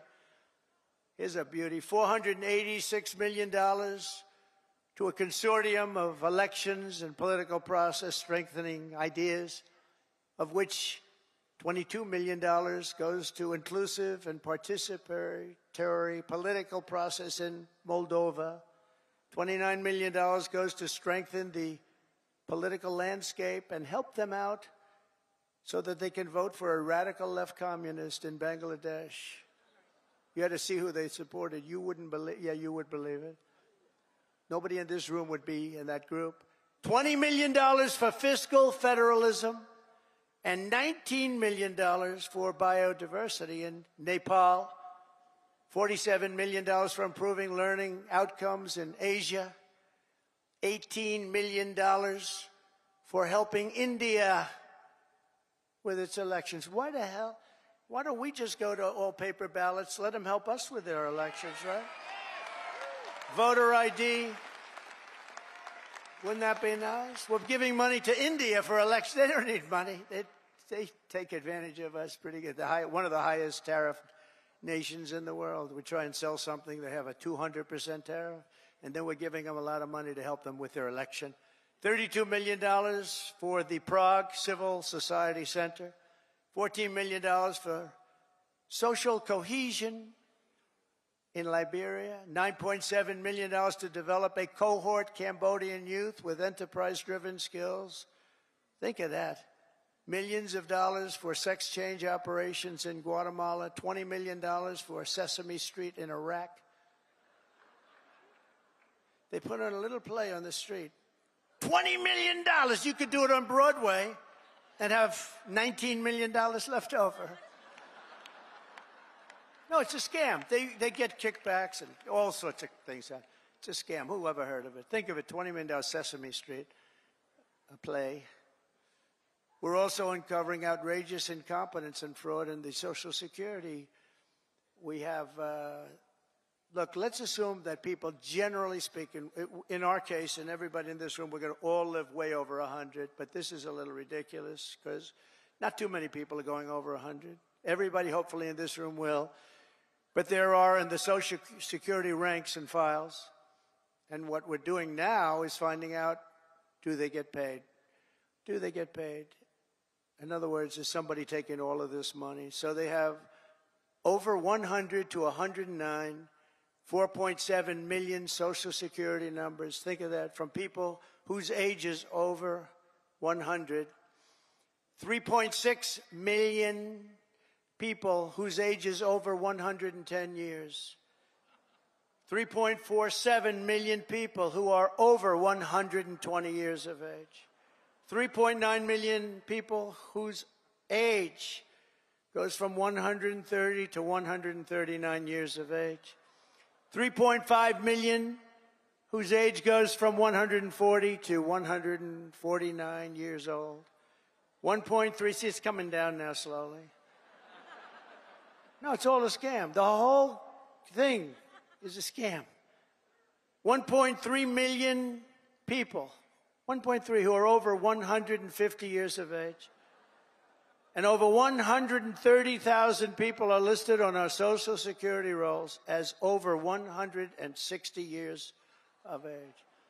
Now, the final is at 1,039, so now we're down into reasonable numbers. 1,039 people are listed between the ages of 220 years old to 229. And we have one person who's listed at 241 years of age. And We have one person listed at 360 years of age, an all-time record, and our country's 250 years old. So that person's substantially older than our country. Under our administration, there will be no tolerance for Social Security fraud. We will not allow anyone to cheat our seniors, and those who will do that will be prosecuted by Pam, Bondi, and others. We are also going to Fort Knox. I'm going to go with Elon. And would anybody like to join us? Because we want to see if the gold is still there. We want to see. Wouldn't that be terrible? We open up this Fort Knox. It's just solid granite that's 5 feet thick. The front door, you need 6 musclemen to open it up. I don't even think they have windows. Wouldn't that be terrible if we opened it up and there was no gold there? So we're going to open those doors. We're going to take a look. And if there's 27 tons of gold, we'll be very happy. I don't know how the hell we're going to measure it, but that's okay. We want to see lots of nice, beautiful, shiny gold in Fort Knox. Don't be totally surprised. We open the door, we'll say, there's nothing here. They stole this too. Now, we have a very corrupt group of people in this country, and we're finding them out. We're removing all of the unnecessary, incompetent, and corrupt bureaucrats from the federal workforce. That's what we're doing. And under the buyouts, we offered federal employees more than 75,000 federal bureaucrats. Think of that. Have voluntarily agreed to surrender their taxpayer-funded jobs. We want to make government smaller, more efficient. We want to keep the best people, and we're not going to keep the worst people. And, you know, we're doing another thing. If they don't report for work, we're firing them. In other words, you have to go to office. Right? Right? Look at her. If you don't report to work, you know, that's another scam. You know, who the hell, if I'm staying home, I'm going to, let's see, my golf handicap would get down to very low number. You'd be shocked if I told you the real number. But I would be so good, I'd try and get on tour. I would be so good. I'd call up, I'd say, listen, I'm really working here. Where are my clubs? Where are my clubs? Either that or, in many cases, they have second jobs while they're getting paid by us. So one of the reasons they're leaving is because they don't want to have to show that. And we're demanding to see that information. How many jobs have you had? Who paid you while you were working for the government? And we are demanding that people, if they work for the government, they have to show up and sit in an office and do their job, right? And we've also effectively ended the left-wing scam known as USAID, the agency's name. Has been removed from its former building, and that space will now house agents from Customs and Border Patrol. Beautiful. And at the ultra-left CFPB, which was terrible. So many people have been hurt by that. I used to get calls from lending officers, from owners of small banks, and they were almost crying. What they did to those people, they destroyed them, put them out of business. It was established by Elizabeth Pocahontas Warren. Does anyone know? Remember the Pocahontas scam? I'm an Indian, therefore I'm entitled to be a senator. I'm an Indian. She said, could we see proof of that, please? She said, well, the only proof I have is my mother said I have high cheekbones. Oh, that's no good, right? Remember she went out? I really spooked her, I tell you. Remember she went out, she couldn't take it anymore. I was calling her Pocahontas, Pocahontas. Everyone knew she was not an Indian. I had more Indian blood than her, and I have no Indian blood. I'd be honored to, but I don't have any, but I had more than her. Do you remember she went out and she had a blood test? And it came back and she was so happy because it said 1,024th. That means everybody in this room had more than her. But because there was even a scant, in other words, 1 million years ago, something could have happened. And she was so happy that she released it and she got killed. That was the end of her presidential career. She does not like me very much. But she's a very angry person. Do you notice the way she is? She's always screaming, and she's crazy. These people are crazy. The radical left is meaner. I don't know what it is, Doug. They're meaner than us, aren't they? We're like normal people. You know, we're smart. We get our word, but we don't go crazy. Of course, they'll take my little rant from 15 minutes ago, the fake news. He lost control on the stage. He lost control. And they'll have me screaming, having to do with Franklin, poor Franklin. He lost control of the stage. Oh, these people are bad. They are really sick, too. I don't get it. You know, you'd think they'd want to love our country. They have no ratings anymore. Nobody listens to them. Nobody believes the fake New York Times. Washington Post is doing no business. They're losing all their business. Nobody believes them. But we've escorted the radical left bureaucrats out of the building and locked the doors behind them. We've gotten rid of thousands. I withdrew the United States from the corrupt World Health Organization. I withdrew from the anti-Semitic UN Human Rights Council. The council is horrible, and I withdrew from the terror-supporting UN Relief and Works Agency. The UN has such great potential, but not the way it's run now.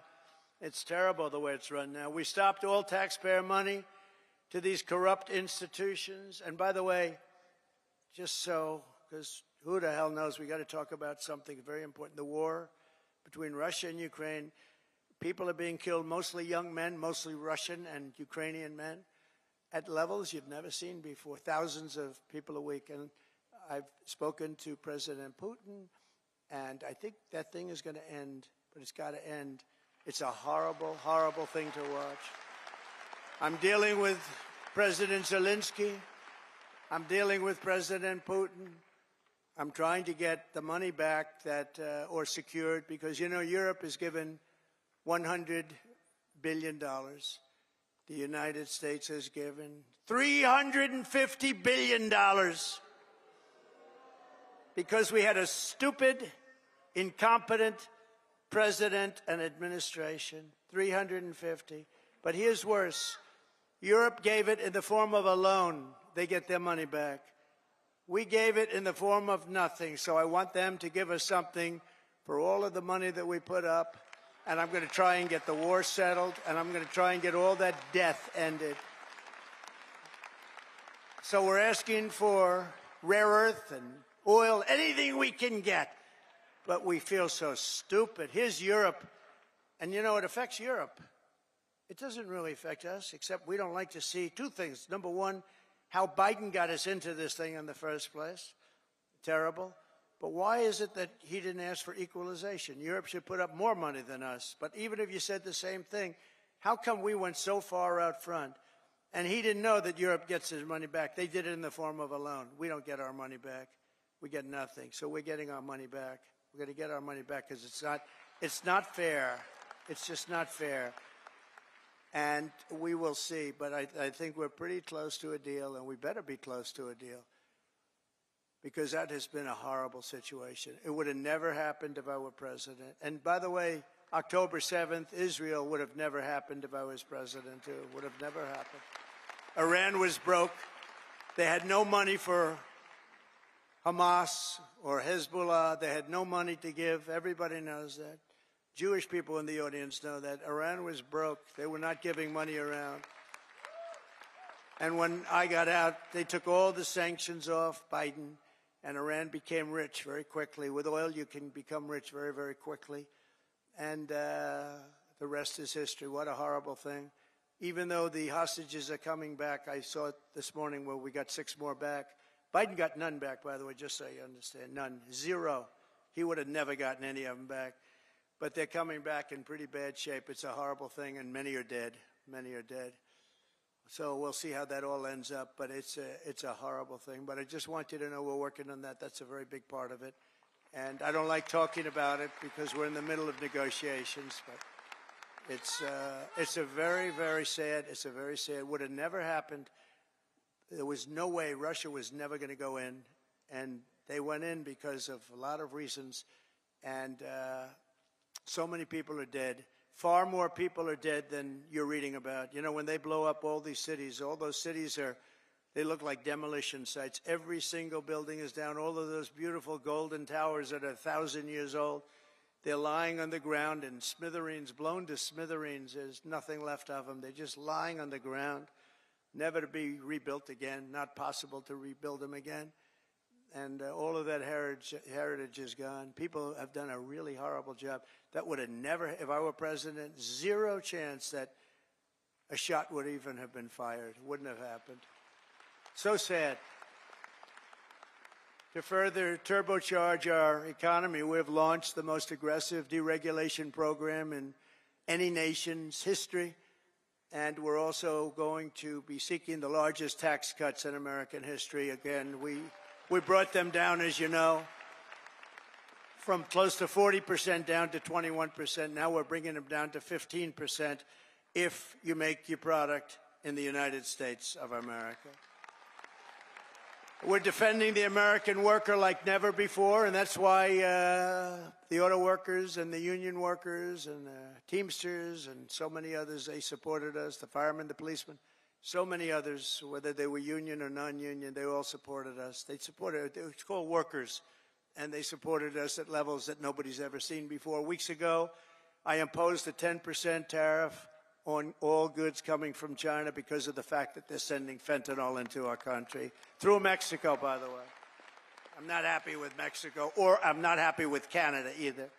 I imposed 25% tariffs on all foreign steel and aluminum, and I will soon impose reciprocal tariffs on any country that charges us. And by the way, the reciprocal means they charge us, we charge them, same thing. So nobody can be upset, right? But we have countries charging us 200%, and we charge them nothing. They charge us, we charge them. Our country's going to become rich again, very rich. I always say it's my favorite word in the dictionary. The word tariff is my favorite word in the dictionary. You know, we were the richest relatively from, think of this, from 1870 to 1913. That was our richest because we collected tariffs from foreign countries that came in and took our jobs and took our money, took our everything. But they charged tariffs, and we had so much money, they set up the 1887. Think of that, a long time ago. 1887 Tariff Commission. It was a commission of very important people to determine where we should spend all of the tremendous, vast wealth that we had. We had so much wealth. Wouldn't it be nice today? Of course, now we give it away to transgender this, transgender that. Everybody gets a transgender operation. It's just wonderful. No, we give it away like to crazy things. But in those days, it was different. It was a different world. It was a different country. But we were very rich because of tariffs. And I get myself in trouble because I say that tariff is my favorite word. And the fake news went crazy. What about God? What about wife and family? What about love? I said, okay, tariff is now my fourth favorite word. I got myself into a lot of trouble with that. You can't believe it. I said, tariff is my favorite word in the dictionary, and I got killed by the fake news. So I say now, it doesn't sound good. Tariff, it's my fourth favorite word. I go, tariff is my fourth favorite word. It sounds so terrible, but this way I'm free. I write free, you know. I don't get clobbered by the fake news. But tariffs are also a powerful tool of diplomacy, and all around the world are moving quickly to bring back peace through strength. We have the greatest, you know, I rebuilt our entire military in the first term. We left a lot of it, although a lot of it, but very small relatively, in Afghanistan. The Taliban has it. You know, they have their parade every year where they take our military vehicles and run them up some little street, and like it's their form of a military parade, and it makes me angry when I see that. Angry. When I see that, I get angry. You know, we give them, I don't think anyone knows this, we give Afghanistan about $2 or $2.5 billion a year. Do you know that? For aid. We need aid ourselves. And I'm going to go back, and I told them yesterday, I want to look at it, but if we're going to give them money, it's okay. But I want them to give us back our military equipment that they have. They're selling it. Doug, would you take that, please? All right. Write something up. No, I want them to give back. If we're going to give them that kind of money, let them give back the military equipment, which they have. They have tanks and trucks and guns and goggles. They have goggles. They have night goggles, better than we have, brand new right out of the box. It's unbelievable. So I want to do that, and I want the, if we're going to pay them, I want to get that equipment back, okay? Doug can do it. He's one of the guys. He's a business guy. To him, he's sitting there saying, how the hell did this ever happen, right? Can you believe it? We give them billions of dollars, and we gave them our military equipment. Just tremendous numbers of billions of dollars worth of military, billions and billions. We have a ceasefire in Gaza, and we're joined today by several survivors of the captivity under Hamas, including Noah Argamani and Ilana Gretovsky. Wow, look at that, how beautiful. What a beautiful group of people. Wow, thank you very much.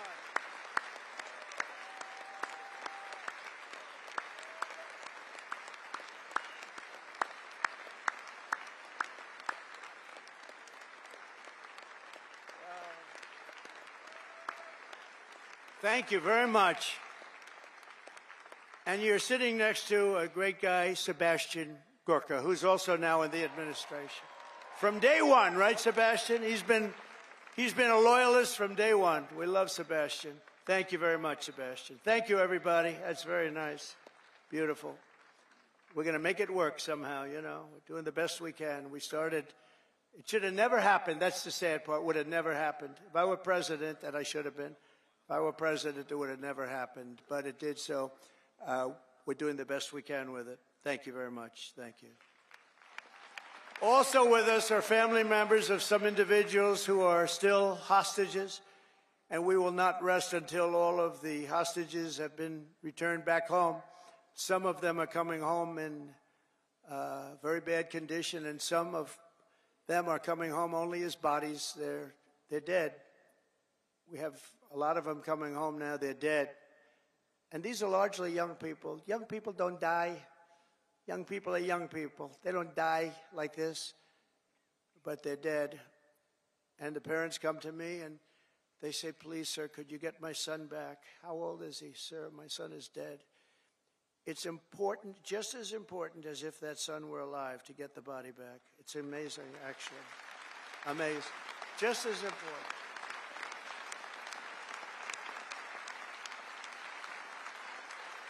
Thank you.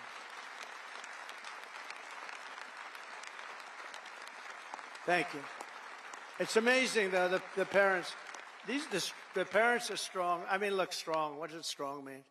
Strong is their life is ruined. Really, it's ruined. I see the people. But they come up to me, and it's so important to get the body back. They know. And some are not sure. They're 80% sure he's dead or she's dead.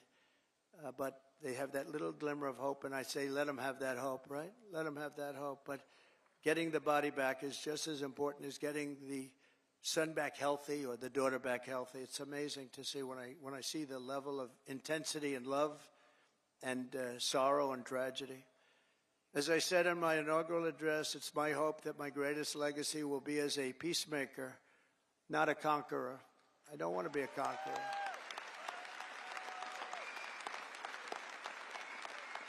Under the Trump administration, every day brings more good news for America. I've ended all of the so-called diversity, equity, and inclusion programs across the entire federal government and the private sector, and notified every single government DEI officer that their job has been deleted. They're gone. They're fired. You're fired. Get out. You're fired. I made it the official policy of the United States government that there are only two genders, male and female. That was easy. I banned men from competing in women's sports. And I also proudly banned the use of, thank you. We banned the use of puberty blockers, hormone injections, and other chemical and surgical mutilation of your youth. Could you imagine making a speech like this 10 years ago? People would say, what the hell is he talking about, right? This is a sickness that came along with critical race theory and all of the other things that we had to put up with. And it's all out now, critical race theory and transgender insanity. It's all gone from our schools and from our military. And I believe it's gone, too. I think we've turned the heads of even the people that, if you can believe they're believers, I don't know if they were, but I believe that it's all gone. And I've directed the reinstatement of any service member who was expelled from the armed forces due to the COVID vaccine mandate. They will be returned to their former rank with full back pay. Full back pay.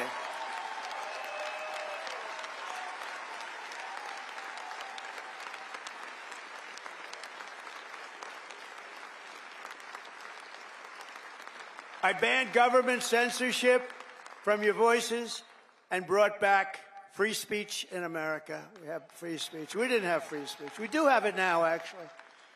Now, this was a very vicious regime, you know. I was put under investigation more so than the late, great Alphonse Capone, one of the great killers of the world. Trump, my father would look down my mother. How the hell did this happen to my boy?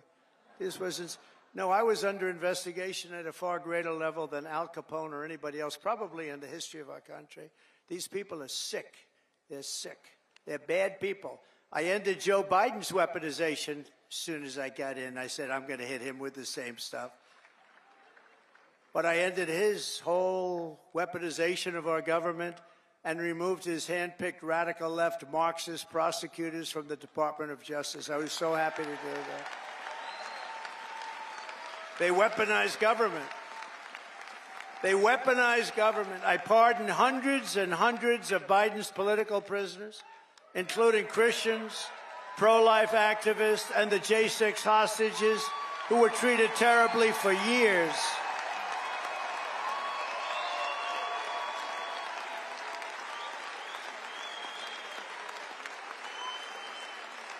We even got rid of people like Pete Buttigieg, who did the worst job of anybody in the history of transportation. What a bunch of losers. I revoked the security clearances of Anthony Blinken, Jake Sullivan, John Brennan, James Clapper, and every non-patriot who lied to cover up Hunter Biden's laptop from hell. We took away their security clearances. And they're not allowed to enter any government building either. I also revoked Joe Biden's security clearances, the Biden crime family security clearances, and they'll no longer be allowed to access state secrets while selling themselves all around the world. Oh, well. Now, these were bad people. These were bad people. And I do that because this should never be allowed to happen again. What happened to me in this administration, what happened on J6, what happened on all of the things they did that was so bad, should never, ever be allowed to happen again. And on a friendlier note, I renamed the Gulf of Mexico the Gulf of America.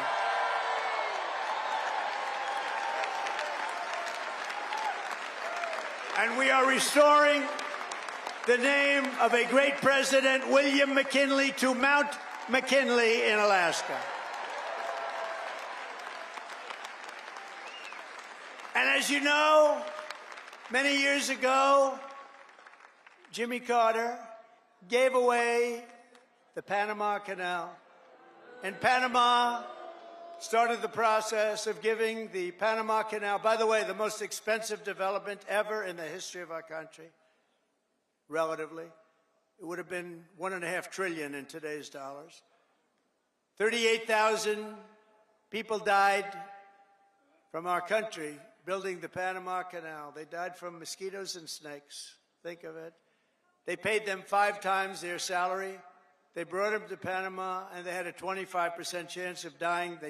They dug under nets so the mosquitoes wouldn't get them. But we lost 38,000, mostly men, laborers, construction workers, because it was such a harsh way to live. It was very brutal. They died. 38,000. Again, it was the most expensive thing we ever built, and they gave it away for $1 to Panama. And last year it made $5 billion. Also, that's one of the most successful projects ever built in terms of money, monetarily. And it's the 8th wonder of the world. It connects 2 oceans, with one being 16 feet higher than the other. Think of it, the Pacific and the Atlantic. Think of what that is. You're going through dikes and canals. Amazing what they did. It was really a wonder of the world. We gave it away for nothing. But we didn't give it to China. We didn't give it to China. We gave it to Panama. We're going to take back the Panama Canal.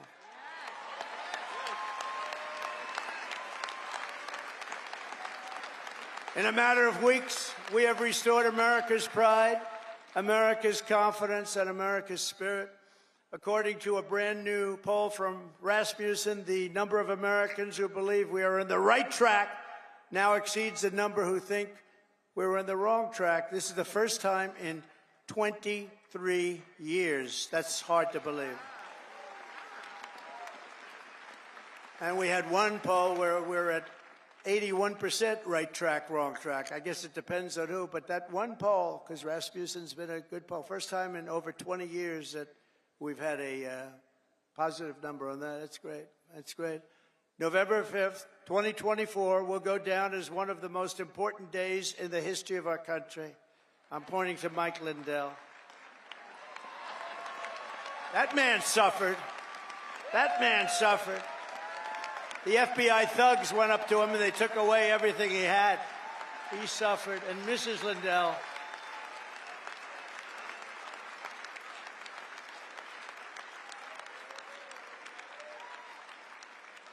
was a great guy. They went after him. It was just terrible. This was a vicious weaponization of your government. But he's all, I'll tell you, he stood up. He's all man. He stood up strong, and nothing was going to faze him. And I want to thank you on behalf of everybody, Mike. You put up with a tremendous amount. And he never changed his mind. He said that election of 2020 was rigged. And he's more of a believer today than he was even 4 years ago. But now it's okay to say it, Mike.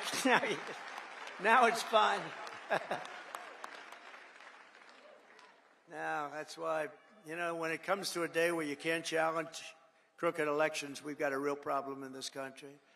And as of January 20th, 2025, the dark days of high taxes, crushing regulations, rampant inflation, flagrant corruption, government weaponization, and total incompetence, those days are over. They're over. But we cannot stop now. We're going to push forward every single day. In the immortal words of that great American hero, Captain John Paul Jones, I have not yet begun to fight.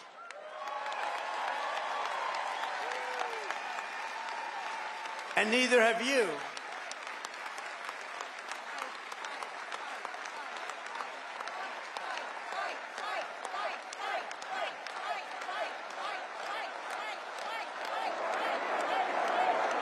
So together for the next 4 years, we are going to stand strong. We are going to work hard. We are going to fight, fight, fight, and win, win, win.